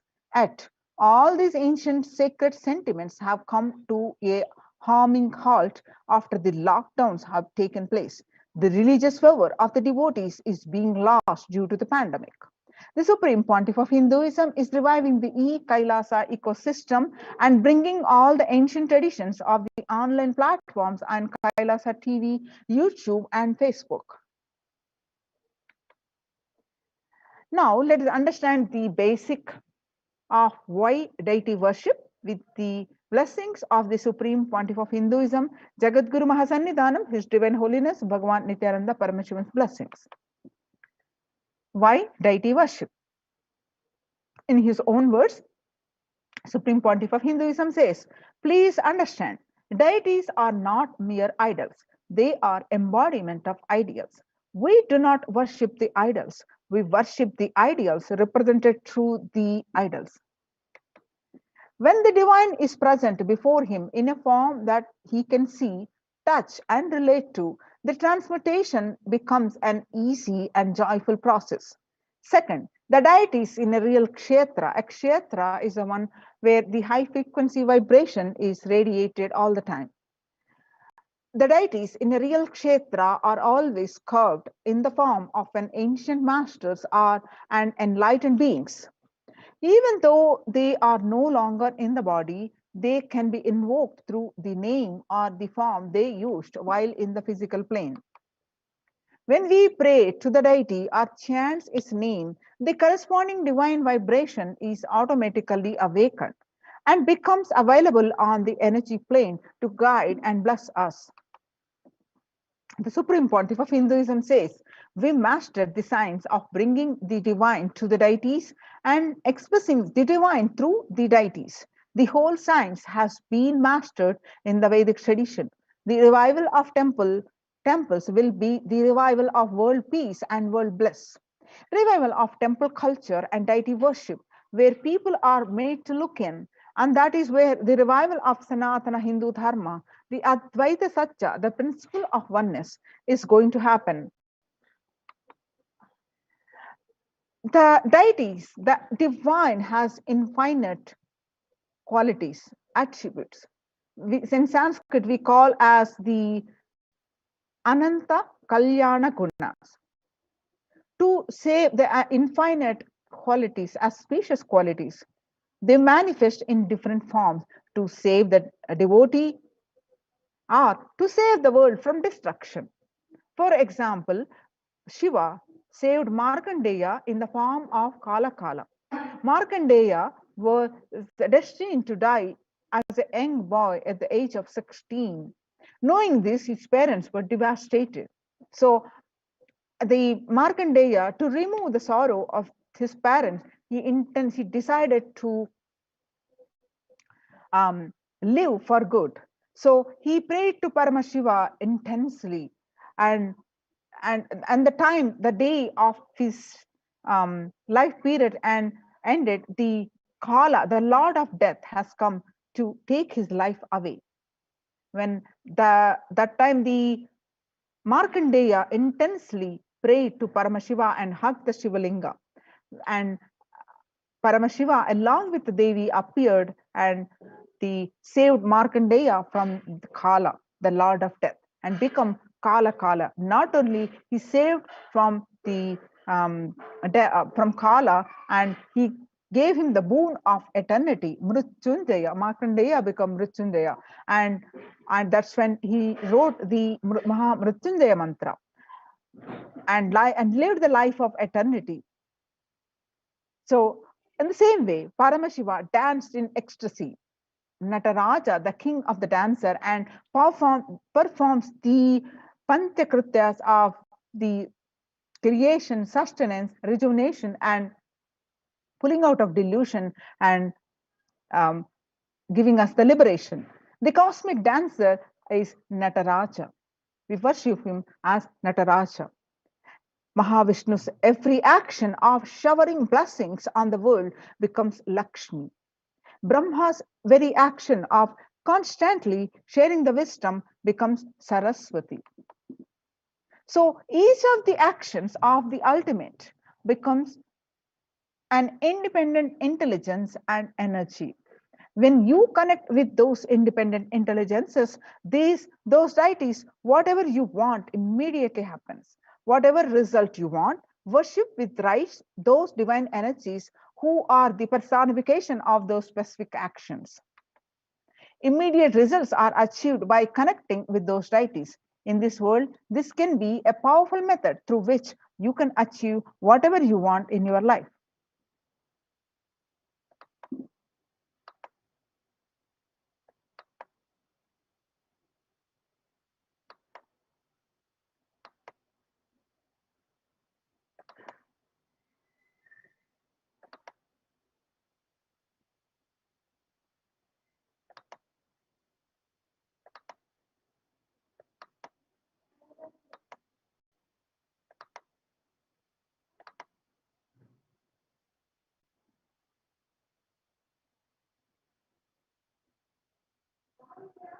Now, let us understand more of the Kailasa's de facto spiritual embassies, having understood now that how the supreme pontiff of Hinduism reviving the Kailasa's de facto spiritual centers and the temple ecosystems. Now, let us understand the more of these Kailasas de facto spiritual embassies, COVID care protection centers with the blessings of the supreme pontiff of Hinduism. So before that, let's understand the more of the statistics from the across the world and what is the need for these Kailasa de facto embassies, which are successfully implemented by the supreme pontiff of Hinduism in the centers. So if you see the world statistics today, younger adults are more likely to report symptoms of anxiety and or depressive disorder during the COVID-19 pandemic. If you see the statistics, the ages from 18 to 24, the young adults are at the 56.2, and ages 25 to 49, 48.9, and ages 50 to 64, it is 39.1, and ages 65, it is 29.3. Average share adults reporting symptoms of anxiety disorder and or depressive disorder in January to June 2019, what it used to be 11%, and in January 2021, in just 1 month, it increased from 11% to 41%.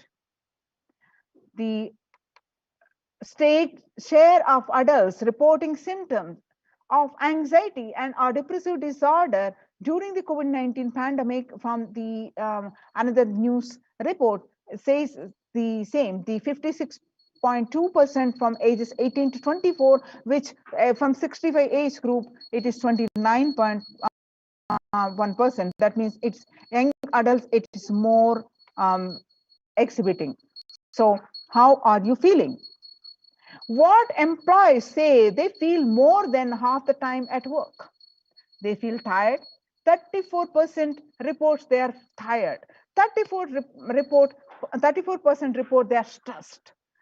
27% report they are burnt out, and 22% report they are discouraged, and 19% report they are distracted, and 17% report they are depressed.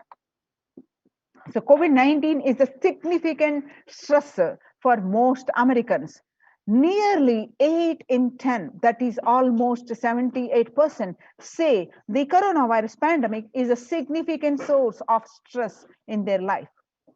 Nearly 7 in 10, that is almost 67%, say they have experienced increased stress over the course of the pandemic. And more statistics on the world today: 1 in 4 essential workers, that is 25%, diagnosed with the mental health disorder since the start of pandemic. The COVID-19 could exacerbate doctors' existing mental health burden. More than 60,000 US healthcare workers have contracted COVID-19 and 300 have died. On the health workers who treated patients during the China's COVID-19 outbreak, 50% showed signs of depression and 45% showed signs of anxiety, according to the preliminary research. An estimated 300 to 400 physicians die by suicide every year. Some more reports of the world today that self-reported mental health among the pregnant women, the new mothers, before the pandemic, COVID-19 pandemic, the depression, which was 15%, now during this pandemic, it raised to 40.7%. According to the Helio report. And the before COVID-19 pandemic, what used to be the anxiety, 29%, now during this pandemic, it raised to 72%. The US cases of depression have tripled during the COVID-19 pandemic. A large study finds a dramatic increase in the number of adults in the United States reporting symptoms of depression during the COVID-19 pandemic. The number of adults experiencing depression in the United States have tripled. According to a major study, researchers estimate that more than 1 in 4 US adults now report experiencing symptoms of depression. Before the pandemic, 8.5% of US adults have reported being depressed. That number has risen to 27.8 as the country struggles with the COVID-19. And some more reports from world today that young workers hit the hardest. Ages 20 to 25, about 89% reports the burnt out. They report, and 26 to 37% report 83%, and 73% of ages between 38 to 54% report, and the 62% report from 55 to 74 age, which reports of burnt out.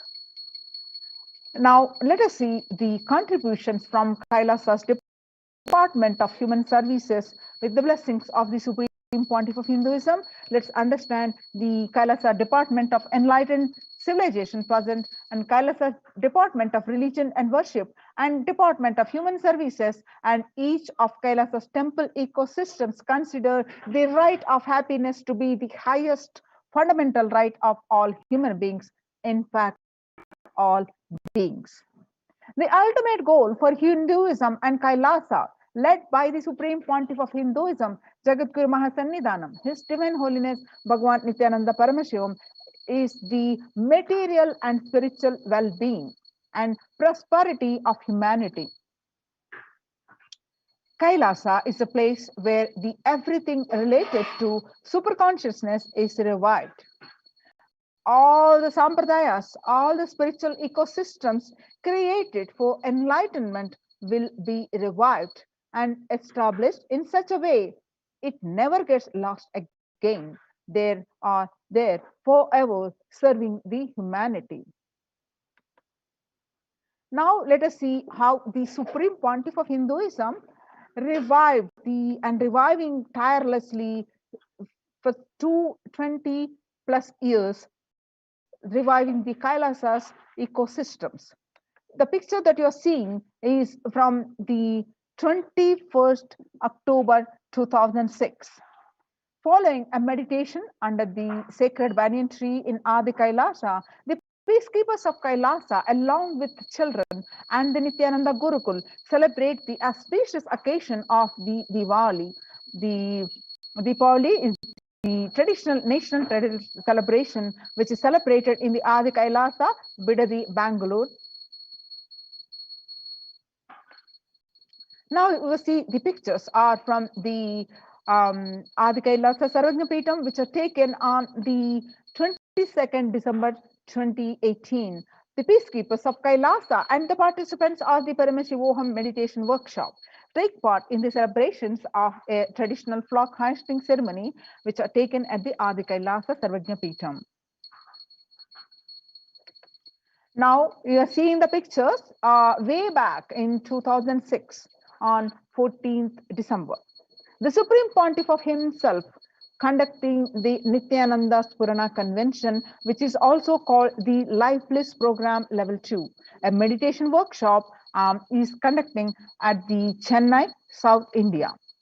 And one more picture from 17th December 2006, the Supreme Pontiff of Hinduism himself conducting the Nithyananda Purana Convention, the Life Bliss Program Level 2 at St. Peter's Engineering College, Chennai, India, where you find the thousands of devotees are participating in this convention. The blissful pictures that you're seeing are where the peacekeepers of Kailasa and the Supreme Pontiff of Hinduism embark on a Himalayan Yatra, the traditional sacred pilgrimage to the Himalayan mountains and up to the river Ganga, her shield. These pictures are taken on 26th May 2006. The picture that you're seeing where the Supreme Pontiff of Hinduism receiving and welcoming thousands of devotees on the procession at the temple ecosystem of Tirunamalai, which serves as the driving factor in maintaining the lifestyle of health, wealth, and well-being for the citizens of Tirunamalai. This is one of the remaining temple ecosystems in India. Now you're seeing the pictures of the from the Adi Kailasa, which is taken on 31st December 2018, where you find the peacekeepers of Kailasa and the participants of the Paramashivoham meditation workshop take part in morning meditation and traditional puja or ritualistic worship.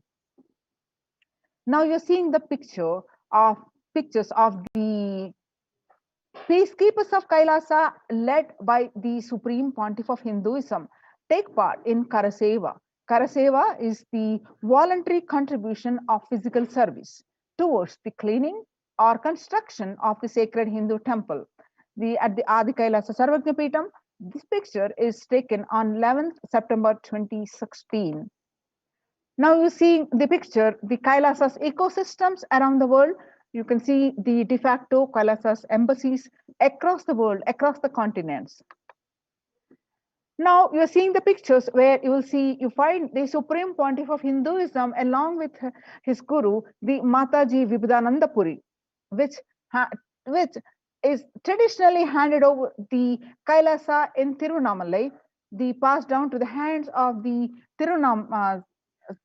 Mataji Vibhudananda Puri, traditionally passed on to the hands of the Supreme Pontiff of Hinduism.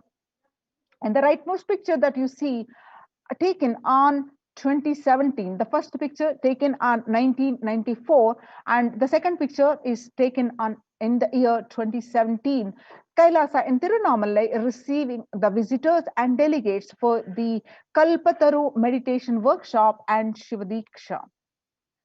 The pictures that you are seeing now are taken on 11th March 2017. Kailasa in Tirunamalai, the thousands arrived to celebrate the enlightenment ecosystem and to traditionally meet the Supreme Pontiff of Hinduism, Jagadguru Mahasannidhanam, His Divine Holiness Bhagwan Nithyananda Paramashivam. Now you are seeing the pictures are from the Kailasa in Los Angeles, California. As a 25,000 square foot temple complex housing over 80 plus deities. It is one of the largest Hindu temple ecosystems in the West and is the headquarters of the Western Hemisphere. Now you're seeing the pictures are from the Kailasa in Columbus, Ohio. The first temple established by the Supreme Pontiff of Hinduism outside of India. The temple physically came to life in just 9 months. The chief presiding deity of the temple are Sri Nithyanandeshwara Paramashiva and Nithyanandeshwari Paramashakti. The deities are 7 feet tall granite and weighing 6 tons, and their divine faces have been directly hand carved by the Supreme Pontiff of Hinduism. Now you're seeing the pictures are from Kailasa in Seattle, Washington, housing the blissful dancing form of Ganesha, the largest living Nataraja deity outside of India. The Kailasa in Seattle is also known as the Chidambaram of the West. Chidambaram temple, the ancient Hindu temple where Paramashiva resides as Nataraja, the cosmic dancer and expression of the Akasha or space. The Nataraja also been revealed to be the center of the Earth's magnetic equator. Now you're seeing the pictures are from Kailasa in San Jose, California. Inaugurated in 2009, Kailasa in San Jose radiates the energy of the Madurai Meenakshi temple. The chief presiding deities of the temple are Devi Meenakshi and Nithyanandeshwara Linga and Nithyanandeshwara Paramashiva and Devi Nithyanandeshwari Paramashakti, which have been created, installed, and energized by the Supreme Pontiff of Hinduism. The Meenakshi Amman temple is a home to Devi Meenakshi and the divine cosmic mother and the consort of Lord Sundareshwara, the most blissful form of the Lord Shiva. Now you are seeing the pictures in St. Louis, Missouri, USA. Alongside the Shivalinga and Nityananda Ganesha, the Kailasa in St. Louis carries the energy of Tirumala Tirupati Devasthanam, the of South India, and houses the one of the tallest Venkateshwara deities in North America, along with his consorts Sri Devi and Bhudevi. The beautiful landscape nestled among the woods and the rolling hills of Missouri stretches for 20 acres. Tirumala Tirupati is one of the most beloved of Lord Vishnu, whose temple is the most visited of any religion in the world. Now you're seeing the pictures are from Kailasa in Houston, Texas.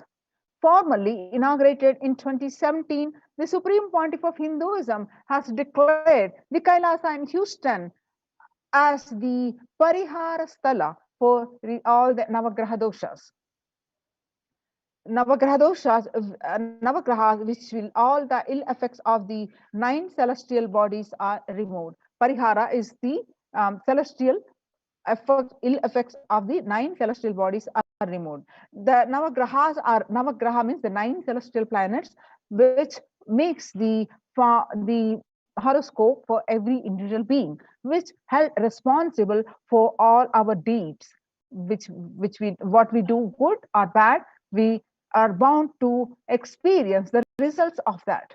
So, but in a course of time, if one decides to repent, one decides to go in the right path, the path of the divine, then Navagrahas, the effect will be rectified. That Parihara Sthala, the Houston temple is Supreme Pontiff of Hinduism, bless the Houston temple as the Parihara Sthala. Now you're seeing the temple, Kailasa in Toronto, Canada. Inaugurated on July 11th.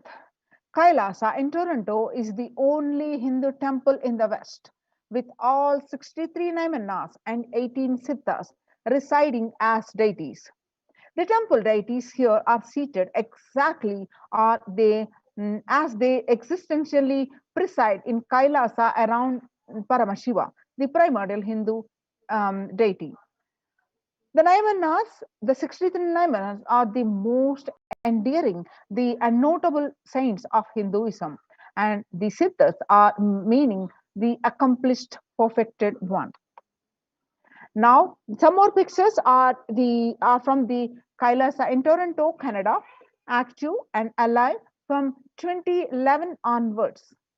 Kailasa in Toronto has been blessed to radiate the super consciousness energy of Kailasa. The temple ecosystem goes to providing various temple services to the community, such as Annadan and traditional Hindu ceremonies. Now we will see the Department of the Enlightened Civilization presents, with the blessings of the Supreme Pontiff of Hinduism, how the participants of the Kailasa's de facto spiritual centers are protected, and their level of physical health, their level of mental health are being raised and multi-layered quarantine ecosystems. So how the morning spiritual routine and the enlightened ecosystem looks like. Now, let us see the revelations to the world by the Devi Parashakti on 12th May 2021. The Devi revealed that I came as Nija Avatar and I am blessing you. Listen, people, listen. To do good to all of you, I have taken the form of Nithyananda and came down as Nija Avatar. People of India, listen. Carefully listen. Time after time, Bharatam is Jnana Bhumi, where enlightened beings come.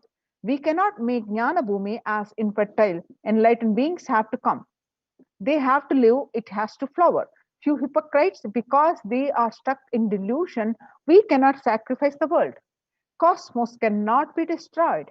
The ship I did to save the cosmos from being destroyed, that is called Adi Kailasa. The ship I did to protect beings from Pralaya is Adi Kailasa. Because of conspiracy of Drohis and enemies rule, the captain has to leave the ship. Before 12 years, knowing the great deluge that is going to happen, all Aushadas by this Guru Purnima, that Jnana Rasavadam, Navapashana is going to flower. Allow people to come and take dip in Navapashana flower. People, whoever comes and dip in by this Sarovar, they will not have death.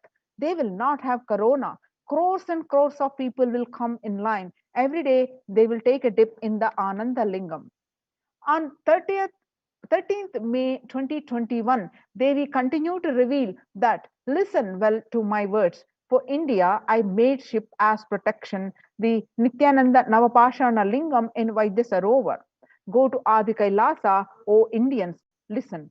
All those regretting losing Nithyananda Nija Avatara without confusion and without talking just as a lip service, just go to Adi Kailasa.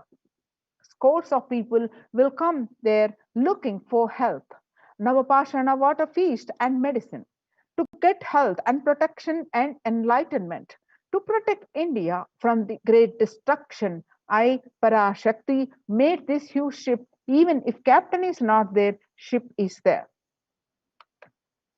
When the first world countries closed their borders during a massive global emergency, Kailasa has opened its doors to all without exception. And we have seen in today's presentation, it is recognized by the efforts and the success of this efforts by the Supreme Pontiff of Hinduism. It is recognized by the United Nations.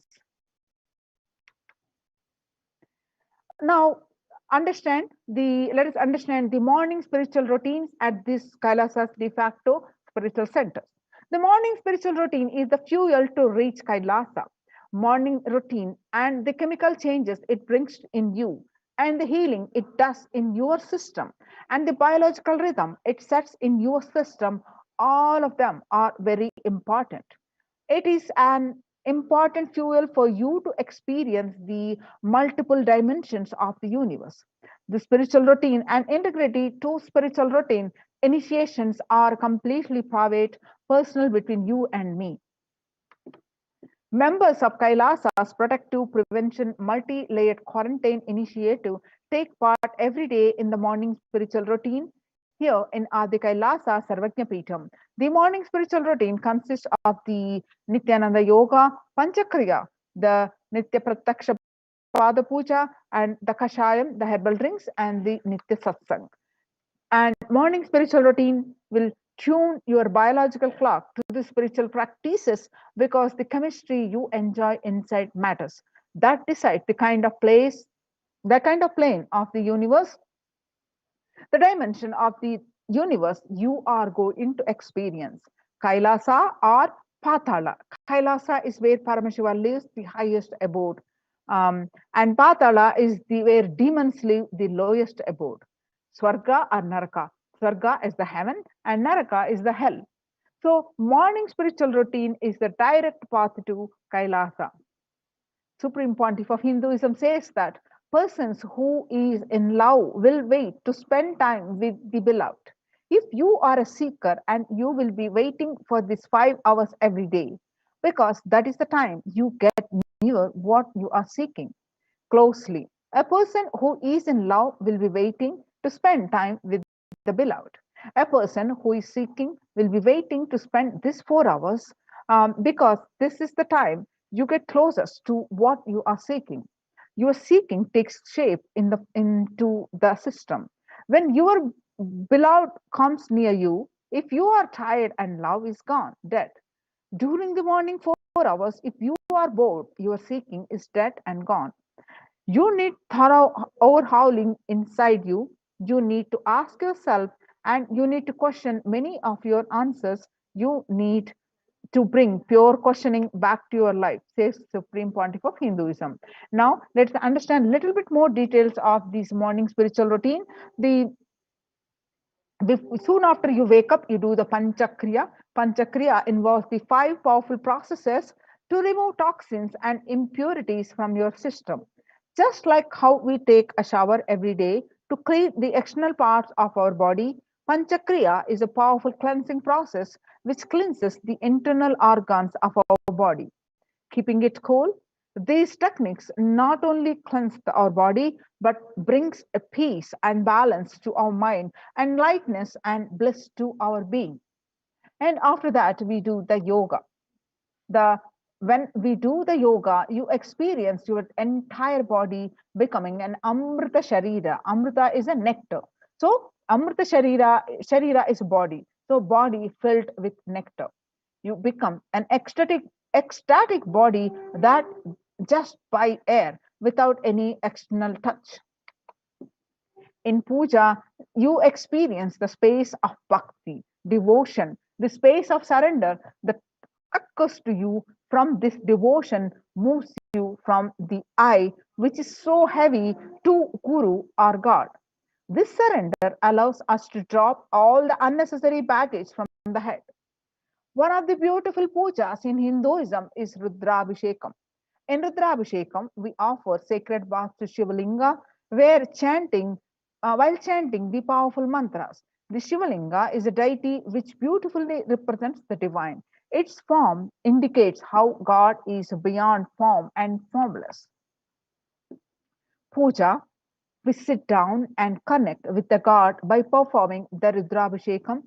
O Sadashiva, O God, I know you are the source of everything. You are everything and you are in this Shivalinga. You are in this body and let me connect with you. Let you reveal yourself to me. When we sit in that power, we sit with that context. We do and do the action of Rudrabhishekam, we experience the Bhava Samadhi. Only in Bhava Samadhi can give us the highest taste and higher joy in life. Rudrabhishekam is a beautiful ritual which allows us to experience the Bhava Samadhi of Shivoham, that I am divine. The morning spiritual routine, when we are integrated to that, we manifest Shaktis and spiritual powers with the morning spiritual routine. If you just follow this morning 5 hours enough, you will have Vak Shakti and all Shaktis manifesting in you, because all the obstacles for manifesting Shaktis, the tiredness, boredom, pitta, fatigue, everything will be churned out in that morning 5 hours. The morning puja is the most powerful mandala process, Shakti Pata, the melting your being, and then sitting and listening to the sacred truths. Constantly inspiring, engaging, alive, and awakening. Just this morning 5 hours, if you can bring integrity and authenticity, all the obstacles stopping you from proper manifestation will disappear. You can perform all the spiritual practices by yourself, like morning yoga, nitya puja, but there will always be a risk of losing your initial inspiration and excitement after a few days and after a few weeks. Living in the enlightenment ecosystem, if your boredom and tiredness try to pull you down, the Sangha will protect you, help you by giving a wake up call and supporting you to complete your incompletions. No. So join the COVID care protection centers which is now recognized, appreciated by the United Nations. I'm sorry. Join these highly appreciated, recognized by the United Nations, these COVID care production centers. Register now through the link below, https://kailasa.org/Kailasa care. The https://kailasa.org, KAILAASA, kailasa.org/Kailasa care, KAILASA, Kailasa care, CARE. So join now, and these COVID care protection centers, register now. So we'll be moving on to the next segment after a short break.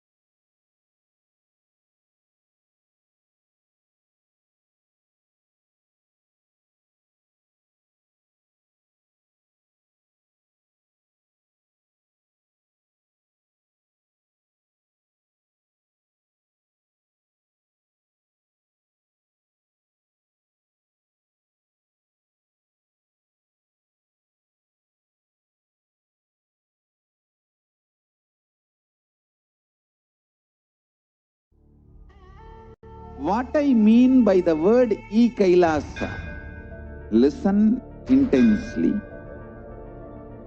Enlightenment ecosystem, literally enlightenment itself, in your own home, wherever you are. If you cannot come to Kailasa, it's okay. Kailasa can come to you.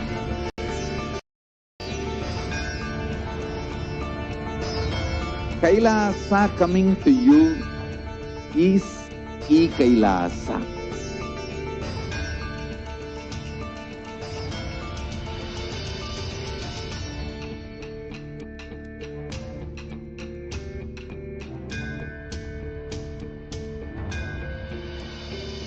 I will revive Hinduism. I am a Hindu revivalist, not by any revolution, but by evolution.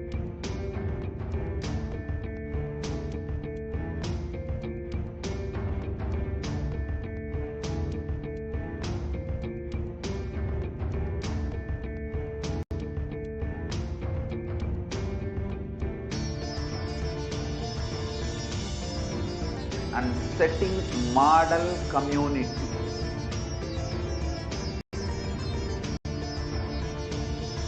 Kailasa, enlightenment ecosystems, Sarvanya Pitas all over the world.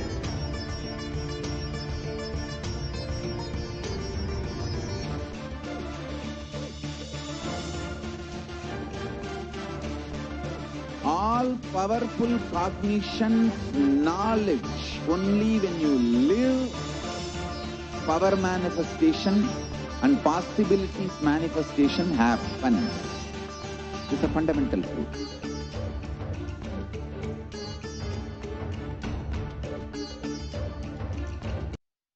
Connecting with the divine with your eyes closed is meditation. Connecting with the divine with your eyes open is darshan. Come, let us all now move from meditation to darshan. Slowly, very slowly. Connecting with the divine with your eyes closed is meditation. Connecting with the divine with your eyes open is darshan. Come, let us all now move from meditation to darshan. Slowly, very slowly, please open your eyes.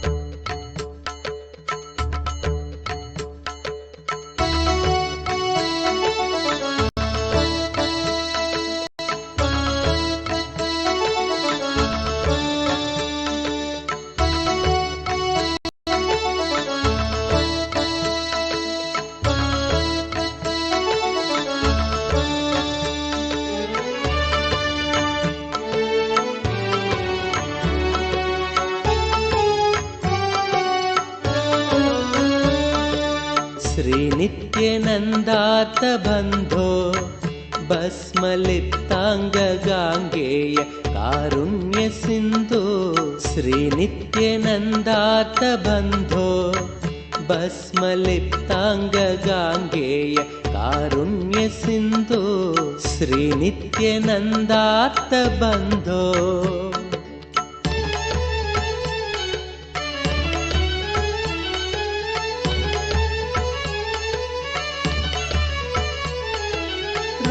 रुद्राक्षधारिन् नमस्ते रौद्ररोगं हरत्वं परारेर्गुरोर्मे रुद्राक्षधारिन् नमस्ते रौद्ररोगं हरत्वं परारेर्गुरोर्मे राकेन्दुवक्त्रं भवन्तं माररूपं कुमारं भजे कामपूरम् राकेन्दुवक्त्रं भवन्तं माररूपं कुमारं भजे कामपूरम् श्रीनित्यानन्दा नमस्ते गुरुनित्यानन्दा नमस्ते श्रीनित्यानन्दा नमस्ते गुरुनित्यानन्दा नमस्ते श्रीनित्यानन्दार्थ बन्धो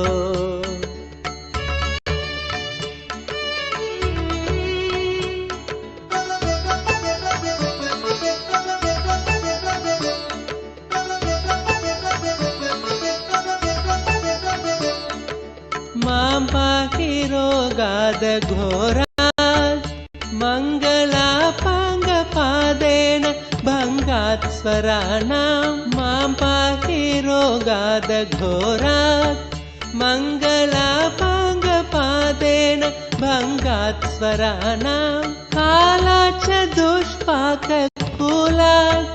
कालकालस्य सूनुं भजे क्रान्तसानुं कालाच्च दुष्पाककुलात् कालकालस्य सूनुं भजे क्रान्तसानुं श्रीनित्यानन्दा नमस्ते गुरुनित्यानन्दा नमस्ते श्रीनित्यानन्दा नमस्ते गुरुनित्यानन्दा नमस्ते श्रीनित्यानन्दार्तबन्धो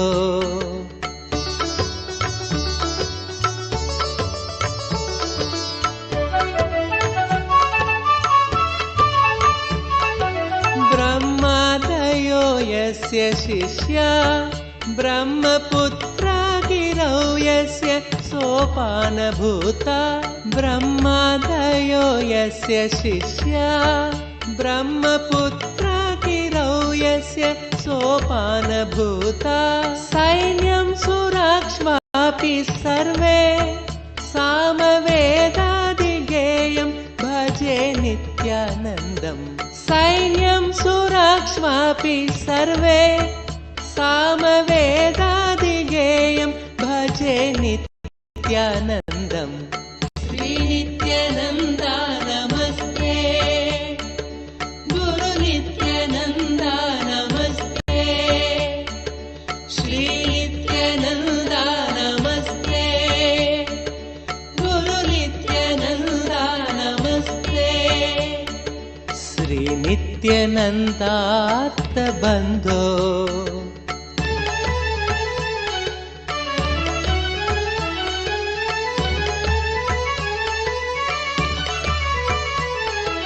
काषाय संवीतगात्रं कामरोगादिसंहारि भिक्षान्नपात्रं काषाय संवीतगात्रं कामरोगादिसंहारि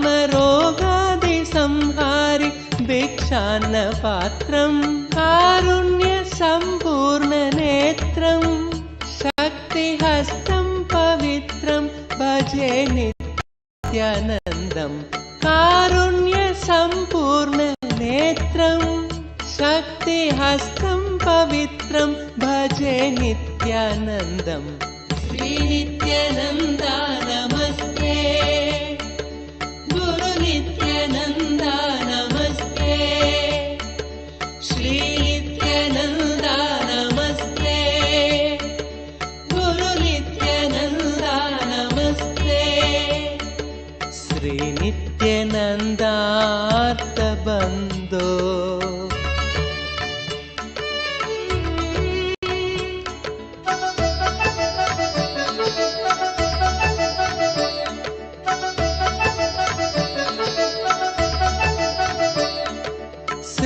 श्रीनित्यशैले वसन्तं साधुसङ्गस्य रोगान् सदा संहरन्तं श्रीनित्यशैले वसन्तं साधुसङ्गस्य रोगान् सदा संहरन्तम् ओङ्कारतत्त्वं वदन्तं शम्भुकर्णे हसन्तं भजेऽहं शिशुन्तम् ओङ्कारतत्त्वं वदन्तं शम्भुकर्णे हसन्तं भजेऽहं शिशुन्तम् श्रीनित्यानन्दा नमस्ते गुरुनित्यानन्दा नमस्ते श्रीनित्यानन्दा नमस्ते गुरुनित्यानन्दा नमस्ते श्रीनित्यानन्दार्तबन्धो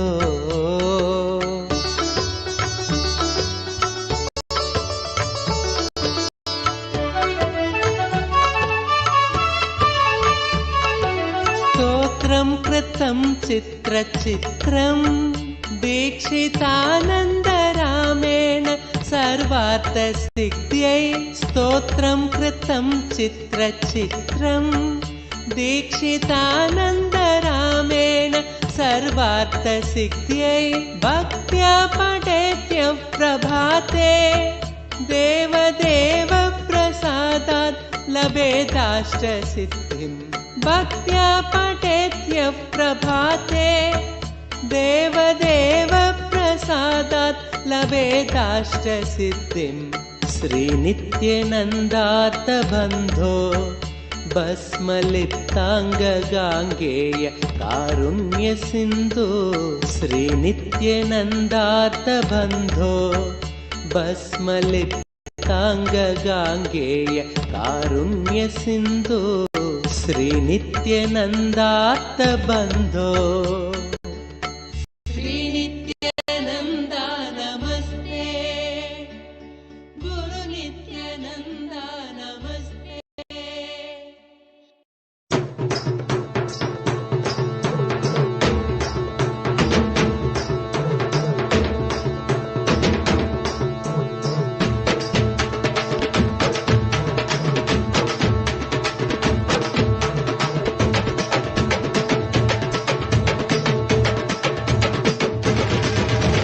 வெள்ளிமலை கைலை விட்டு நித்யானந்தனே தங்கமலை அருணை வந்தாய் நித்யானந்தனே வெள்ளிமலை கைலை விட்டு நித்யானந்தனே தங்கமலை அருணை வந்தாய் நித்யானந்தனே நித்யானந்தனே நீ பரபிரம்மானந்த ஞானி ஆனந்தானுபவத்தை இங்கு அருள வந்த சாமி நித்யானந்தனே நீ பரபிரம்மானந்த ஞானி ஆனந்தானுபவத்தை இங்கு அருள வந்த சாமி வெள்ளிமலை கைலை விட்டு நித்யானந்தனே தங்கமலை அருணை வந்தாய் நித்யானந்தனே வெள்ளிமலை கைலை விட்டு நித்யானந்தனே தங்கமலை அருணை வந்தாய் நித்யானந்தனே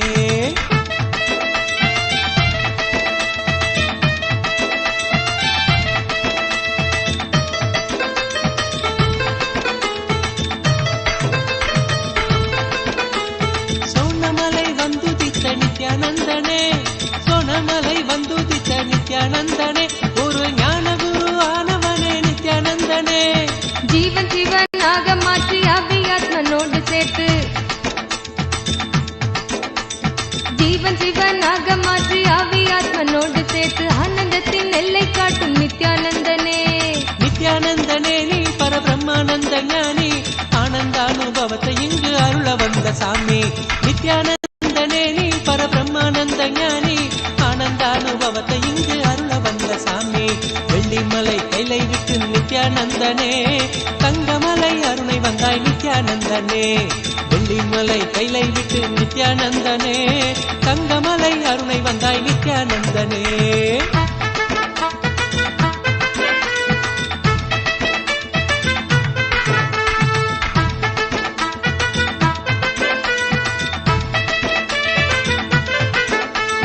ஞானமெனும் ஆனந்த தீபம் ஏற்றியே ஞானமெனும் ஆனந்த தீபம் ஏற்றியே எங்கள் வாழ்வில் இன்ப ஜோதியான நித்யானந்தனே அகந்தையற்ற காம குரோதம் அனைத்தும் இங்கு மாய்ந்து போக அகந்தையற்ற காம குரோதம் அனைத்தும் இங்கு மாய்ந்து போக தியானந்தனை தானமாக தந்த தெய்வமே நித்யானந்தனே நீ பரபிரம்மானந்த ஞானி ஆனந்தானுபவத்தை இங்கு அருள வந்த சாமி நித்யானந்தனே நீ பரபிரம்மானந்த ஞானி ஆனந்தானுபவத்தை இங்கு அருள வந்த சாமி வெள்ளிமலை கைலை விட்டு நித்யானந்தனே தங்கமலை அருணை வந்தாய் நித்யானந்தனே வெள்ளிமலை கைலை விட்டு நித்யானந்தனே தங்கமலை அருணை வந்தாய் நித்யானந்தனே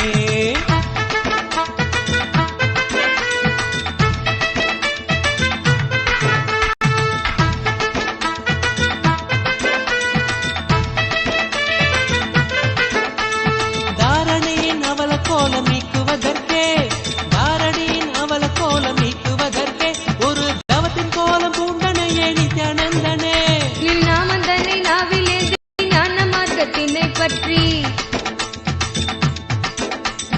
நாமந்தனை நாவிலேந்தி ஞான மார்க்கத்தினை பற்றி வாழ்வில் பெரும் பேறு பெற்றோம் நித்யானந்தனே நித்யானந்தனே நீ பரபிரம்மானந்த ஞானி ஆனந்தானுபவத்தை இங்கு அருள வந்த சாமி நித்யானந்தனே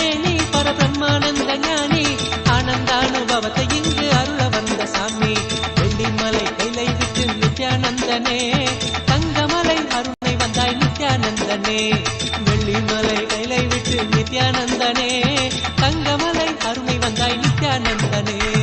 ஆனந்த கந்த வாசம் செய்யும் எம்மையே, இங்கு ஆட்சி செய்யும் ஆதிதேவன் நித்யானந்தனே. ஆனந்தம் நித்யானந்தம் ஆரோக்கியம் பக்தி ஸ்புரணம். ஆனந்தம் நித்யானந்தம் ஆரோக்கியம் பக்தி ஸ்புரணத்தோடு தியான சிகிச்சை தந்த நித்யானந்தனே. நித்யானந்தனே நீ பரபிரம்மானந்த ஞானி, ஆனந்தானுபவத்தை இங்கு அருள வந்த சாமி. நித்யானந்தனே நீ பரபிரம்மானந்த ஞானி, ஆனந்தானுபவத்தை இங்கு அருள வந்த சாமி. வெள்ளிமலை கைலை விட்டு நித்யானந்தனே, தங்கமலை அருணை வந்தாய் நித்யானந்தனே. நித்யானந்தனே நீ பரபிரம்மானந்த ஞானி, ஆனந்தானுபவத்தை இங்கு அருள வந்த சாமி. நித்யானந்தனே நீ பரபிரம்மானந்த ஞானி, ஆனந்தானுபவத்தை இங்கு அருள வந்த சாமி. அகமாகி ஜெகமாளும் ஆதிசக்தி நீ, நித்ய அவதாரமாய் வந்து வாழும் சக்தி நீ. வல்வினைகள் வீட்டிடவே கொண்ட துயர் மாய்த்திடவே, வல்வினைகள் வீட்டிடவே கொண்ட துயர் மாய்த்திடவே, வாழ்வின் பொருளாக நின்ற நித்திய சக்தி நீ. நித்யானந்தனே நீ பரபிரம்மானந்த ஞானி, ஆனந்தானுபவத்தை இங்கு அருள வந்த சாமி. நித்யானந்தனே நீ பரபிரம்மானந்த ஞானி, ஆனந்தானுபவத்தை இங்கு அருள வந்த சாமி. வெள்ளிமலை கைலை விட்டு நித்யானந்தனே, தங்கமலை அருணை வந்தாய் நித்யானந்தனே. வெள்ளிமலை கைலை விட்டு நித்யானந்தனே, தங்கமலை அருணை வந்தாய் நித்யானந்தனே. நித்யானந்தனே நீ பரபிரம்மானந்த ஞானி, ஆனந்தானுபவத்தை இங்கு அருள வந்த சாமி. நித்யானந்தனே நீ பரபிரம்மானந்த ஞானி, ஆனந்தானுபவத்தை இங்கு அருள வந்த சாமி.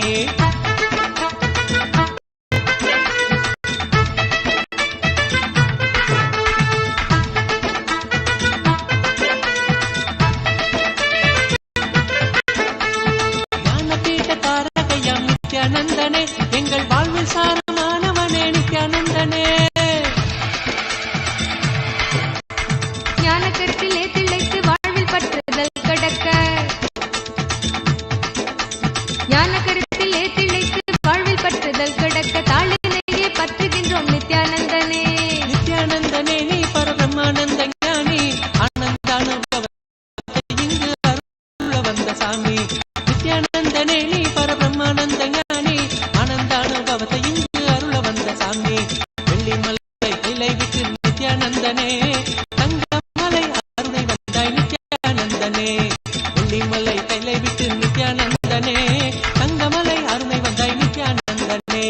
நித்யானந்தனே நீ பரபிரம்மானந்த ஞானி, ஆனந்தானுபவத்தை இங்கு அருள வந்த சாமி. நித்யானந்தனே நீ பரபிரம்மானந்த ஞானி, ஆனந்தானுபவத்தை இங்கு அருள வந்த சாமி. ஆனந்தானுபவத்தை இங்கு அருள வந்த சாமி.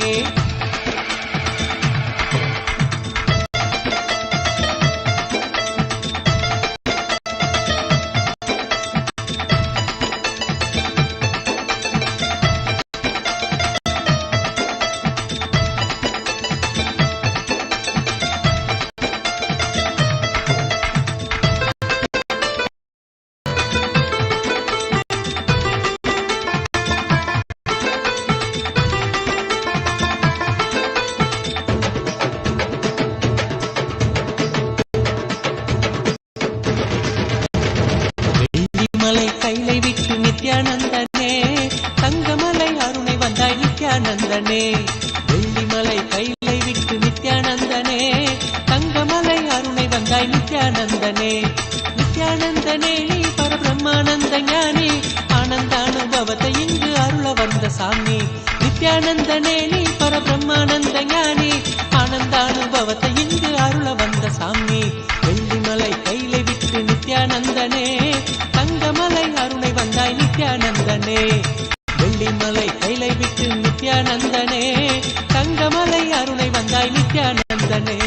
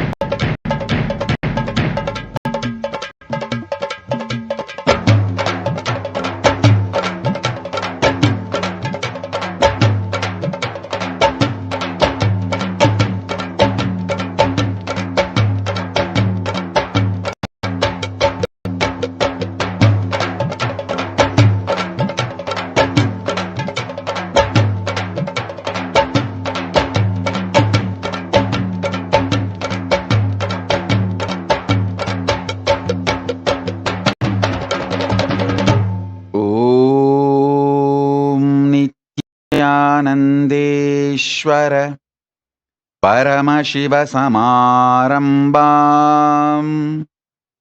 Nityanandeshwari Paramashakti Madhyamam Asmadacharya Paryantam Vande Guru Paramparam.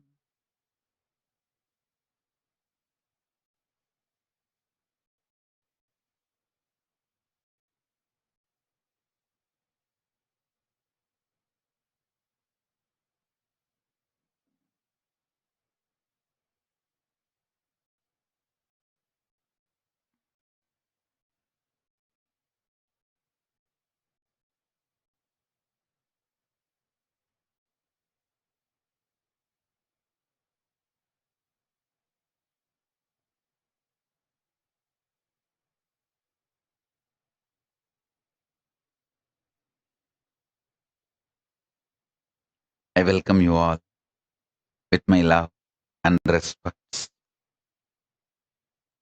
I welcome all the living, practicing Hindus, everyone sitting with us all over the world. I welcome all of you with my love and blessings.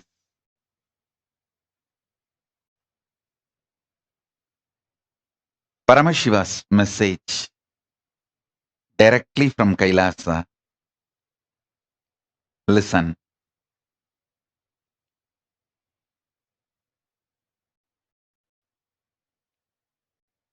Conscious sovereignty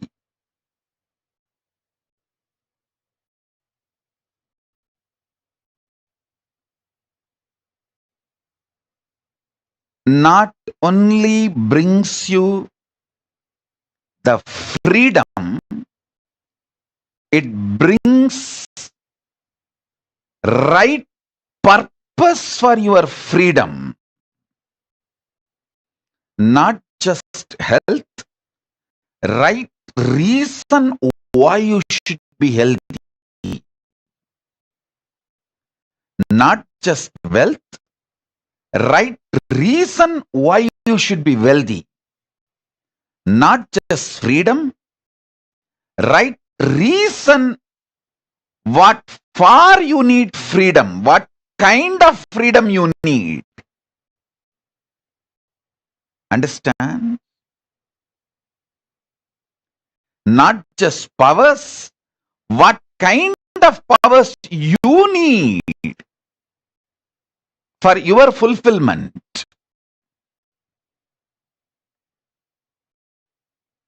Not just freedom, bringing the purpose for your freedom.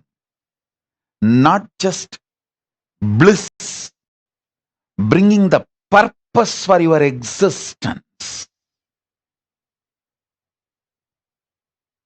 I tell you, the beauty of conscious sovereignty is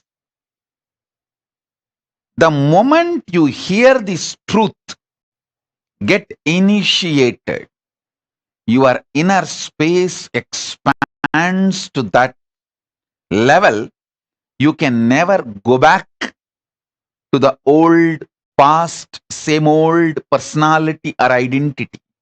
You can never back to be same old.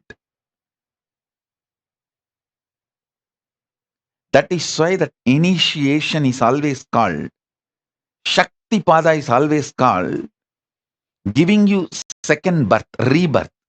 Initiated one who got the Shakti Pada is called Dvija, reborn. Because once you receive Shakti Pada, you can never go back to the same old existence, same old identity. Once in a while you can have mood swing, that's your freedom. But you can never go back to be the same person.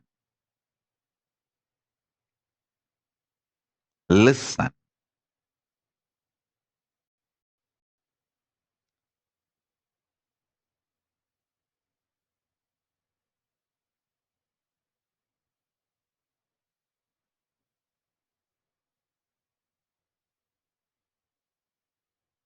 most beautiful, absolutely beautiful thing that can happen to life is constantly delete past, constantly upgrade yourself.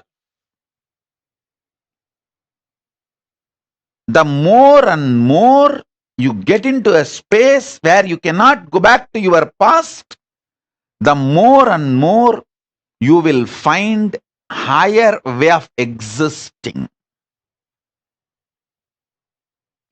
higher form of existing. Listen,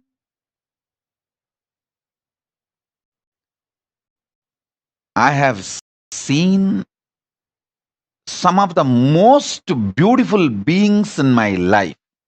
My own Guru, Arunagiri Yogeshwara himself,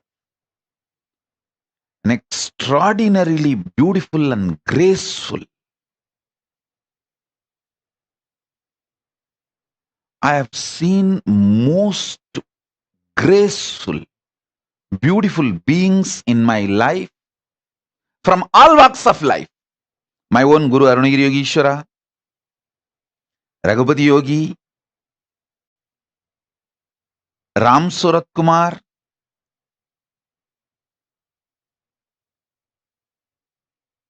at least all these names I uttered, they are all not bound by certain responsibility or organization or organized living.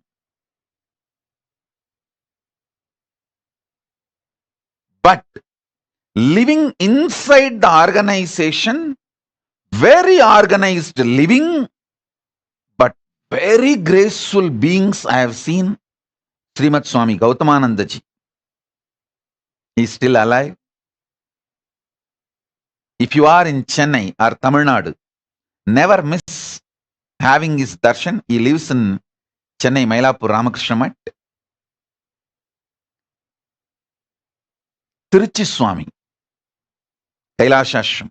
Of course, Tiruchi Swami is not in the body. He has attained Jiva Samadhi.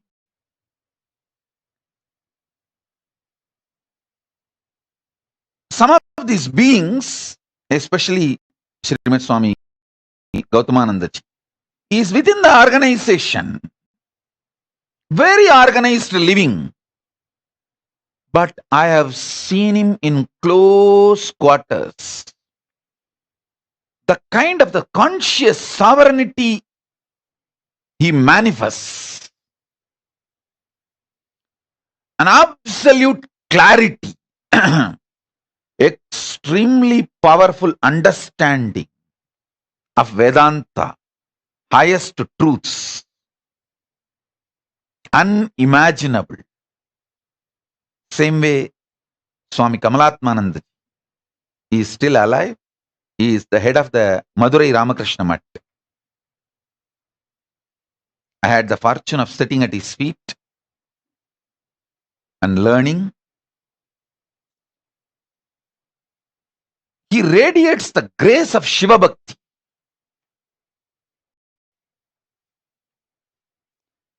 I have seen such wonderful people in my life who demonstrated, who proved that conscious sovereignty, manifesting it, living it is possible in all walks of life. In all walks of life.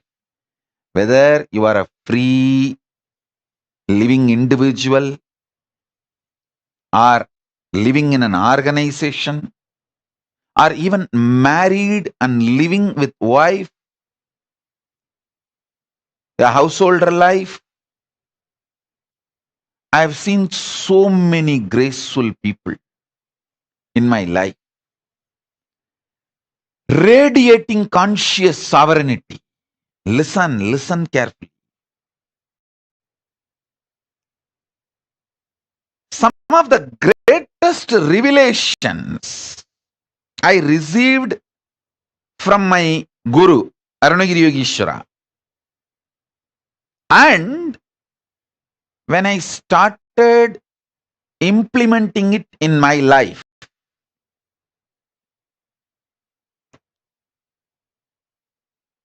and when I started teaching, and when my disciples who are initiated by me, when they started implementing in their life, and when they came back and gave me the feedback, the right, wrong, good, bad, success, failure,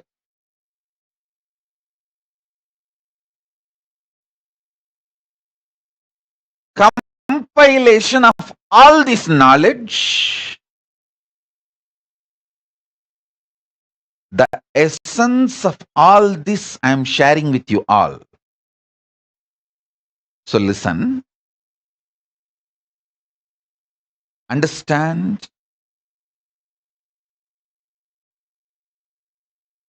Three things I wanted to convey.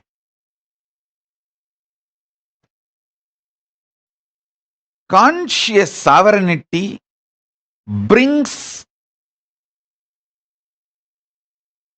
not just health for the way you want to live your life.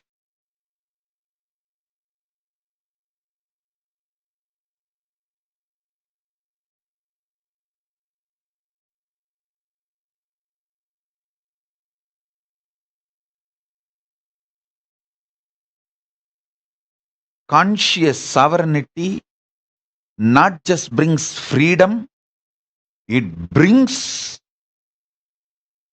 freedom with a purpose. For example,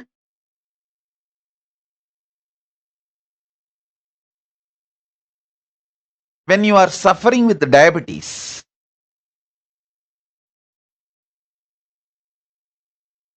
eating sugar is not freedom, it is a suicide. You can't say, oh, can't I even have a freedom to eat sugar?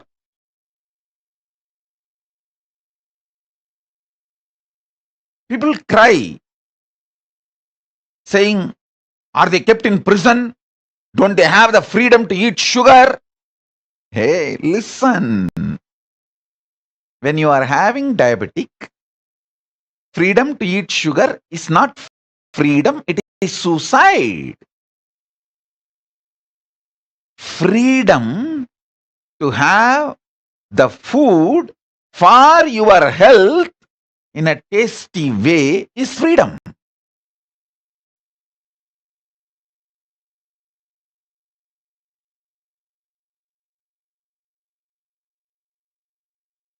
Freedom to do what you want with the right purpose is freedom.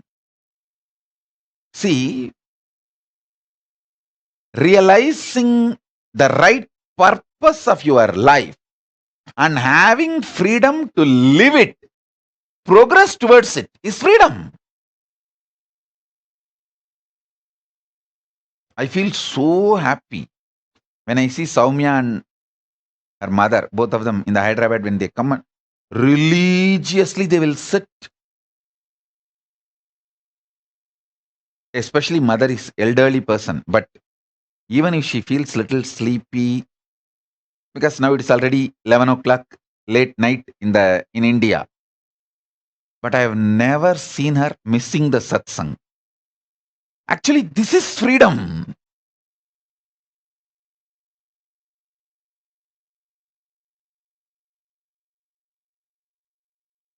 Even some of the Adinavasis are not that regular.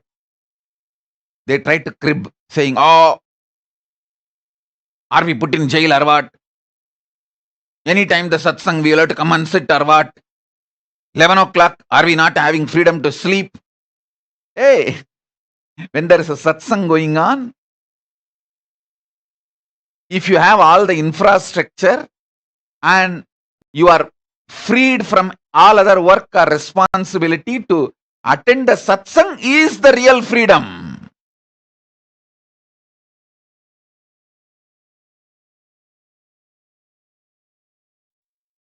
So freedom with a purpose.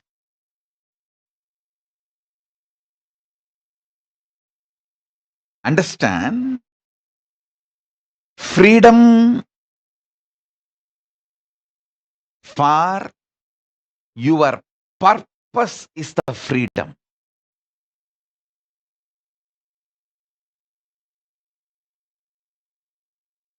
Health for your purpose is health.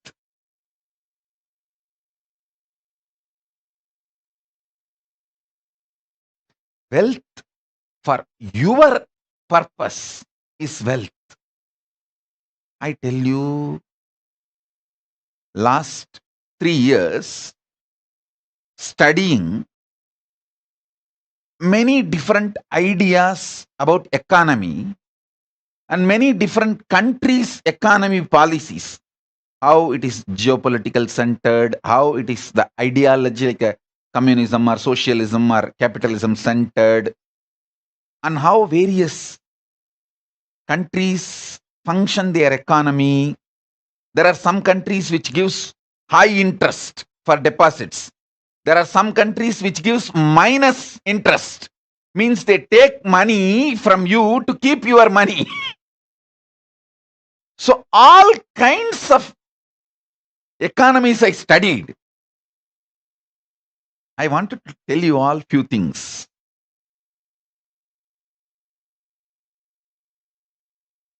It is actually knowing your higher purpose, conscious sovereignty makes you really wealthy. I tell you, still planet Earth functions based on Varnashrama Dharma. Cosmos functions on Varnashrama Dharma.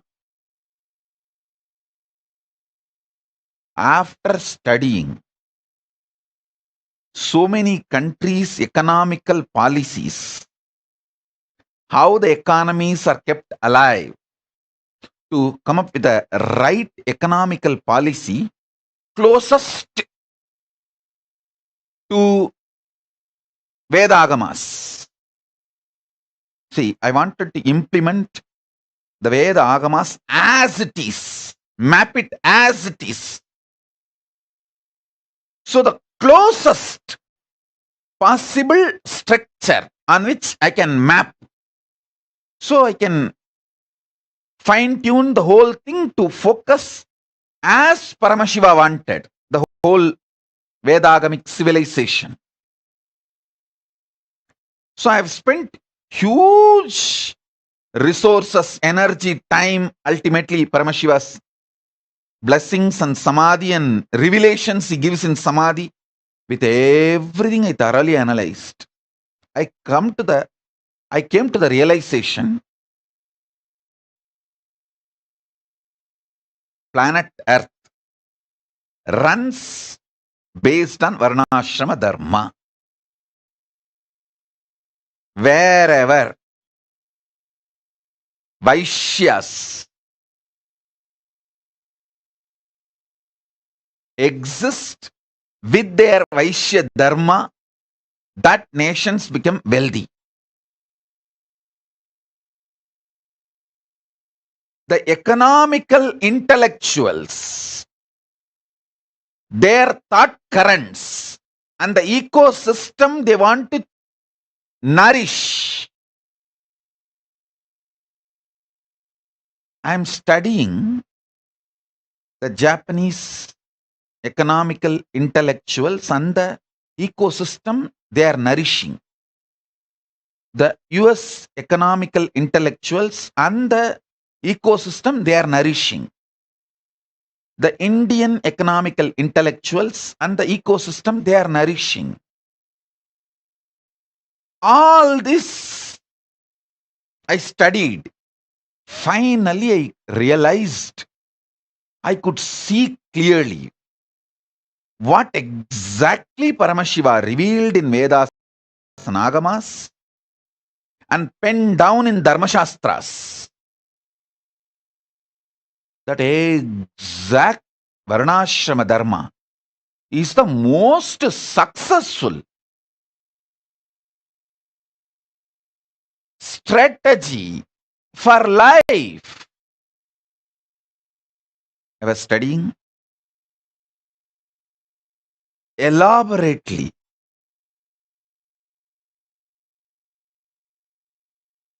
I'll give you just understandings. This will be directly useful for your life.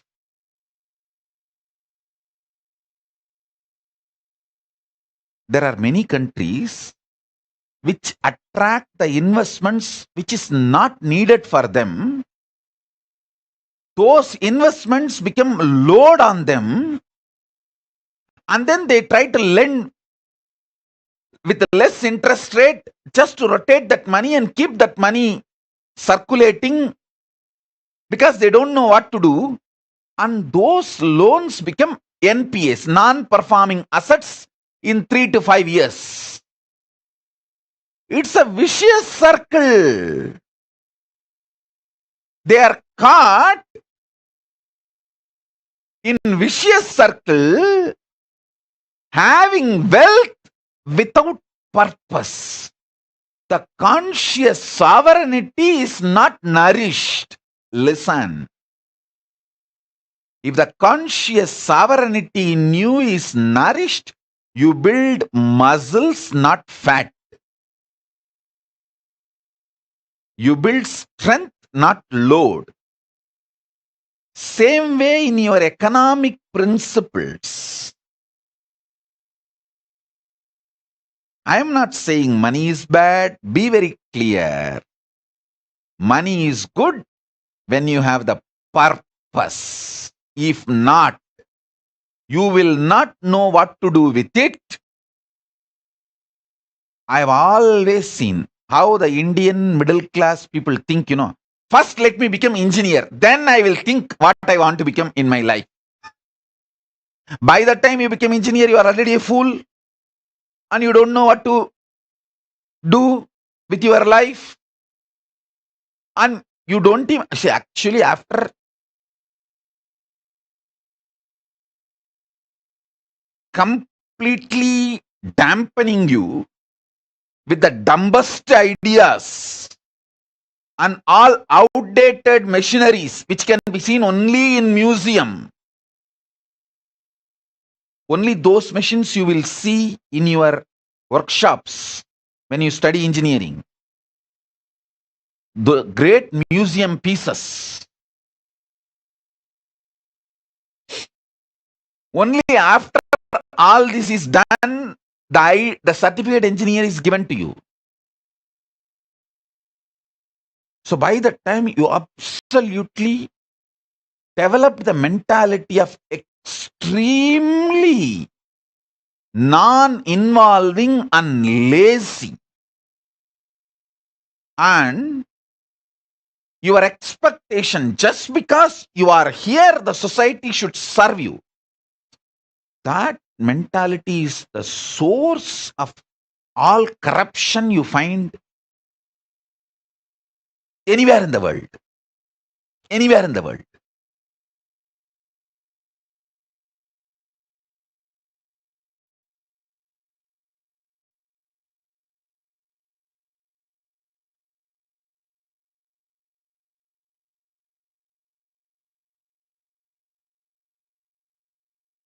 Listen carefully.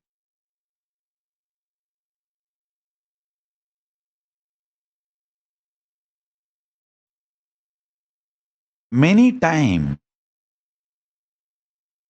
just like Indian middle class mind thinks, oh, let me become first engineer, then I'll think what I want to become, what I want to do in my life. Same way, you guys think, let me first just acquire money, then I will do what I want to do with that money. No. First, have conscious sovereignty.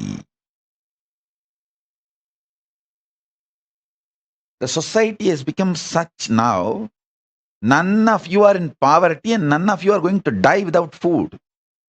The moment you found your basic needs, food, shelter, clothes, focus on conscious sovereignty, realizing the core purpose purpose of your existence, that will tell you the purpose for which you want wealth. So when you start working for wealth itself, you will continue to fulfill the purpose. So your life itself will be a joy. Your path and goal will be one and the same. You will be enjoying the very path, not waiting for the goal to celebrate your life. The path itself becomes celebration. I tell you,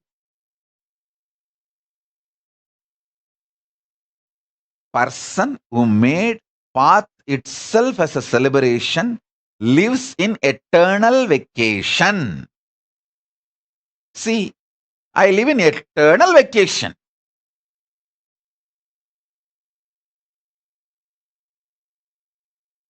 I work 24/7 and I live in eternal vacation. I work actually 24/7 in multiple dimensions,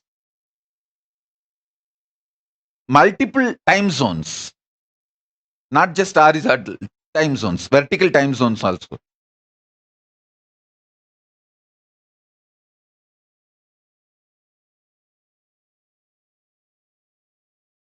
Understand,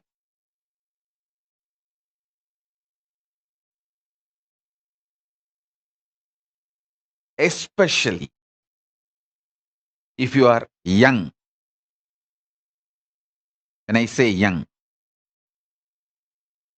connected with me below 30. If you have connected with me below 30, you are eternally young. I will never let you age. I don't like getting aged.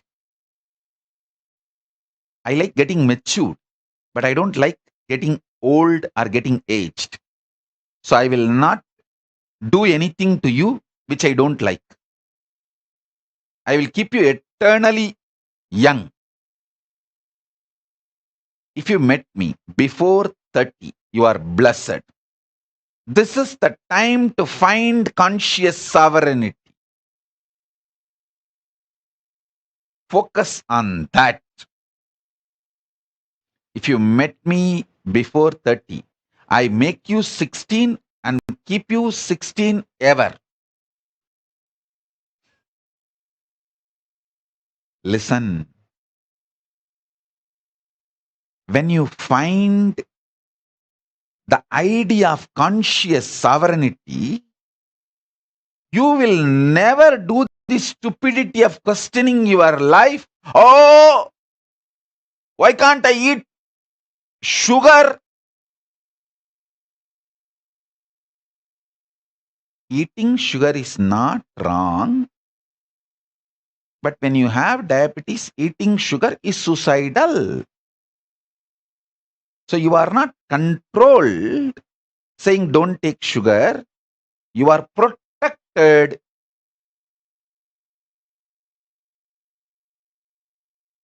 with the understanding taking sugar is suicidal when you are diabetic.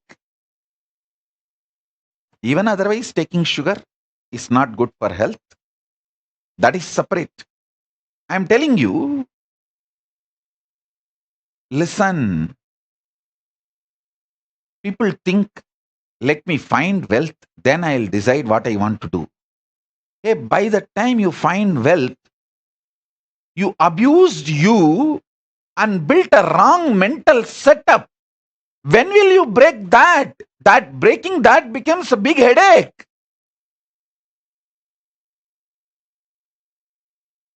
I tell you, with conscious sovereignty, if you find wealth, you will live in absolute aparigraha. I tell you.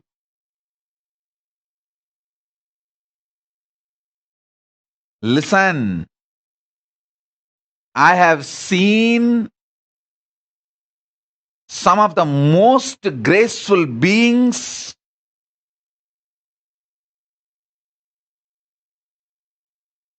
demonstrating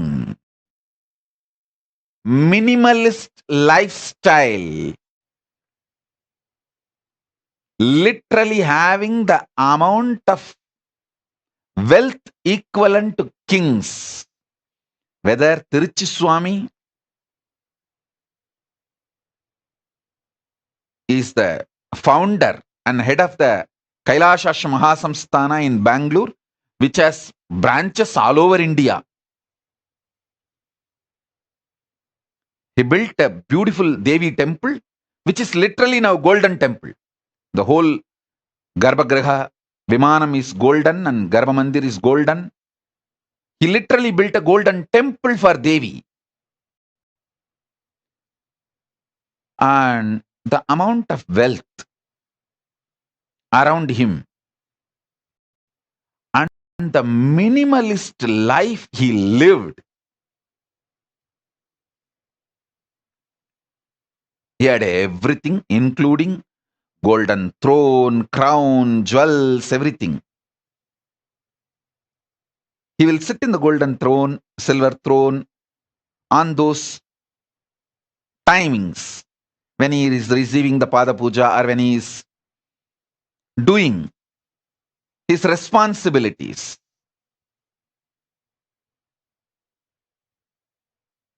But in his personal life,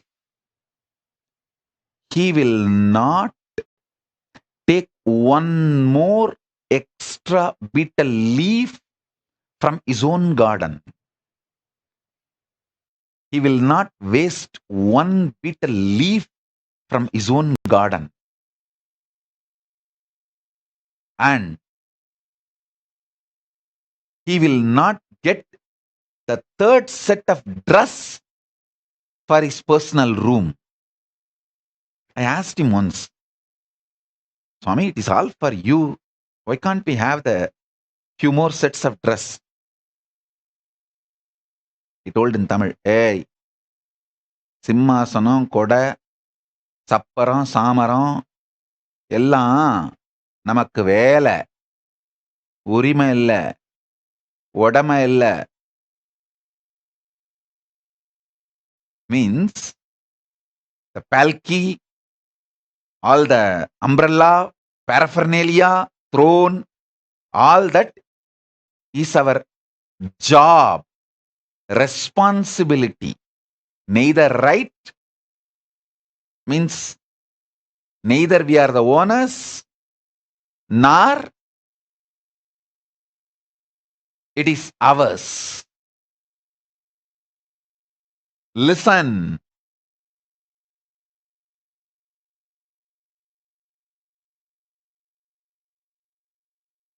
When you find conscious sovereignty, you will have the ultimate clarity about wealth.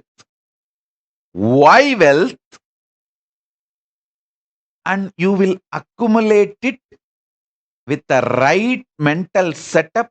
Wealth will never bind you. It will only be under you. It can never imbalance you or delude you. Make you behave, think unscientifically. Listen. Wealth is one of the drug. Can make you think irrationally and unscientifically. When the greed for wealth enters, you commit crimes which will not allow end of the day for you to enjoy the wealth, even if you acquire.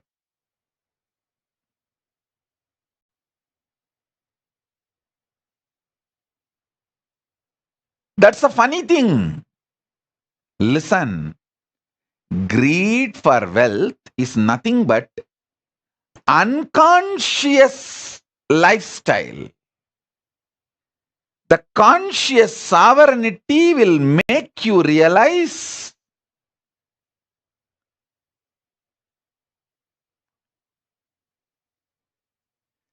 purpose of everything, purpose of health, purpose of wealth.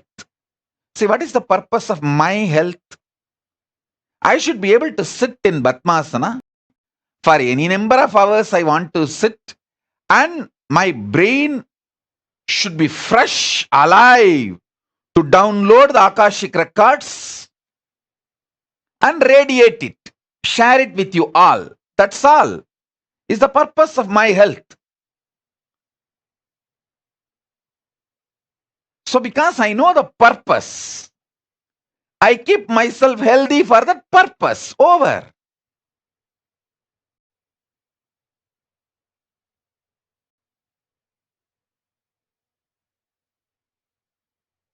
My purpose is my body should cooperate with me to be in samadhi continuously and sit and initiate people, teach people whenever I want to do. That's all. Because the purpose is clear, I keep myself healthy for that. Many times, people want to be healthy, they start building six-pack, gymming, bodybuilding, all that. But after a few days, that six-pack and muscles, bodybuilding, the showing, that becomes so important and addictive. People take the banned drugs, steroids to look and lose health. Please understand, there are many people who build body so unconsciously without knowing the purpose, they lose the body itself in the process of building the body. See how many bodybuilders die.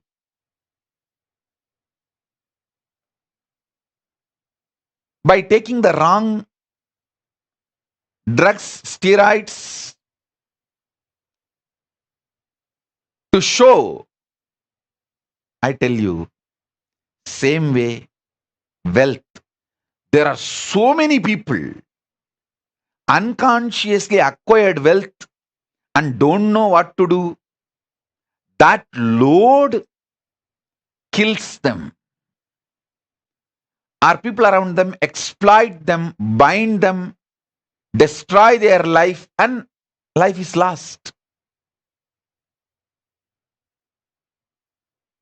So in every level, conscious sovereignty is the first truth you should start experiencing. This should be your priority. Understand?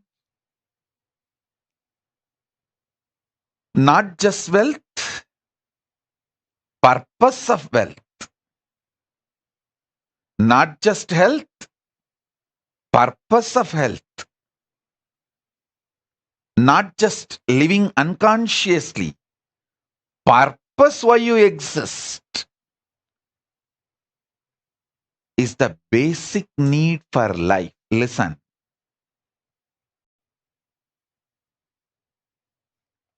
Delusion is suicidal.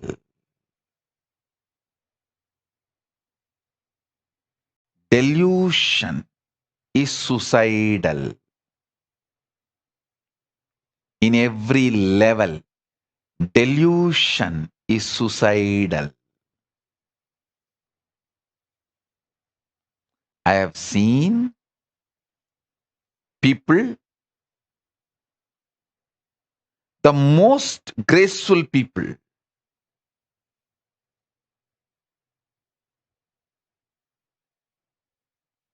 and I have also seen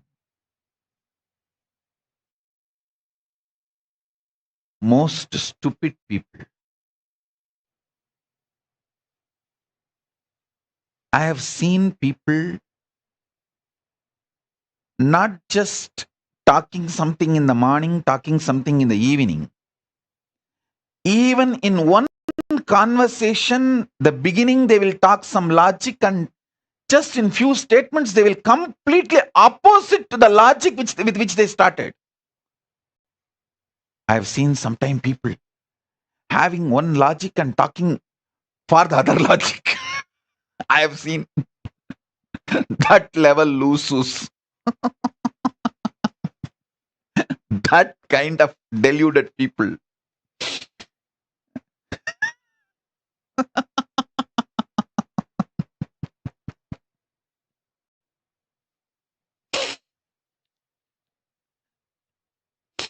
Those are the moments I feel compassionate for myself.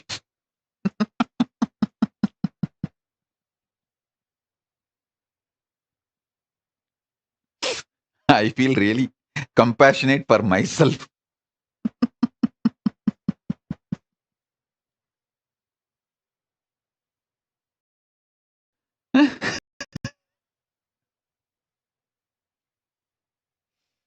Anyhow, I think now everyone feels, is this me? Is this me? Is this me Swamiji is talking about? Is Swamiji thinking of me and telling this statement? Is Swamiji thinking of me and telling this statement? Anyhow, listen. I have seen all kinds of people. With my experience, I wanted you to know time spent on understanding conscious sovereignty is the best time spent. Understand? Listen.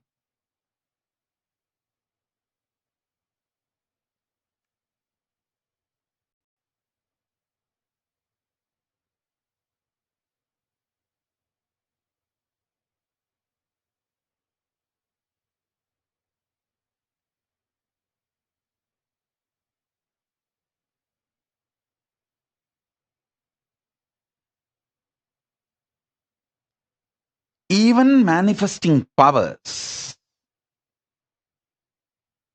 manifest the right power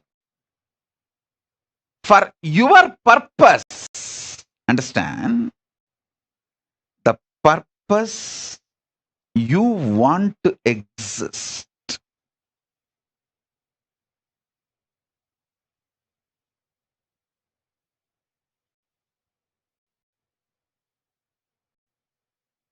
I tell you, if you find the conscious sovereignty, you will just feel eternally young. See, finding conscious sovereignty is not some difficult. You just need to know the larger purpose of your existence. Just be scientific, logical, rational to your higher purpose, larger purpose. Stop the shitty idea of you have only one life. That is the biggest shit dumped on you. You have been brainwashed with unwashable shit called you have only one life. Drop that shit. Your consciousness, assuming bodies after bodies, till you achieve your absolute conscious sovereignty. These are fundamental cosmic truths.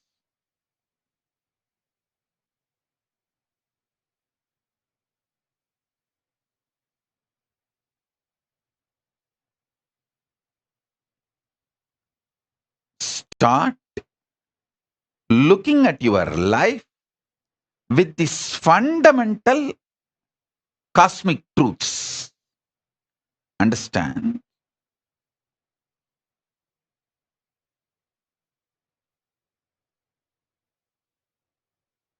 Stop associating yourself with the delusion or the impact of drug called delusion on your brain as you.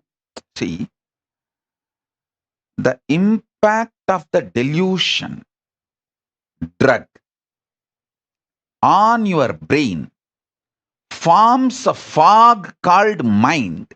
You associate yourself with that and make your life's decisions, which is absolute unscientific. Listen, absolute unscientific. Understand that. Just listen. Be scientifically scientific, logically logical, rationally rational. As I said just now, Tirichi Swamigal or Swami Gautamanandaji, the wealth around them is much more than kings will have. But they lived such absolute minimalist lifestyle because they know the purpose of wealth. I learned exactly that from my gurus.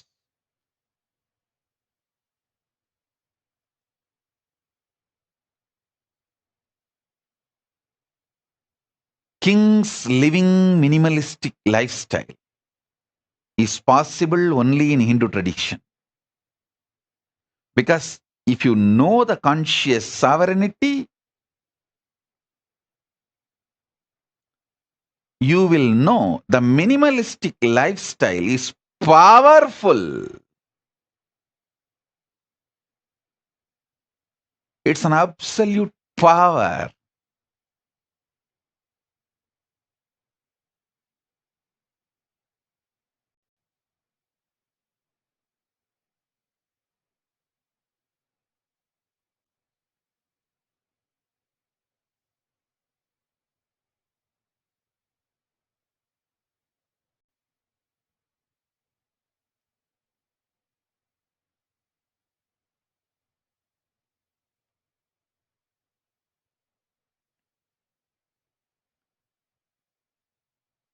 This whole Chaturmasya, I name it as conscious sovereignty Chaturmasya.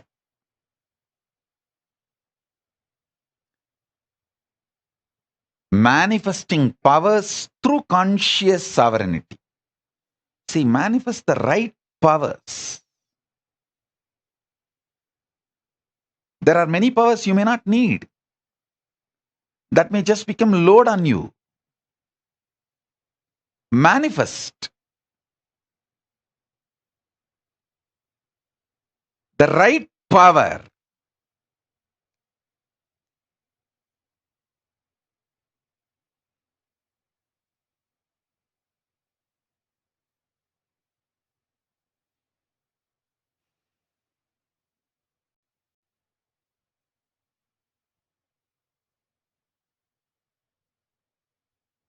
Especially manifest powers by breaking the prenatal patterns called karma and postnatal karma called patterns. Break them and manifest powers. You will know exactly what kind of powers you need. If you are addicted to food pattern, break them. Then you will see the Nirahara manifest as a power, and not only you become healthy and you are free from addictions, you live long. Listen. If you are addicted to food patterns, I have a great news for you. Break those addictions through proper Nirahara Samyama step by step and manifest powers. You will see not only you become healthy, you will live long. Because anything which addicts you, binds you, That pattern shows you the secret key for the powers you need to manifest. If you are greedy, bound by greed, deluded by greed, doesn't want to take responsibility, but you want everything, start practicing minimalistic lifestyle. You will manifest so much wealth, and you will enjoy the wealth, not wealth will be enjoying you. I tell you, many people just do watchman job, night watchman job, without sleeping, protecting their wealth. So they are not using the wealth, wealth is using them. People who are not able to sleep due to their worries about wealth, they are not enjoying the wealth, wealth is enjoying them. Like first few days you enjoy, you smoke, then cigarette smokes you.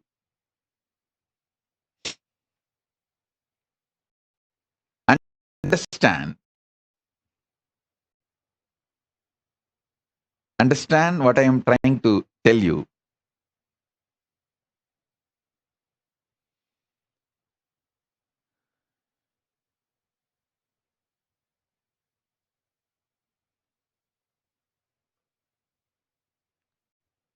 Many times your delusion shows bad people as your friend, good people as your enemies.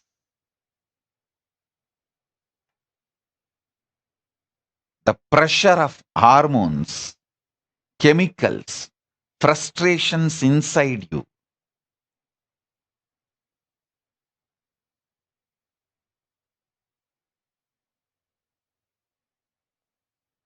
deludes you so badly.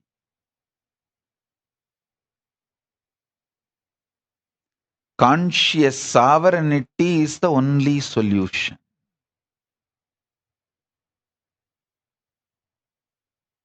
Break from all postnatal, prenatal patterns.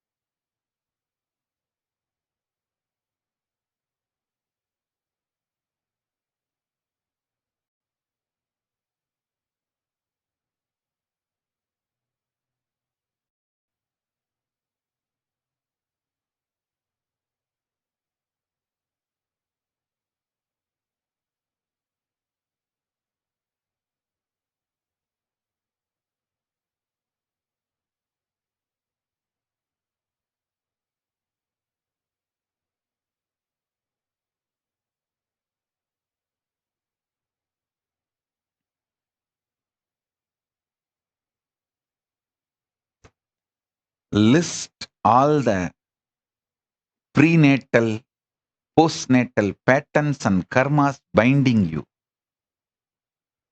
Those patterns hold the secret key. What powers you should manifest and what kind of powers is right for you.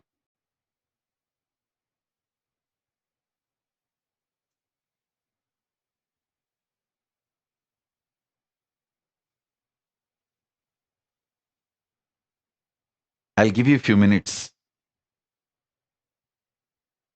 I'll give you Shaktipada and be here with you all. to help you all to identify your patterns,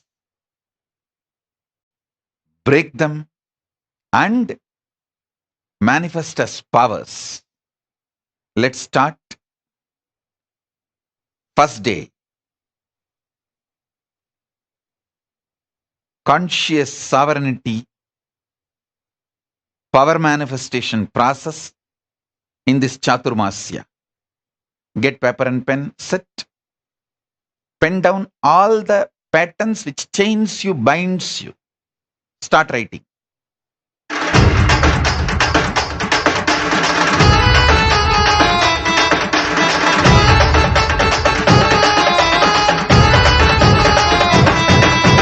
அண்ணாமலையில் பிறந்தான் புவி எண்ணாத யோகமை கொண்டிட நித்யன் ஈரேழு லோகத்திற்கெட்டா ஈசன் முக்தி நேரி அருளவே நித்யனாய் ஊரகிற்கு வந்தம்மை ஆட்கொள்ள தேவர்களை காத்திட வைத்தான் தாயாய் பேரருள் புரிய உடல் ரோமம் சிலிர்த்திட நித்யனாய் வந்து அண்ணாமலையில் பிறந்தான் புவி எண்ணாத யோகமை கொண்டிட நித்யன் ஈரேழு லோகத்திற்கெட்டா ஈசன் முக்தி நேரி அருளவே நித்யனாய் அண்ணாமலையில் பிறந்தார் திருவண்ணாமலையில் பிறந்தார்.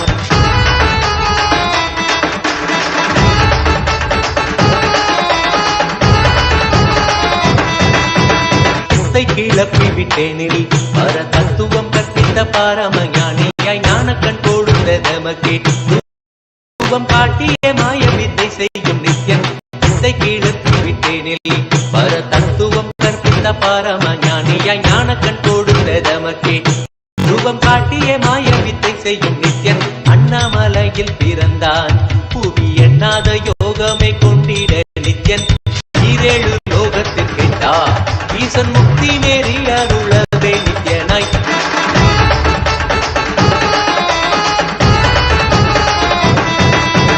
மெய்ப்பொருளான நித்யனை ஆழ்ந்து சிந்திக்க ஐயனின் ரூபம் விளங்கும் தாண்டும் சிவசக்தியாக ஐம்பொறிகளுக்கும் புலனாகின்ற நித்யன் மெய்ப்பொருளான நித்யனை ஆழ்ந்து சிந்திக்க ஐயனின் ரூபம் விளங்கும் தாண்டும் சிவசக்தியாக ஐம்பொறிகளுக்கும் புலனாகின்ற நித்யன் அண்ணாமலையில் பிறந்தார் புவி எண்ணாத யோகமை கொண்டிட நித்யன் ஈரேழு லோகத்திற்கெட்டார் ஈசன் முக்தி நெறி அருளவே நித்யனாய் அண்ணாமலையில் பிறந்தார் திருவண்ணாமலையில் பிறந்தார்.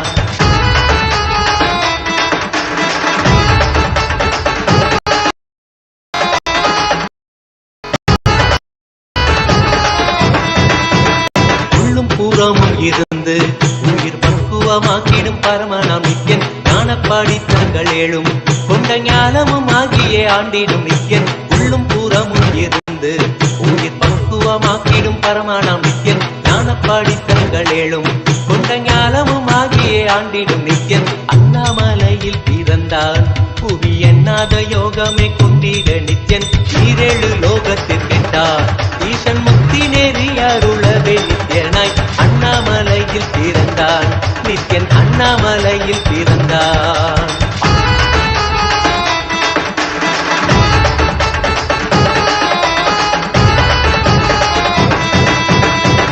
வாக்கியங்களான அருள் கவிதைகள் நித்யனின் மகிமை சொல்லிடும் மகிமை அர்ப்பித்த பின்னே சிவசக்தி ஸ்வரூபமாய் தோன்றிடும் நித்யன் ஆப்த வாக்கியங்களான அருள் கவிதைகள் நித்யனின் மகிமை சொல்லிடும் மகிமை அர்ப்பித்த பின்னே சிவசக்தி ஸ்வரூபமாய் தோன்றிடும் நித்யன் அண்ணாமலையில் பிறந்தான் புவி எண்ணாத யோகமை கொண்டிட நித்யன் ஈரேழு லோகத்திற்கெட்டார் ஈசன் முக்தி நெறி அருளவே நித்யனாய் அண்ணாமலையில் பிறந்தான் திருவண்ணாமலையில் பிறந்தான்.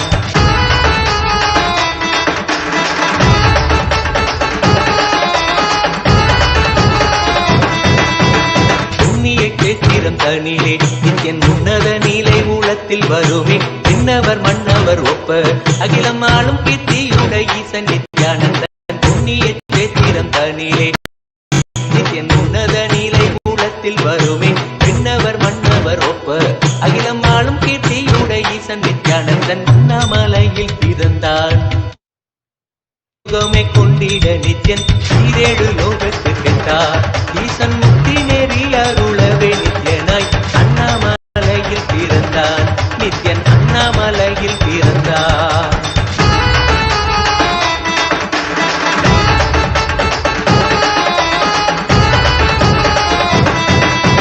முப்புரி நூலை தரித்தவன் ஐயன் வேதியன் வெந்நீர் பூசிய நித்யன் அண்டத்தின் மூல காரணன் முடிவற்ற ஆனந்தத்தை கொண்டது அருள்வான். முப்புரி நூலை தரித்தவன் ஐயன் வேதியன் வெந்நீர் பூசிய நித்யன் அண்டத்தின் மூல காரணன் முடிவற்ற ஆனந்தத்தை கொண்டது அருள்வான். அண்ணாமலையில் பிறந்தான் புவி எண்ணாத யோகமே கொண்டிட நித்யன் ஈரேழு லோகத்திற்கெட்டார் ஈசன் முக்தி நெறி அருளவே நித்யனாய் அண்ணாமலையில் பிறந்தான் நித்யன் அண்ணாமலையில் பிறந்தான்.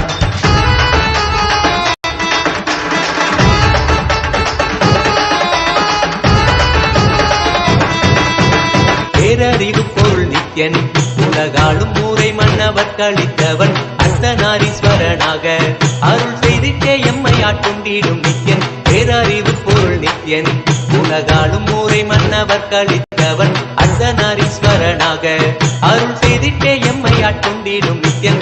அண்ணாமலையில் பிறந்தான் புவி எண்ணாத யோகமே கொண்டிட நித்யன் ஈரேழு லோகத்திற்கெட்டார் ஈசன் முக்தி நெறி அருளவே நித்யனாய் அண்ணாமலையில் பிறந்தான் நித்யன் அண்ணாமலையில் பிறந்தான்.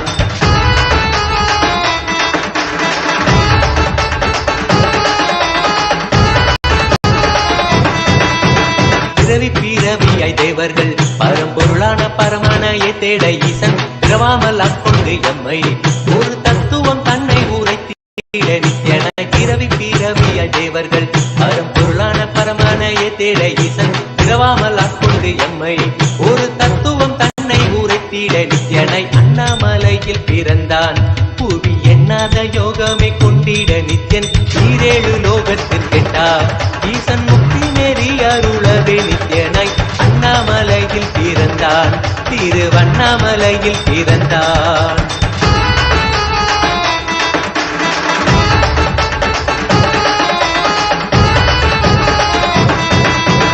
எண்ணிலா வடிவமுடையவன் என்னும் எண்ணம் கடந்த முதற் பொருளானவன் பிறவி எடுத்தே சலிக்க அருள் தாகத்தை தீர்த்தன் வினைகள் களைந்தான். எண்ணிலா வடிவமுடையவன் என்னும் எண்ணம் கடந்த முதற் பொருளானவன் பிறவி எடுத்தே சலிக்க அருள் தாகத்தை தீர்த்தன் வினைகள் களைந்தான். அண்ணாமலையில் பிறந்தான் புவி எண்ணாத யோகமே கொண்டிட நித்யன் ஈரேழு லோகத்திற்கெட்டார் ஈசன் முக்தி நெறி அருளவே நித்யனாய் அண்ணாமலையில் பிறந்தான் நித்யன் அண்ணாமலையில் பிறந்தான்.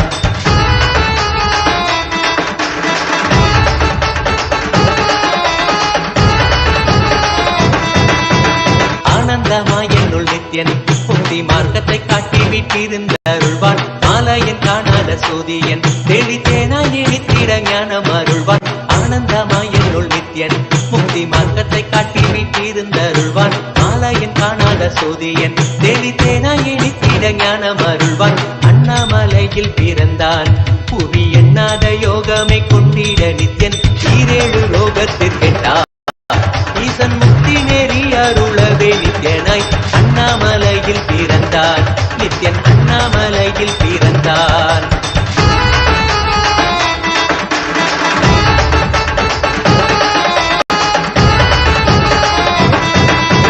வெற்றி குதிரை எதியே அடியார்கள் கூரைகளை ஏற்கின்ற நித்யன் சூழும் உறவினரோடு வந்த பாசந்தானை யாரு தேயம்மை காப்பான். வெற்றி குதிரை எதியே அடியார்கள் கூரைகளை ஏற்கின்ற நித்யன் சூழும் உறவினரோடு வந்த பாசம் தானை யாரு தேயம்மை காப்பான். அண்ணாமலையில் பிறந்தான் புவி எண்ணாத யோகமே கொண்டிட நித்யன் ஈரேழு லோகத்திற்கெட்டார் ஈசன் முக்தி நெறி அருளவே நித்யனாய் அண்ணாமலையில் பிறந்தான் நித்யன் அண்ணாமலையில் பிறந்தான். நித்யனை பற்றுவதொன்றே உபாயம் என்பதானால் பற்றி பிடித்தோம் நித்யன் பாதம் ஒன்றி சதம் அவன் நாமம் சொல்லியே நித்யானந்தம் கொள்ளுவோம். நித்யனை பற்றுவதொன்றே உபாயம் என்பதானால் பற்றி பிடித்தோம் நித்யம் பாதம் ஒன்றி சதம் அவன் நாமம் சொல்லி நித்யானந்த கொள்ளுவோம். அண்ணாமலையில் பிறந்தான் புது எண்ணாத யோகமே கொண்டிட நித்யன் ஈரேழு லோகத்தில் கெட்டா ஈசன் முக்தி நேரி அருளவே நித்யனாய் அண்ணாமலையில் பிறந்தான் திருவண்ணாமலையில் பிறந்தான்.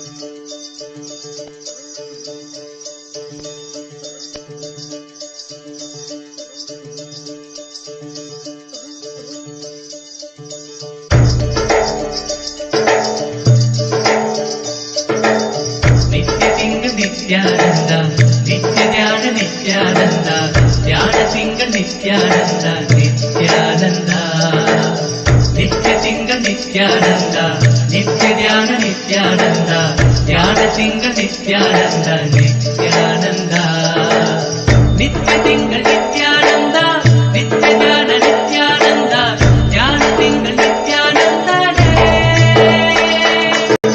நித்ய சிங்க நித்யானந்தா நித்ய ஞான நித்யானந்தா ஞான சிங்க நித்யானந்தா நித்யானந்தனே நித்யானந்தா சத்யவேதனே நித்யானந்தா வேத ரூபனே நித்யானந்தனே நித்யானந்தனே நித்யானந்தா சத்யவேதனே நித்யானந்தா வேத ரூபனே நித்யானந்தனே.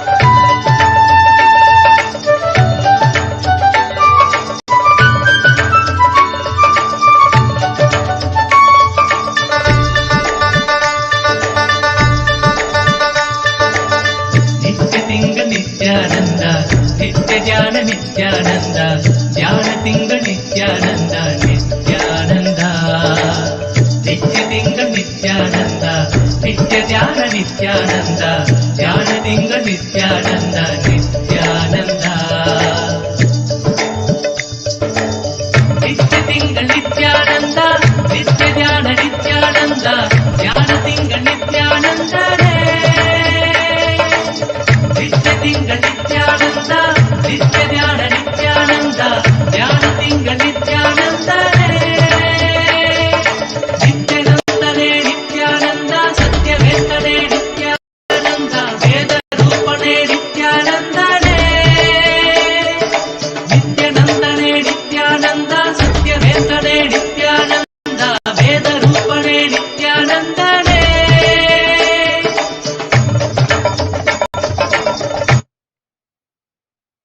Bless you all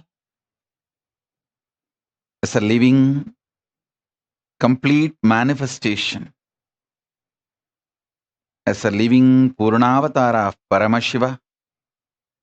I bless you all. Let's all radiate with integrity, collective integrity, authenticity, responsibility, enriching, causing, living Paramadvaitam, Shuddhadvaita Saivam, the state, space, being,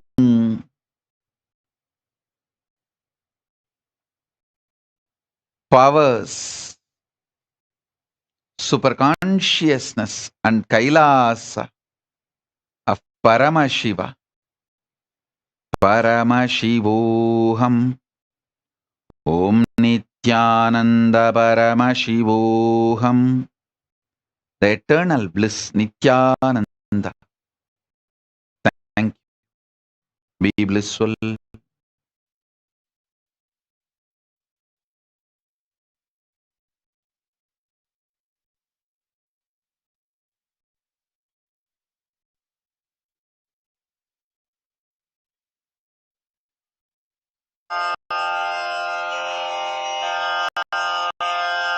श्रीकैलासोन्नतद्वादशान्तश्यामलापीठारूढ श्रीमीनाक्षि सुन्दरेश्वरा भिन्नस्वरूप परशिवपुत्ररत्न Kumar गुरुमण्यतुल्यावतार Shri Parvati स्तन्यपानलब्धदिव्यज्ञान विश्रुत सकल निगमागम सारभूत द्राविड वेद प्रवक्त्रे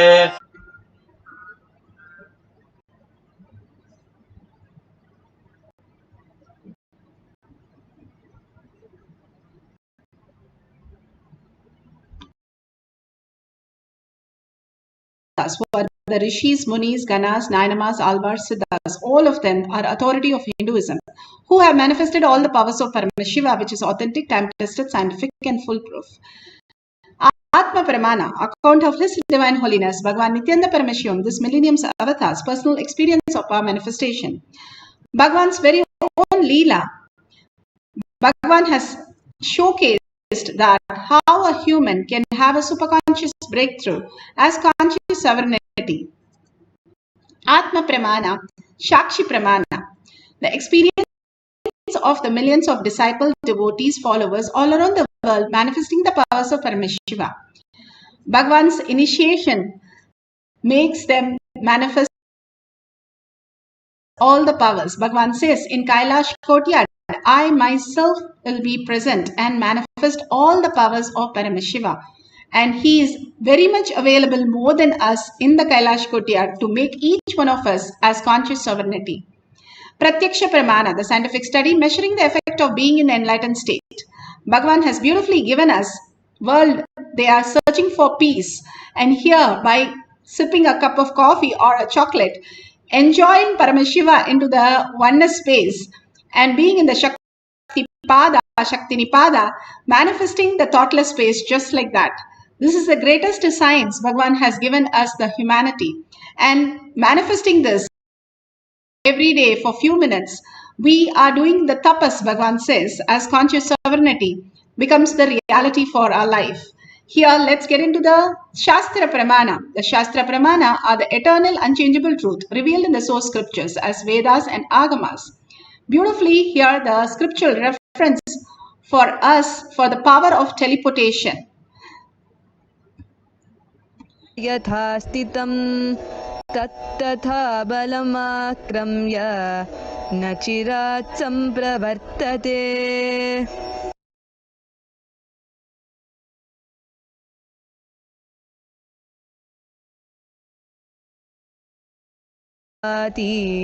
स्वबलोद्योगभावितः तथा यत्परमार्थेन येन यत्र यथा स्थितं तत्तथा बलमाक्रम्य न चिरात् सम्प्रवर्तते. Beautifully, Parameshwar says in the Spandakarika, section 3, Vibhuti Spanda, Sutra 3.4, 3.5, Bhagavan Parameshwar says, so carefully you can clearly understand. Indeed, just as an object or a static matter, which is in spite of the attentiveness of the mind, it is perceived and seen indistinctly at first, then appears and manifests more distinctly and clearly when observed with the strength of one's visual power. Here he clearly says, nature of oneness with Paramashiva then whatever thing or object or which the static matter, which is the static matter, exists in the highest dimension in whichever form, in whatever way, in whichever place or time, in whatever or whichever state or dimension, that thing or the object at once appears and manifests in the very form, nature of its strategic existence. Beautifully, Bhagavan explains what is Paramashiva, which is static matter, that which is a matter. The mind is a matter, the thought is a matter, we are matter, the objects that are surrounding is a matter. Everything is a matter, which is a Paramashiva, and which is the happening, makes the matter into our perception, is Parashakti, the dynamic activity it is called, and strategic existence. The beautiful strategic existence, Bhagavan says, is the cognition. Each one's particular cognition, we create our realities. How we perceive is because of our cognition. What we actually understand and cognize becomes our reality, not our desires, not our understanding, but our cognition is only the reality. Bhagavan says, what you eat and digest is what you belch. That is exactly how we are cognizing, we manifest the powers. If we cognize I can walk, I can walk. If I cognize I can cook, I can cook. If I cognize I cannot read, I do not know to read. If I cognize that I can fly a plane, I can fly a plane. It's about our cognition and our deep beliefs, which has become the root pattern in us. If we cognize that Paramashiva, Parashakti is the ultimate space of me, I can manifest any reality. Simply we can manifest. That is why it is easier than the blink of an eye, he says, because it takes few seconds to manifest the power. Seconds, he says 3 to 4 seconds when the thoughtless space happens. That is measured even scientifically. We can experience the oneness and manifest as powers. But if we stay in that thoughtless space for few seconds, that 21 seconds, we can experience the enlightened space, permanent, no thought zone, where we can be residing in Paramashiva himself as quantum, as the ultimate reality. Beautifully, the Nandanar, the greatest devotee of Paramashiva, he merged into literally Paramashiva, lived as Paramashiva, and he in the Patinatar, so beautiful, Patinatar shows the power of teleportation by telling the kids how he played with the kids and disappeared into the oneness with Paramashiva, teleported himself into the next dimension. He was playing with the kid, and each time he would play, and they would cover him with a basket, and he would come from the back, and they would be so surprised. But they started doing that many times. Suddenly, he disappeared, and a linga happened, and he never came back. The Swayambhu Linga represents his energy of feeling connection with Paramashiva, the ultimate teleportation that he had as his reality. Bhagavan beautifully explains how we can levitate and we are in the oneness with Paramashiva, how experience the ultimate reality. Shaking your body. When you shake out all the dust go away, if the shaking is from internal, all the engrams drop. But the levitation has to become deeper and deeper. Now most of you levitate only in the pranic level. It has not become the mental level or subtle level. If it becomes subtle level, then the stability in the air starts happening. So you guys are only dropping kind of a desires and guilt, not more than that. You guys are not yet started dropping pain. If you start dropping pain, then the stability in the air will start happening. See, it is the pain or the fear of getting hurt only makes you land on the ground back. When you raise, why do you want to come back? No, if I go up and fall, what will happen? Better let me land now itself. It is the fear of pain which is responsible for bringing you down. Mental level or subtle level. If it becomes subtle level, then the stability in the air starts happening. So you guys are only dropping kind of a desires and guilt, not more than that. You guys are not yet started dropping pain. If you start dropping pain, then the stability in the air will start happening. See, it is the pain or the fear of getting hurt only makes you land on the ground back. When you raise, why do you want to come back? No. If I go up and fall, what will happen? Better let me land now itself. It is the fear of pain which is responsible for bringing you down, getting you back. So all the levitation happening as on now, the Kundalini awakening, is more pranic layer, the second layer. If you loosen yourself from many more nervous system, means many more desires, organs. I wanted to make it clear. Loosening yourself from the food does not mean you will stop eating. You will eat like a casual. It will not be a craving. Just day for yesterday, suddenly I told the brahmachari gives me food, hey, get me tea. They said, no, tea is not good for you. I said, what do you guys mean? I don't drink tea regularly. That does not mean I'm not supposed to drink tea. Get me the tea. And I got and drank. It is not that you will stop drinking tea. It will be just a casual flow where the craving is not there. Just suddenly I remembered tea. I said, come on, get the tea. That's it. Nothing else.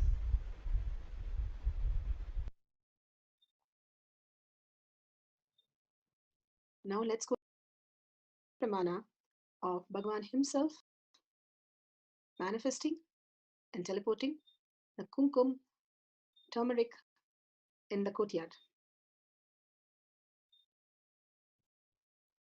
Please close your eyes.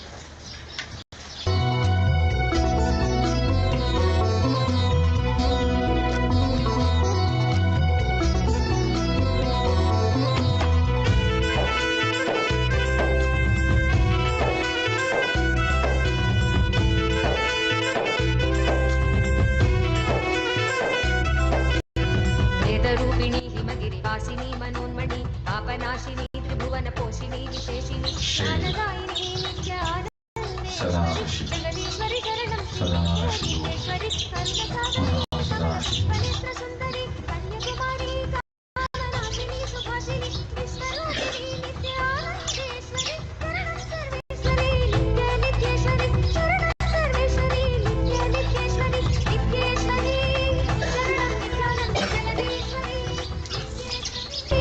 शरणं नित्यानन्द जगदीश्वरि नित्येश्वरि शरणं Nityanand.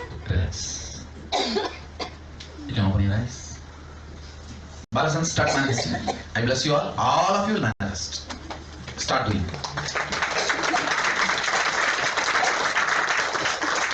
So Sakti Bala starts now. You can start doing. Otherwise, if you guys want to practice for 10 minutes or sometime, you can sit and practice and go. Or if you guys want to continue repeating it, up to you guys. Can I?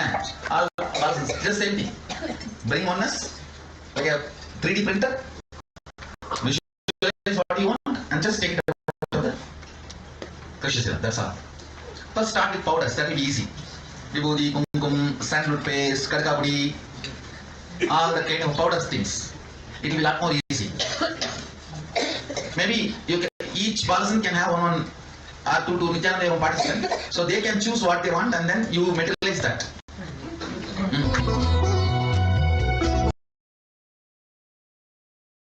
You can see the Balasans' hands. They have started before Bhagwan could even say. They already started getting dots in their hands. The power of manifestation. You can see in the tip, it's just appearing. It's just like that. It is getting more and more bigger and appearing right in the camera. You can see.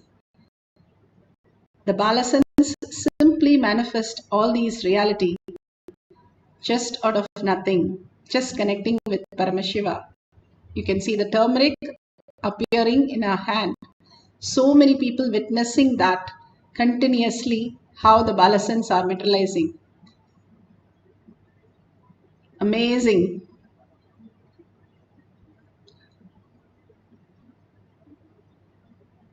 Beautiful. Bhagwan now showed us. Now let's experience the oneness with Paramashiva and materialize, teleport. Materialize is a depth dimension. It has to come from antimatter just like that. Here we are going to make the matter into antimatter and then move it back as a matter. So you can get a few cups of turmeric, Jnananjan or Vibhuti, Kumkum, any of the auspicious elements that you can keep it in one side, and the other side you can keep a plate completely, no other object, completely clean. Take a picture of it and let's get into the deep meditation. Just now we have had the initiation into the oneness space. So we can experience the beautiful space of oneness and manifest the power of materialization, teleportation. So clearly see everywhere there is no spots, and wipe completely, check your hands, and now sit straight with your head, neck and spine in a straight line. Put away your gadgets, put away your thoughts. Whatever thought, Bhagavan, how beautifully he says, the delusion which is constantly eating us away, drop that completely. We are Paramashiva, the greatest happening on planet Earth that Bhagavan has given the conscious sovereignty as our reality. Hold that space of oneness and absolute unclutching. Anything that you experience, unclutch from that. Keep on unclutching. Bhagavan says, any level you go and unclutch, and you are Paramashiva. Go on holding only that cognition. You will see more and more auspiciousness and abundance in you happening as your reality. Beautifully, Bhagavan has given the oneness capsule where we can entangle with Bhagavan in the quantum space and experience the quantum space just by chanting the Mahavakya, the mantra. Each of these mantras that Bhagavan has given, the pure form of sound, when we merge into that, we become one with the Paramashiva, one with the reality. And simply the consciousness, conscious sovereignty becomes our reality, and Bhagavan fulfills all the cognitions that we are possessing. All that auspiciousness and abundance becomes reality. Holding that beautiful space of auspiciousness and abundance as our reality, and holding that I am manifesting the powers of Paramashiva. Sit as Parashakti with your 25 heads and 75 eyes and 50 hands. Each one of you in the session is gods and goddesses. Only you can experience the oneness and manifest as powers as superconscious being. This session is only filled with all the superconscious being. Rest of the humans leave because they think they cannot manifest. They cannot manifest the conscious sovereignty as their reality. If you are here, be very clear. You are conscious sovereignty. You are the special species. Brahmanya Bahutputritam. You are the favorite son of cosmos. And you are the favorite inheritance of cosmos, I should say. Exactly what Bhagavan said. Beautifully, Bhagavan says, if you are here and manifesting the powers of Paramashiva at each one of your conscious sovereignty, that is the ultimate reality, simple obedience and simple integrity that Bhagavan wants from us, to hold the space and chant the Mahavakya. We need to chant as long as we are only chanting and listening. Once it becomes chanting inside, then we'll be doing only listening. We don't have to chant. But we have to get into the space all about listening, becoming aware. How much ever you become aware, that much awareness engulfs you and brings you to the higher realities. The ladder is all awareness. How much you are aware every moment instead of thoughts, you are aware. Thoughts just put down our awareness and just deludes us. But bringing the awareness, thoughts disappear. Either the thoughts or awareness. If you bring the awareness by unclutching, and you are Paramashiva, holding Paramashiva's words and form inside you in your inner space, that is Shakti Nipada. When Bhagavan initiates, it becomes reality in you. So let's start chanting the Mahavakya intensely and experience the power of teleportation. Nithyananda Paramashivoham. Om Nithyananda Paramashivoham. Om Nithyananda Paramashivoham. Om Nithyananda Paramashivoham. Om Nithyananda Paramashivoham. Om Nithyananda Paramashivoham. Om Nithyananda Paramashivoham.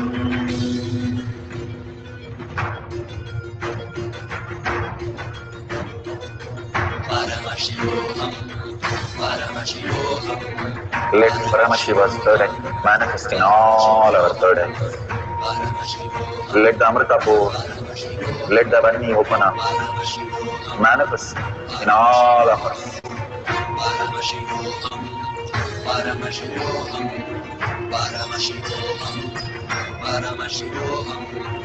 Let Paramashiva overflow, manifest the powers in all our third eyes.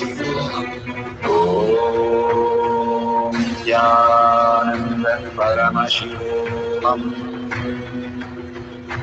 Om Nithyananda Paramashivoham. Om Nithyananda Paramashivoham. Om Nithyananda Paramashivoham. Om Nithyananda Paramashivoham. Om Nithyananda Paramashivoham. Om Nithyananda Paramashivoham. Om Nithyananda Paramashivoham. Om Nithyananda. Om Nithyananda Paramashivoham. Om Nithyananda Paramashivoham.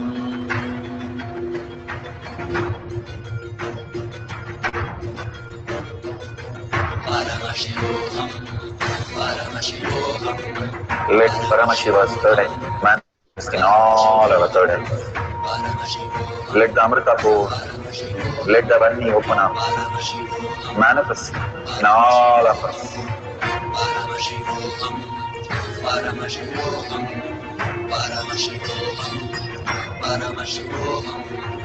Let Paramashiva overflow, manifest the powers in all our third eyes.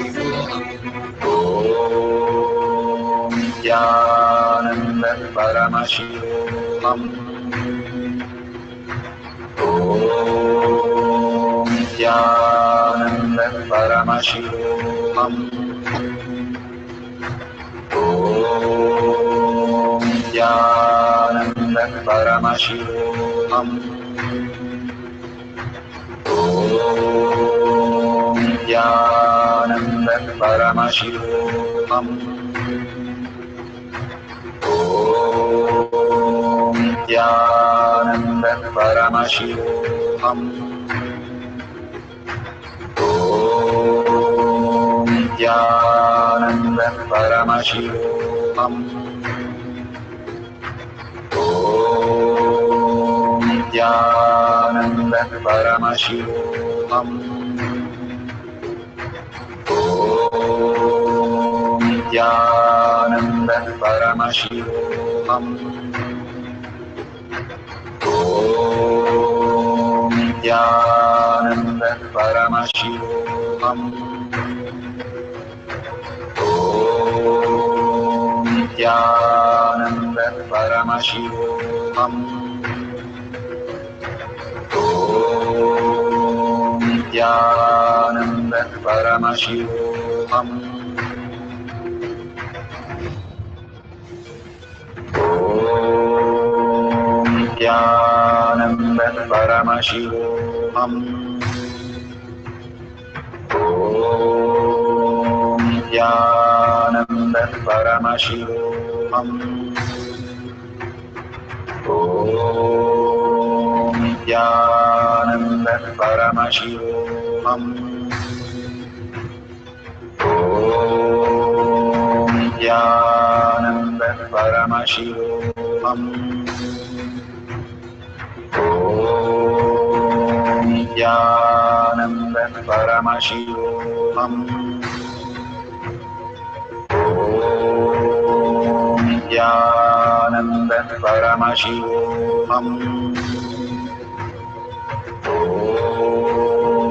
Nithyananda Paramashivoham. Om Nithyananda Paramashivoham. Om Nithyananda Paramashivoham.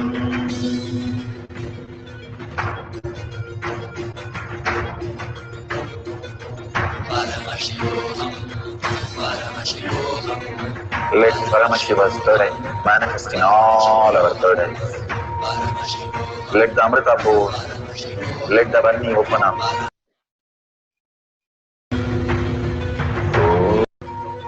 Om Nithyananda Paramashivoham. Om Nithyananda Paramashivoham. Om Nithyananda Paramashivoham. Om Nithyananda Paramashivoham.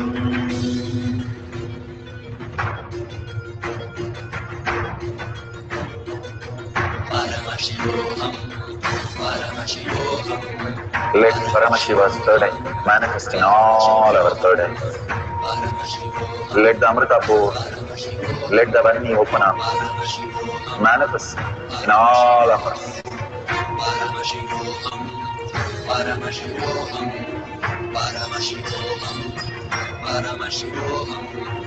Let Paramashiva overflow, manifest the powers in all our third eyes. Om Nithyananda Paramashivoham. Om Nithyananda Paramashivoham. Om Nithyananda Paramashivoham. Om Nithyananda Paramashivoham. Om Nithyananda Paramashivoham. Om Nithyananda Paramashivoham. Om Nithyananda Paramashivoham. Om Nithyananda Paramashivoham.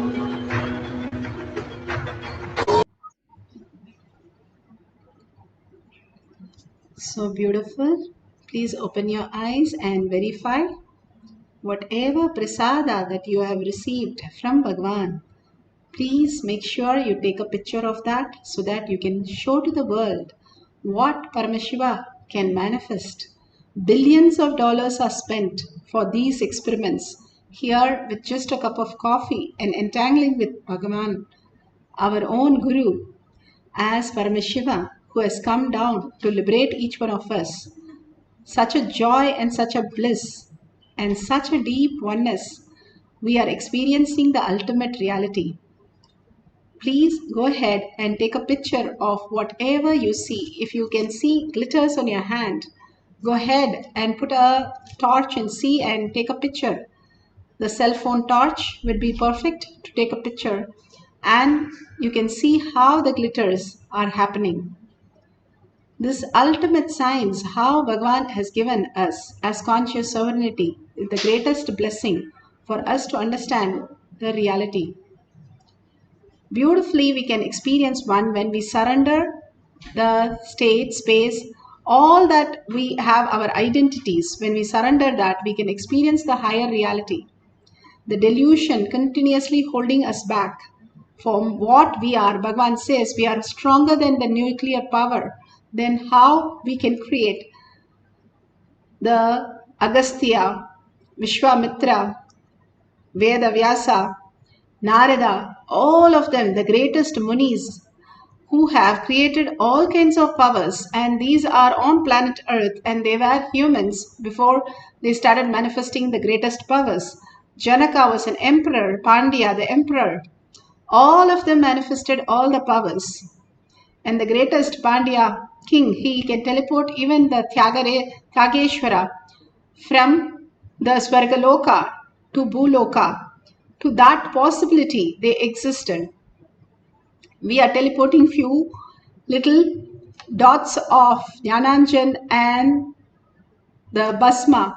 What kind of a context they would have lived to manifest that kind of a reality, when from different lokas they can bring even as big as a stone deities into the land. How beautifully the manifestation has happened, all these greatest manifestation.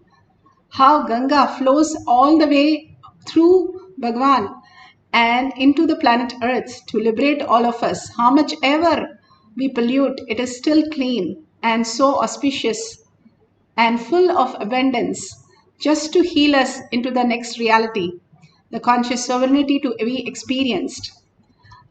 All these greatest gift when we surrender our identity and start experiencing the oneness. Now we'll have one more cycle. For a few minutes, put away your gadgets. Merge into Paramashiva. That is the very original pure space of you, which is there in the deep sleep, which is there in the dream, which was there before you are born, and which is going to be there after you die. That which is there is the eternal one, is the pure conscious sovereignty as your reality. Everything else is a perception of you. It does not get lost. You cannot be violated.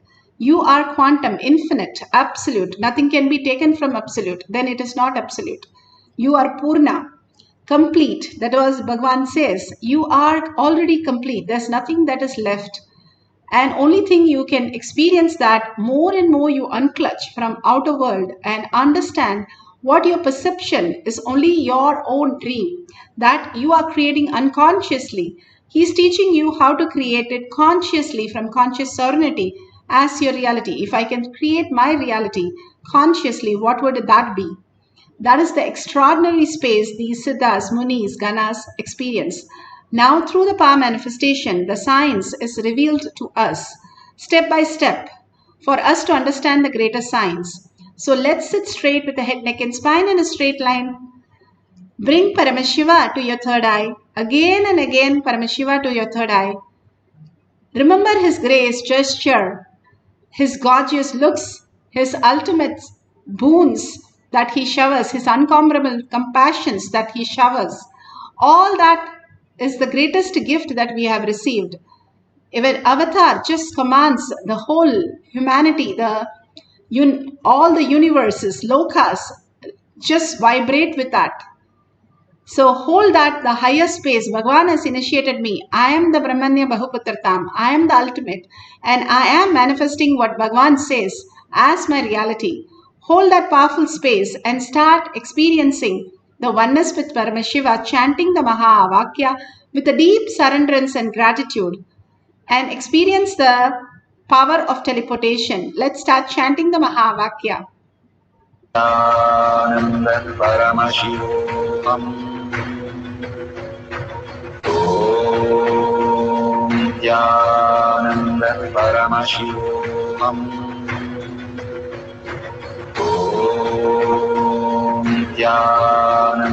Paramashivoham.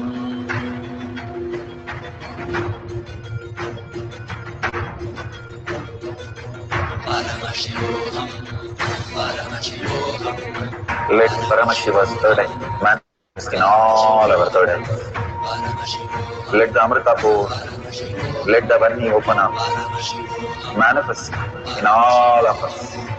Paramashivoham, Paramashivoham, Paramashivoham, Paramashivoham.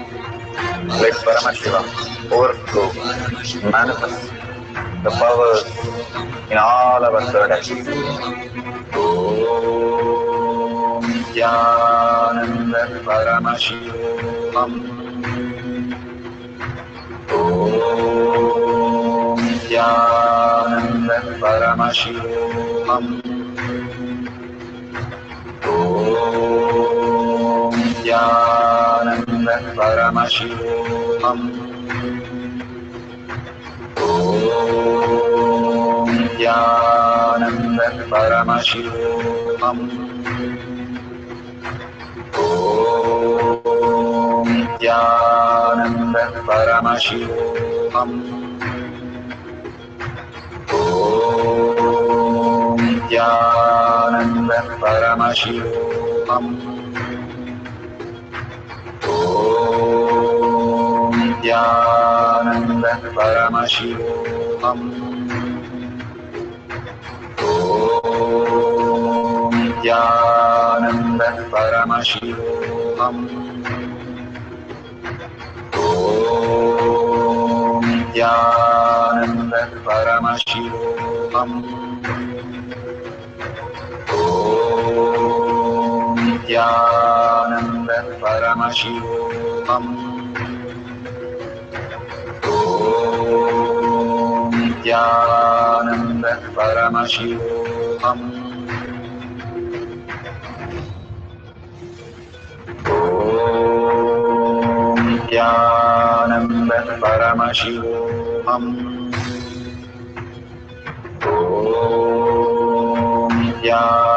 Nithyananda Paramashivoham. Om Nithyananda Paramashivoham. Om Nithyananda Paramashivoham. Om Nithyananda Paramashivoham. Om Nithyananda Paramashivoham. Om Nithyananda Paramashivoham. Om Nithyananda Paramashivoham.